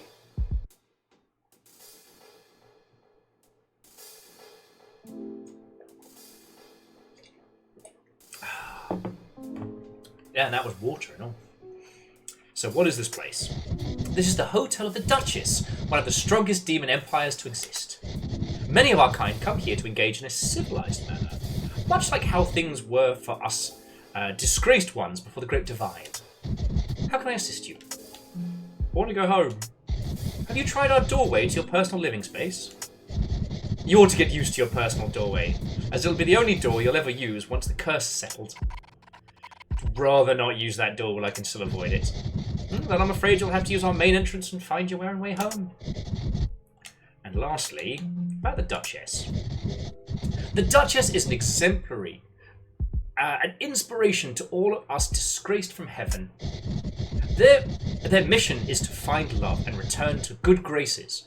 To find love and return to good graces will pave the way for the rest of us, desperate to reconnect with our old forms. Alright. Never mind. But seeing you. And last but by no means least, these two fucking things.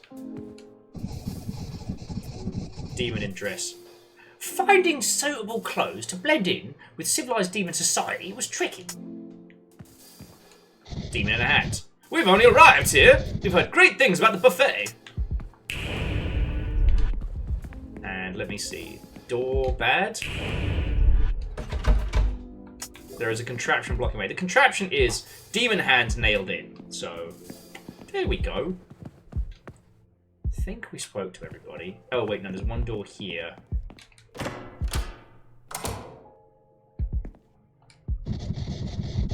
The wait times have been dreadful since that orange human started working here. Talk about a decline in service. I will be leaving a formal complaint.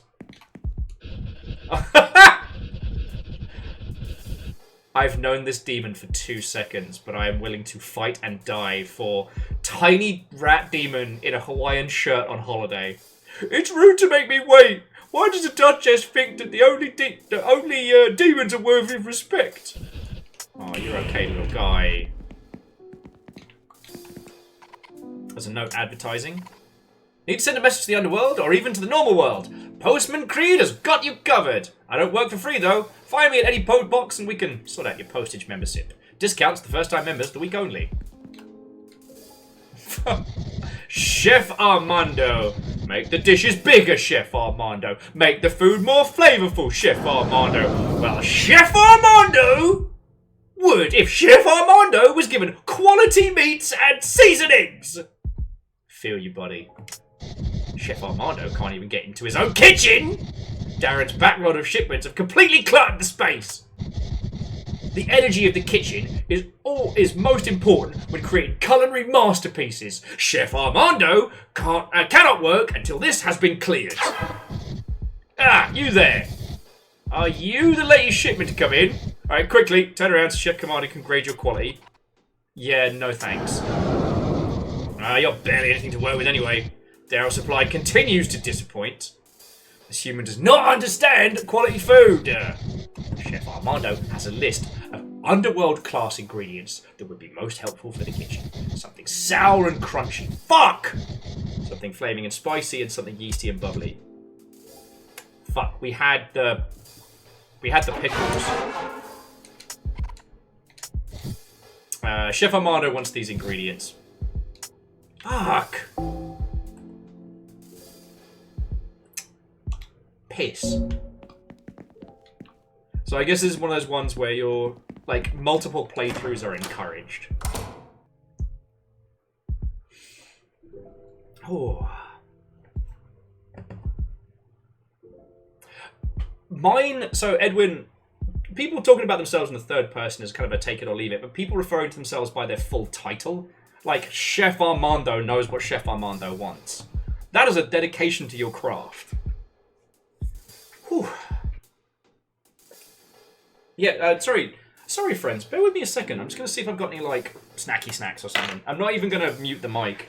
I just need, like, a little pep in my step.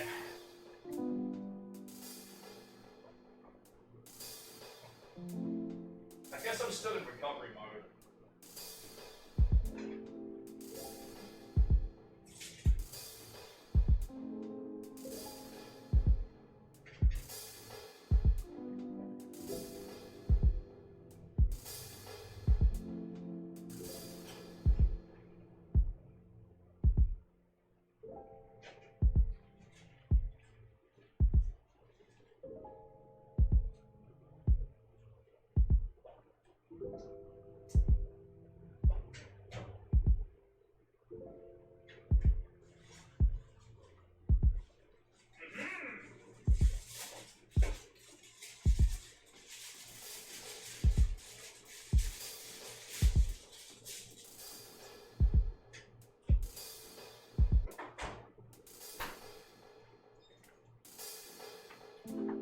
I nearly screamed, Zumbini! From the other room. Guess who forgot? He has a packet of fucking Cadbury's Dairy Milk in the fridge. Fuck yeah. Oh, Scotty. It's chicken tikka masala crisps. In Zumbiniville! May I one day be even an iota as good as that guy. You know what I mean? That's a skill level to attain to.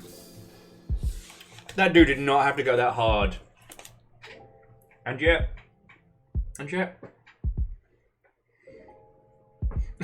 What does Gamer Will want? Trust your instincts as a gamer. It's your old pal, McDonald Miller. Liquid? Okay. Hotel manager, chaos. It's all in chaos! Chef Armando has been unable to prepare the meals on time, so now everything is delayed. If we don't get these tables set quickly, our guests will attempt eating each other. I've seen it happen before. Please wait outside with the other guests. No. We're working hard to keep our visitors satisfied, but it's hard to keep up with the lack of fresh meat. Darren's been the most frustrating human to work with, and I hope he ends up as our last supper. There are various unrecognizable dishes, but they smell delicious. The dishes are people. A few artworks of the Duchess.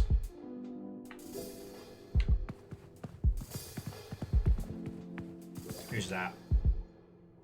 Fucking Jester Dan. Scram, little lady! I am practicing for my performance tomorrow. Sort of a big deal around here. Disturbing me during my rehearsal could ruin the entire show. Good luck. No end. Luck. Luck has nothing to do with it. I am a trained entertainer. Everything you see before you is skill-based.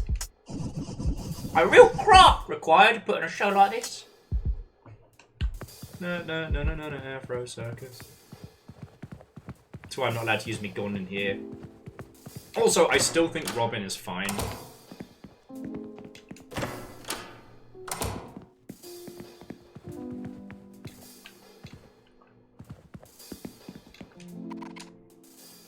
There's a newspaper here I've never heard of called the Hellfire Times.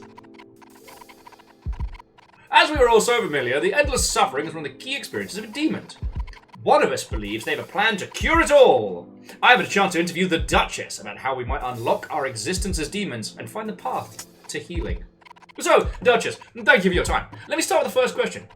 What do you think is the right answer to enter our suffering? Love. Wow, powerful stuff. And if we're able to obtain this so-called love, do you think we could all be freed from our eternal pain and regain our status in heaven? Yes. Incredible! So, what is love exactly? The Duchess. Well, I'm not sure. I only know that I no longer have the omnipresent love of heaven, and I need a replacement. I see. Well, thank you for your time. Hope to see you next time we meet. Well, I hope that next time we meet, you will have been successful for the sake of us all. This has been Demonly for the Demon Time News. I should head home. Fucking leave.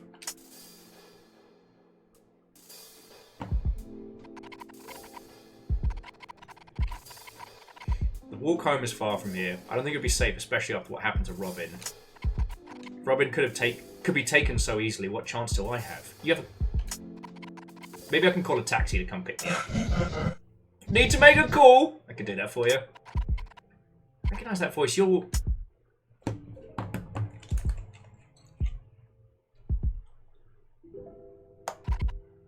Operator? The one from the red phone? You're as clever as they come, Michelle. Fucking Lucy! It's dangerous out there this time of night, so you can ride with me. I'm headed where you're going. How do you know where I'm going? Because I know you, Michelle. And we have a lot to catch up on. You want your ex back, right? I think you'll want to hear what I have to say. Let's take my car.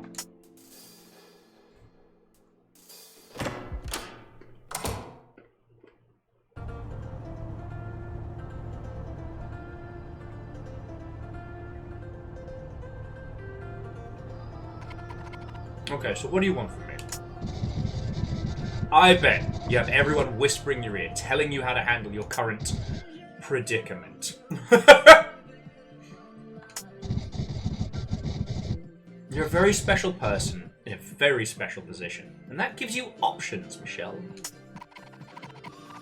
I just saw Robin mauled before my eyes. I don't care how special I am right now. I'm sorry for your loss, truly.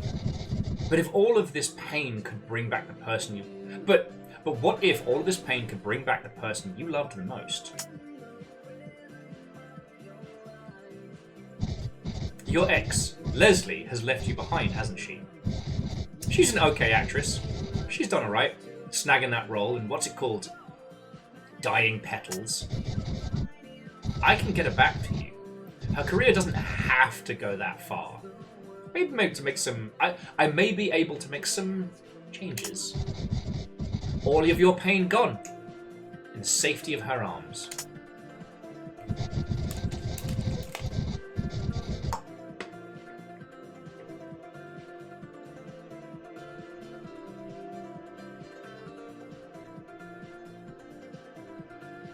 I will give you a chance to defeat your pursuer, the Duchess, in a way no one else can. Oh yeah, so Orzine. Also the design of the hotel, the cast of characters, everything is... This is one of those things that I can't just point to one game and say that Sorry We're Closed is pulling directly from X. Like I said earlier on, the people who made this, their knowledge of video games and games history is really well pronounced. And I'm really impressed.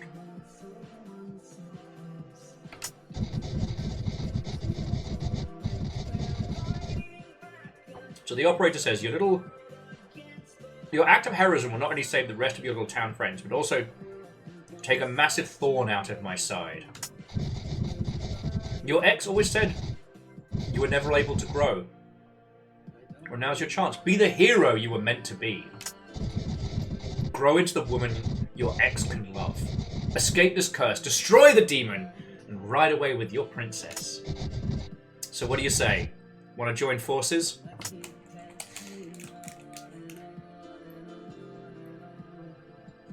Why do I feel like I'm being played here? You know what I mean? Work with the operator against the Duchess. I mean, what other option do we have? And also, this game's only been out for, like, today. So we don't have any, like, insider knowledge.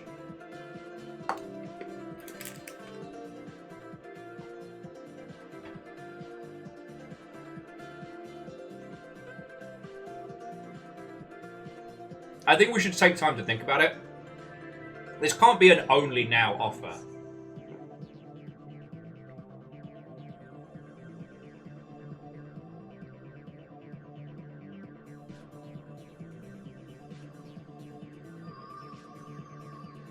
Oh yeah, and Daryl's a massive fucking tool.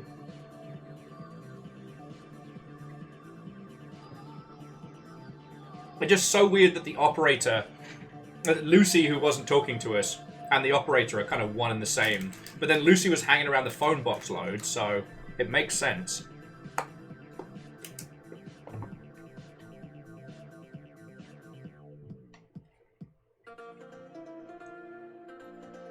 And Angelus, yeah. 100%. I need time to think about this. Very well. I wouldn't want to pressure you. Sleep on it. I'll check in with you tomorrow, in case you change your mind. I'll drop you off the church. Since you managed to get Robin killed, you're the best person to break the news to their partner, Benedict. See you around, Michelle! Yeah, that was a totally nice... Lucy, what the fuck?! Knew it.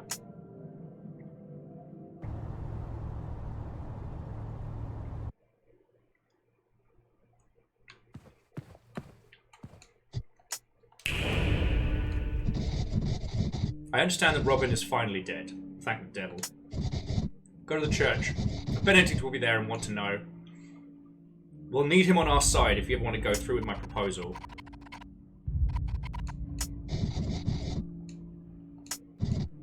My proposition still stands. Don't wait too long, though. You've not got a lot of time left.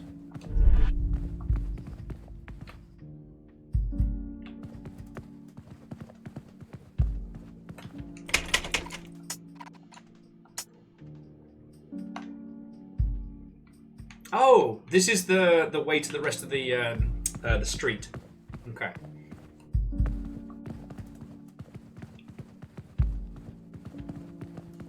There's me immediately trying to explore everything.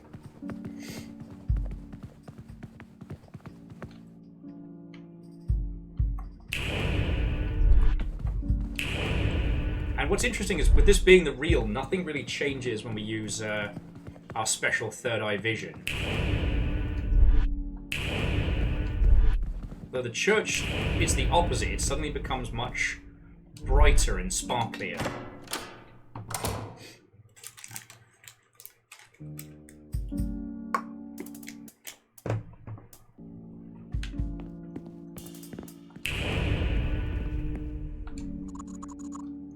It's safe in the church. The demons can't eat me. I'm here with Benedict keeping me watch. Why do I ever want to go outside? Okay, Benedict's gonna be... I get so bored sitting inside. I miss the world I used to belong to. Perhaps I can find the strength to go out again and get eaten? Ah, I think we're about to meet Benedict.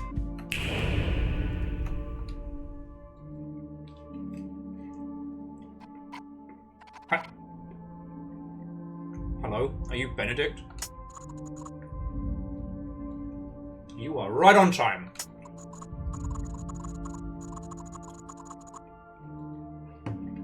My calculation, accounting for past behaviours, predicted we cross paths about this point. Robin always talks about you, Michelle. I bet it's nothing good. You're a good friend to them. Better than you think. I can't be that good of a friend. I don't know what to do. It was all so sudden. Robin was only trying to help me. Stupid curse.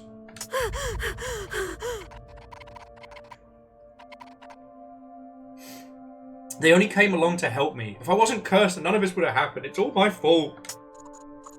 Michelle, please get up. I'm sorry, but Robin wasn't down there only to help you. Wait, so Robin died because I got in the way? Please don't be so hard on yourself. It's not what you think. They're dead! Crawling on the floor. Your partner of how many years? Don't you care? Please get up. Robin's not... dead? What the hell, Michelle? I'm not dead! It was not pleasant, but I did not die. Robin, you're alive! Of course I am! I'm so surprised! Robin for MVP.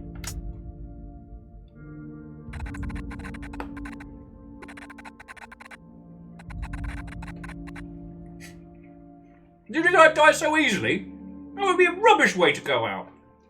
No way I'd let myself have such a pathetic end. Anyway, so you've met Benedict, the smartest angel you'll ever meet. I wasn't expecting Benedict to be an angel. Like, how does that work? Like, between the two of you? Are you really asking that? It's just an opening gambit? Like, really busting that one out? It doesn't. Not how we want it to, anyway. Which is why I was at the station in the first place. Michelle, I've applied some of my strongest formula to your history, and the results have been, well, astounding. You can deeply alter the future of celestial beings, all within the next few days. Including the fate of Robin and me. I didn't want to get you involved initially, but the station has proven me wrong. You're strong, Michelle, and we could use your help. For now, just try and focus on what we need to do to sort out your curse. Benedict will be able to punch some numbers and figure out how to survive this whole ordeal. It'll take some time. You should go back home and rest. Meet me here tomorrow, and the results by then. This key will open the gate back to the town in the churchyard. Okay. If you have any other questions, I'll be here.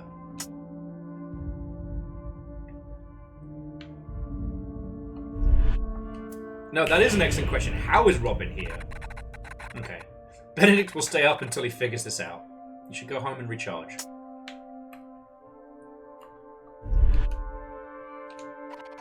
The doorway is made of heavy stone. It feels impossible, but... Oh, sorry. Sorry, Michelle. You can't go in there. It's not safe. Yeah, we know where that goes. That goes to, like, strange, weird, creepy bird. Also, he has heaven servers? That's kind of rad. Sorry about what happened to Robin. Look, it's fine. It's difficult to take Robin down. Wouldn't be the first time they had to fight their way out of a demon's stomach, either. Robin is comically clumsy, but they always pull through. Together, we will succeed in finding the relic. So you and Robin. I've known Robin since before they were a demon. Wait, before? What were they before they were being a demon? I can't imagine them as anything else now. I've noticed that humans have a very binary view of how demons and angels are supposed to are meant to look and behave. Metaphor! Oh, Angel Kalina, go get some sleep.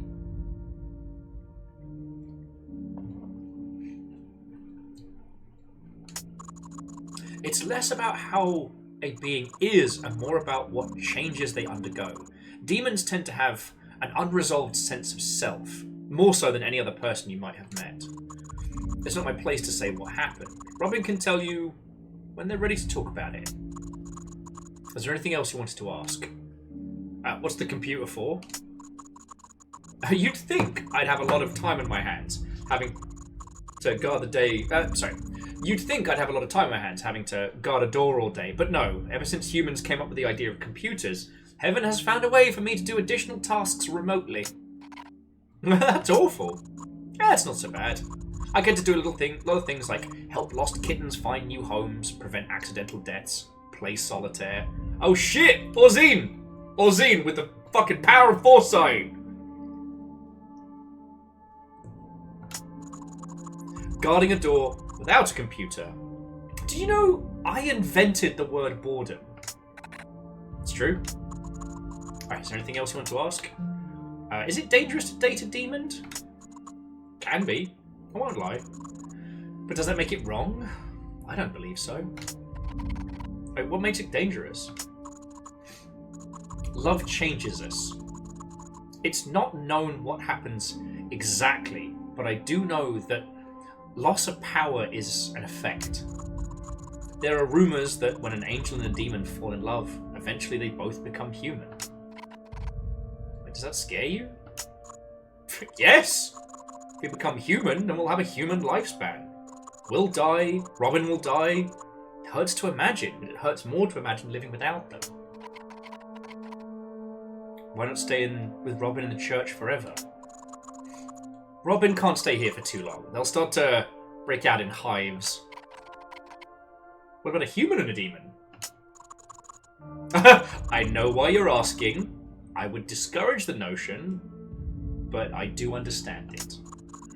I'm not entirely sure what would happen with a human and a demon. I've never run any calculations on such a situation before. Anything else? Okay. Let's get some rest. Oh, sorry, there was one more thing, which was... we should do more than break the curse. If that was a good idea, I would have suggested it.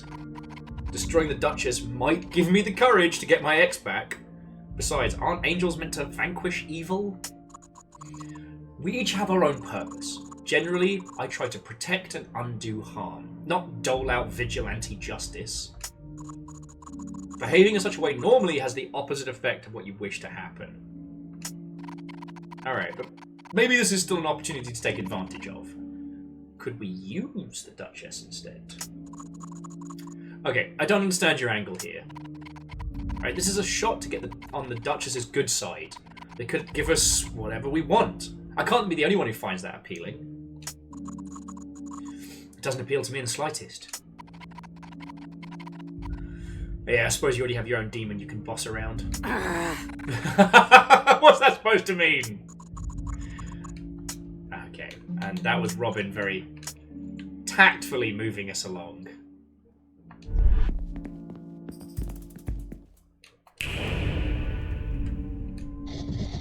Repenting demon. I can feel the pain! I must endure the pain to make up for my sins! Is it working? Anything. I'll do anything to rejoin the Holy Ones! They must see my dedication!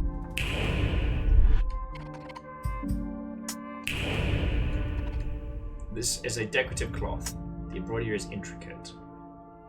It was saying that the altar has lost whatever devotion it had. I feel sorry for that repenting demon. You can feel the anguish he's going through. I'm offering a prayer for him. Would you like to join me? Maybe later. There's a note here advertising something. Creed's Postal Service! Oh. So I guess Creed's work in all angles.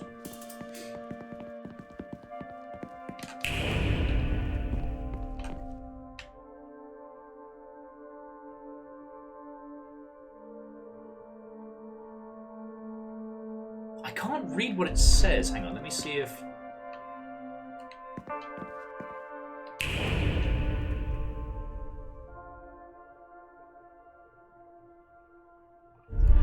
Okay. A painting of a forlorn being. The painting has been vandalized and the word disgraced has been written over it. Interesting. Man, Creed is really pushing his wares. Like, I respect it, but man. Okay. Onward!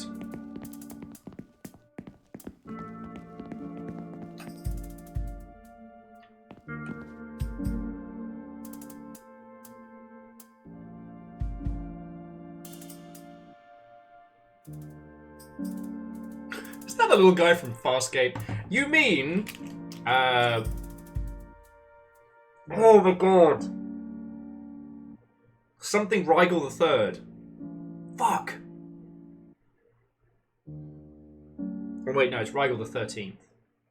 Is it?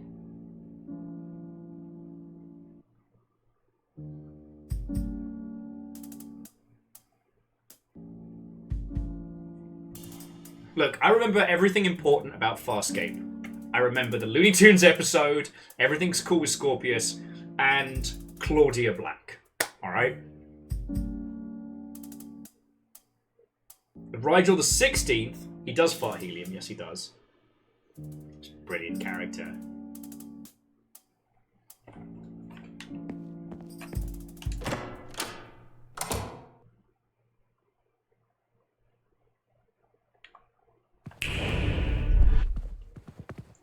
Okay, so now we have the key to get back to where we were at.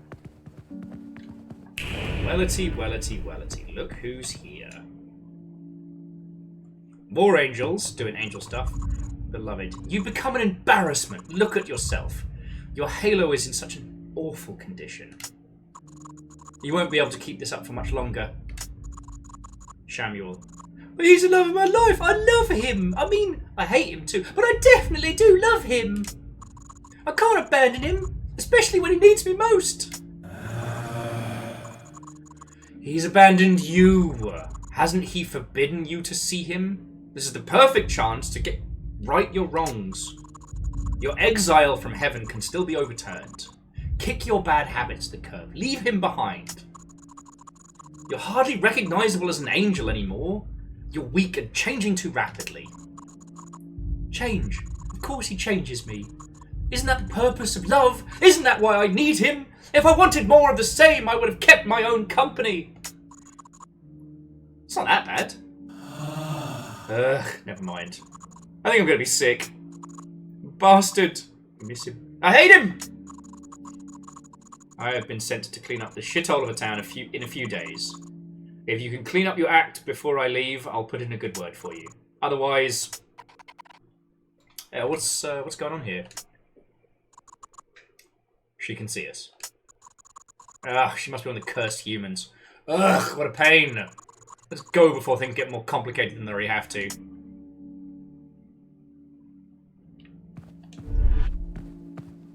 Scotty, I'm just saying that Claudia Black definitely readjusted my brain chemistry. And for the better.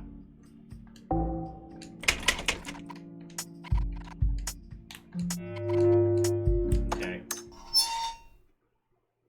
God, I'm kind of annoyed that we wasted the pickles. Could have had demon pickles.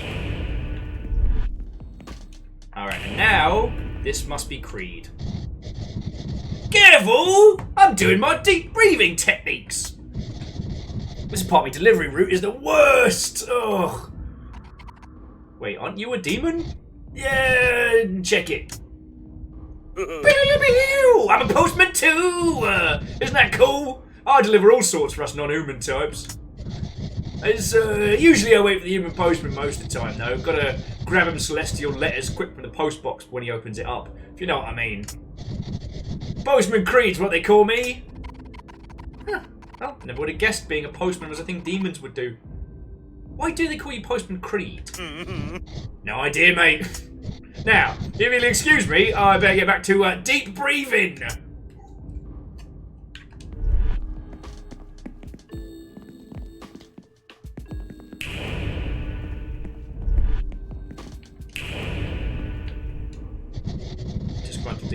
It used to be so easy to find a midnight snack any day of the week. Ever since the Duchess started snatching up humans left and right in this area, everyone stays indoors. Powerful ones always make it tough for us little guys. Guess I can always eat at Oakley's. We can eat at Oakley's. I'll talk to that guy. Go. Okay, we can't go back into the subway. So I guess like New Game Plus is where you start unlocking the really good shit. Leave me alone! I have enough messes to clean up around here. Now anyone could stand this place, beyond me. This hub of unruly... this is a hub for unruly angels, it turns out. 2 counts of inappropriate mixing, and 1 angel unable to meet her demon-extinguishing quota. I particularly need to keep my eye on Shamuel. It's Samuel with a lisp. Congrats on surviving your first night. What can I do for you? First save. Oh. Friends, I might have to tap out, though. Like, I know we're only hitting, like, the 5-hour mark, but even with, you know, a lot of coffee today and chocolate, like, I'm flagging. So sorry, friends. Oh, Stacy. Hey, love, you look exhausted. All those scrapes and cuts, especially the ones on your forehead. You must have had an exciting night. Exciting is right. Oh, that's amazing. I'm so happy for you. Do tell a friend what's been going on, will you? Maybe another time. I'm so tired I could faint. Well, need to have a proper chin wag sometime. It's been a while since I've had a good gossip sesh. I have a lovely black dress that arrived in my shop this morning. It would be perfect for you. I guess I could go try it on, even if I can't afford to buy it. I'll be seeing you around then, love.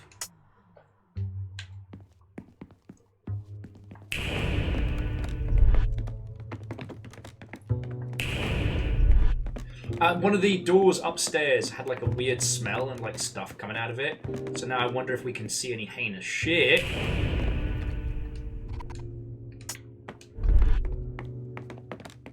Okay, whatever's going on in that place is probably one of the other people who got snatched.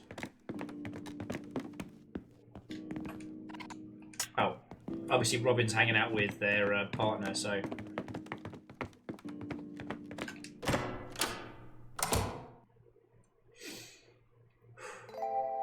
Oh, fucking hell!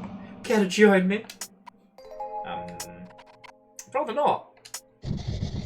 Your hesitation indicates you might be so inclined with enough convincing. Spending more time together would help you make the right choice far more quickly. The link from my hotel door to your room will make visitations far more efficient. This is going way too fast. Whatever happened to the art of courting? Is this it? Is my time up too? Not yet. It takes a few days for my affection to really sink in. I do, however, like to check on the progress of my darlings before our eternal matrimony is settled. Come, sit. Do you love me yet? Do you love me? You've seen me downstairs mix up the shredding me watercolour. What a holy bus, and I think that's very, very intentional. Like, we won't know until we've played through this game. And I always hate doing deconstruction stuff at the beginning or during, because the game is allowed to be whatever it wants to be. And sometimes, while trying to deconstruct a game midway through, you colour your own perceptions of it. But, I mean, this game is about perception, right? How the Duchess sees themselves, how we see them without the third eye of vision. You know, the demonic hotel, all beautiful and opulent, but when we see the truth of it, it's rotted and run down. The Duchess is a monster, but the Duchess sees themselves as this beautiful, effervescent individual. They're not cruel. They love you. It's just inevitable. Right? Like, how far this will go down the path of really shitty relationship discussion, or how far this is like the demonic twist, like what this game is looking to say artistically, who knows? We're like, what, 4 hours in? Who or what even are you? Never heard of a demon that looks for love. Aren't you overcomplicating your role a little bit? Normally the stories talk about stealing souls and torture, not speed dating. But we demons want souls for something. I happen to need love, and you show the signs of someone who can give that to me. In a mere few days, you'll belong to me, Michelle. And there's so much fun to be had. Eventually, you will love me. I believe you can. I have to. Why are you so desperate for love, and why do you think I, of all people, can give it to you?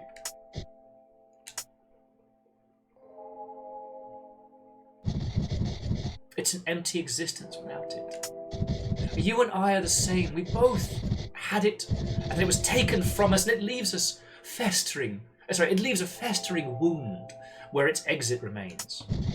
Human hearts have the power to heal. Your pain is fleeting. Your minds can change, and I need that. When you've lost love like I have, there's no coming back from that alone. I need something to fix it. I've been looking for some time, and there's something special about you. I'm not your cure. Why did you pick me? Let's try dating first. Why did you pick me? I have many resources. I know someone who can sense when a person is hollow inside. Before him, I used to pick anyone at random. With his help, I've made much better progress on my latest targets. Well, he must not be great of a marksman if he picked me this time. You should have surrounded yourself with more competent company. If I were less a demon, I might have taken that as an insult. I'm bored. Next time, it would be in your best interest to be more entertaining. Pokow. Ah!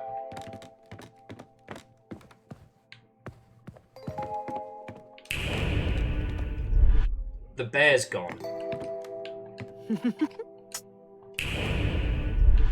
bear is gone.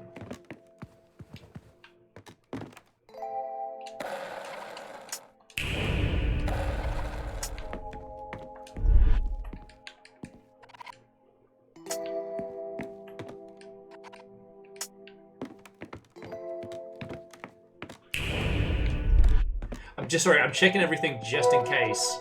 Now this is water! Scott, you remember what you said earlier about how, like, selling bottled water? It's like, we have tap water at home.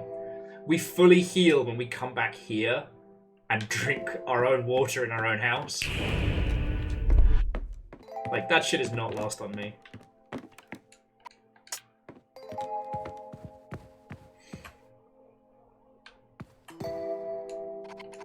Should I sleep? Yeah. Go for a nap.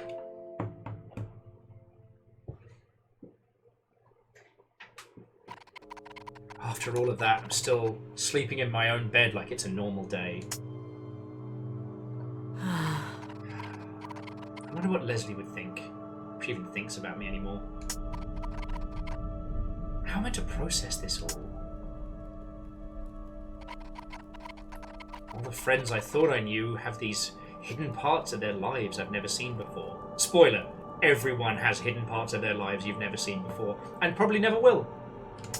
Sorry, I know you know that, but I just... Someone once described the human condition as being an entire galaxy self-contained in a meaty mech suit. With all the complexity of a solar system, and I think about that a lot. Even the people who strike you as often the dumbest are still an entire ass fucking galaxy. I almost lost Robin too, and now there are new faces to get familiar with.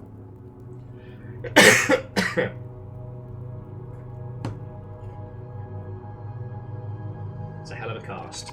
The Duchess. I've not had anyone's attention for so long. Love is terrifying. Maybe this isn't as bad as it seems. Fear is a powerful tool. I've never had power like that. Must be nice. I wonder if I might have influence like that too. Wait, no, that's how she gets you. Your influence will be removed. You won't have any use of your dreams either. So let's cut this one short. Jesus.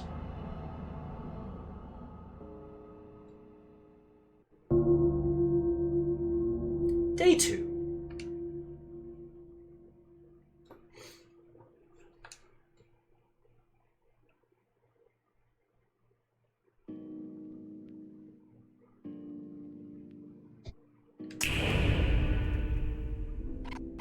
Hey, Lucy! So I heard Robin survived. You didn't get them killed after all! Delightful! I always knew you were the smart one out of all your friends, which should make working with me a breeze. Have you thought any more about our chat last night? Are you ready to get Leslie back? Okay, I'm gonna say we need more time to think about it. Because I think we should work with Robin and with their partner. Time isn't on your side right now, Michelle. My offer still stands, but it won't be available forever. See you again. Hopefully before you've screwed anything up permanently. ...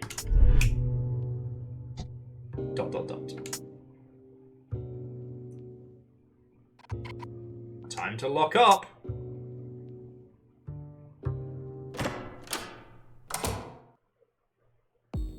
The true force of evil is FOMO. But I tell you what, friends, I'm going to save now.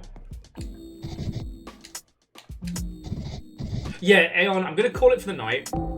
I think I'm still in recovery mode, and I think this is a good stopping point as well. And we can decide if this is something that we want to keep going with as a squad, or what have you. Like, it seems like everyone's been really enjoying this.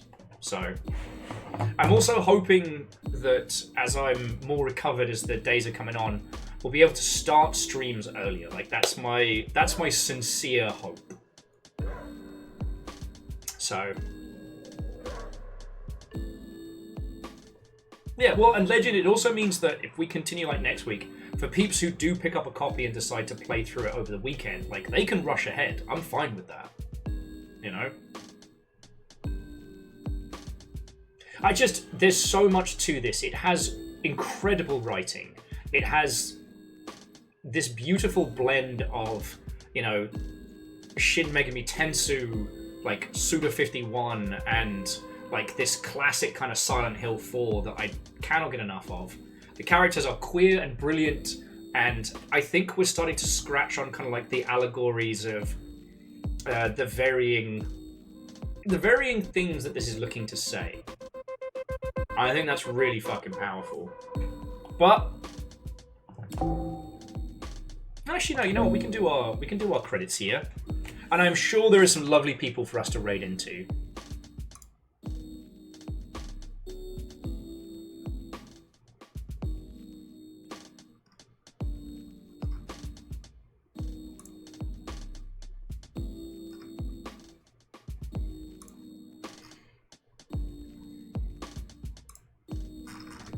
Okey-dokey. Sorry, I do apologise.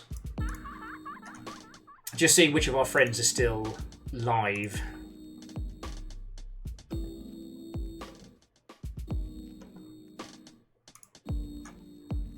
Actually, I tell you what. Usually I would have your lovely selves choose, but DJ is currently doing Satisfactory.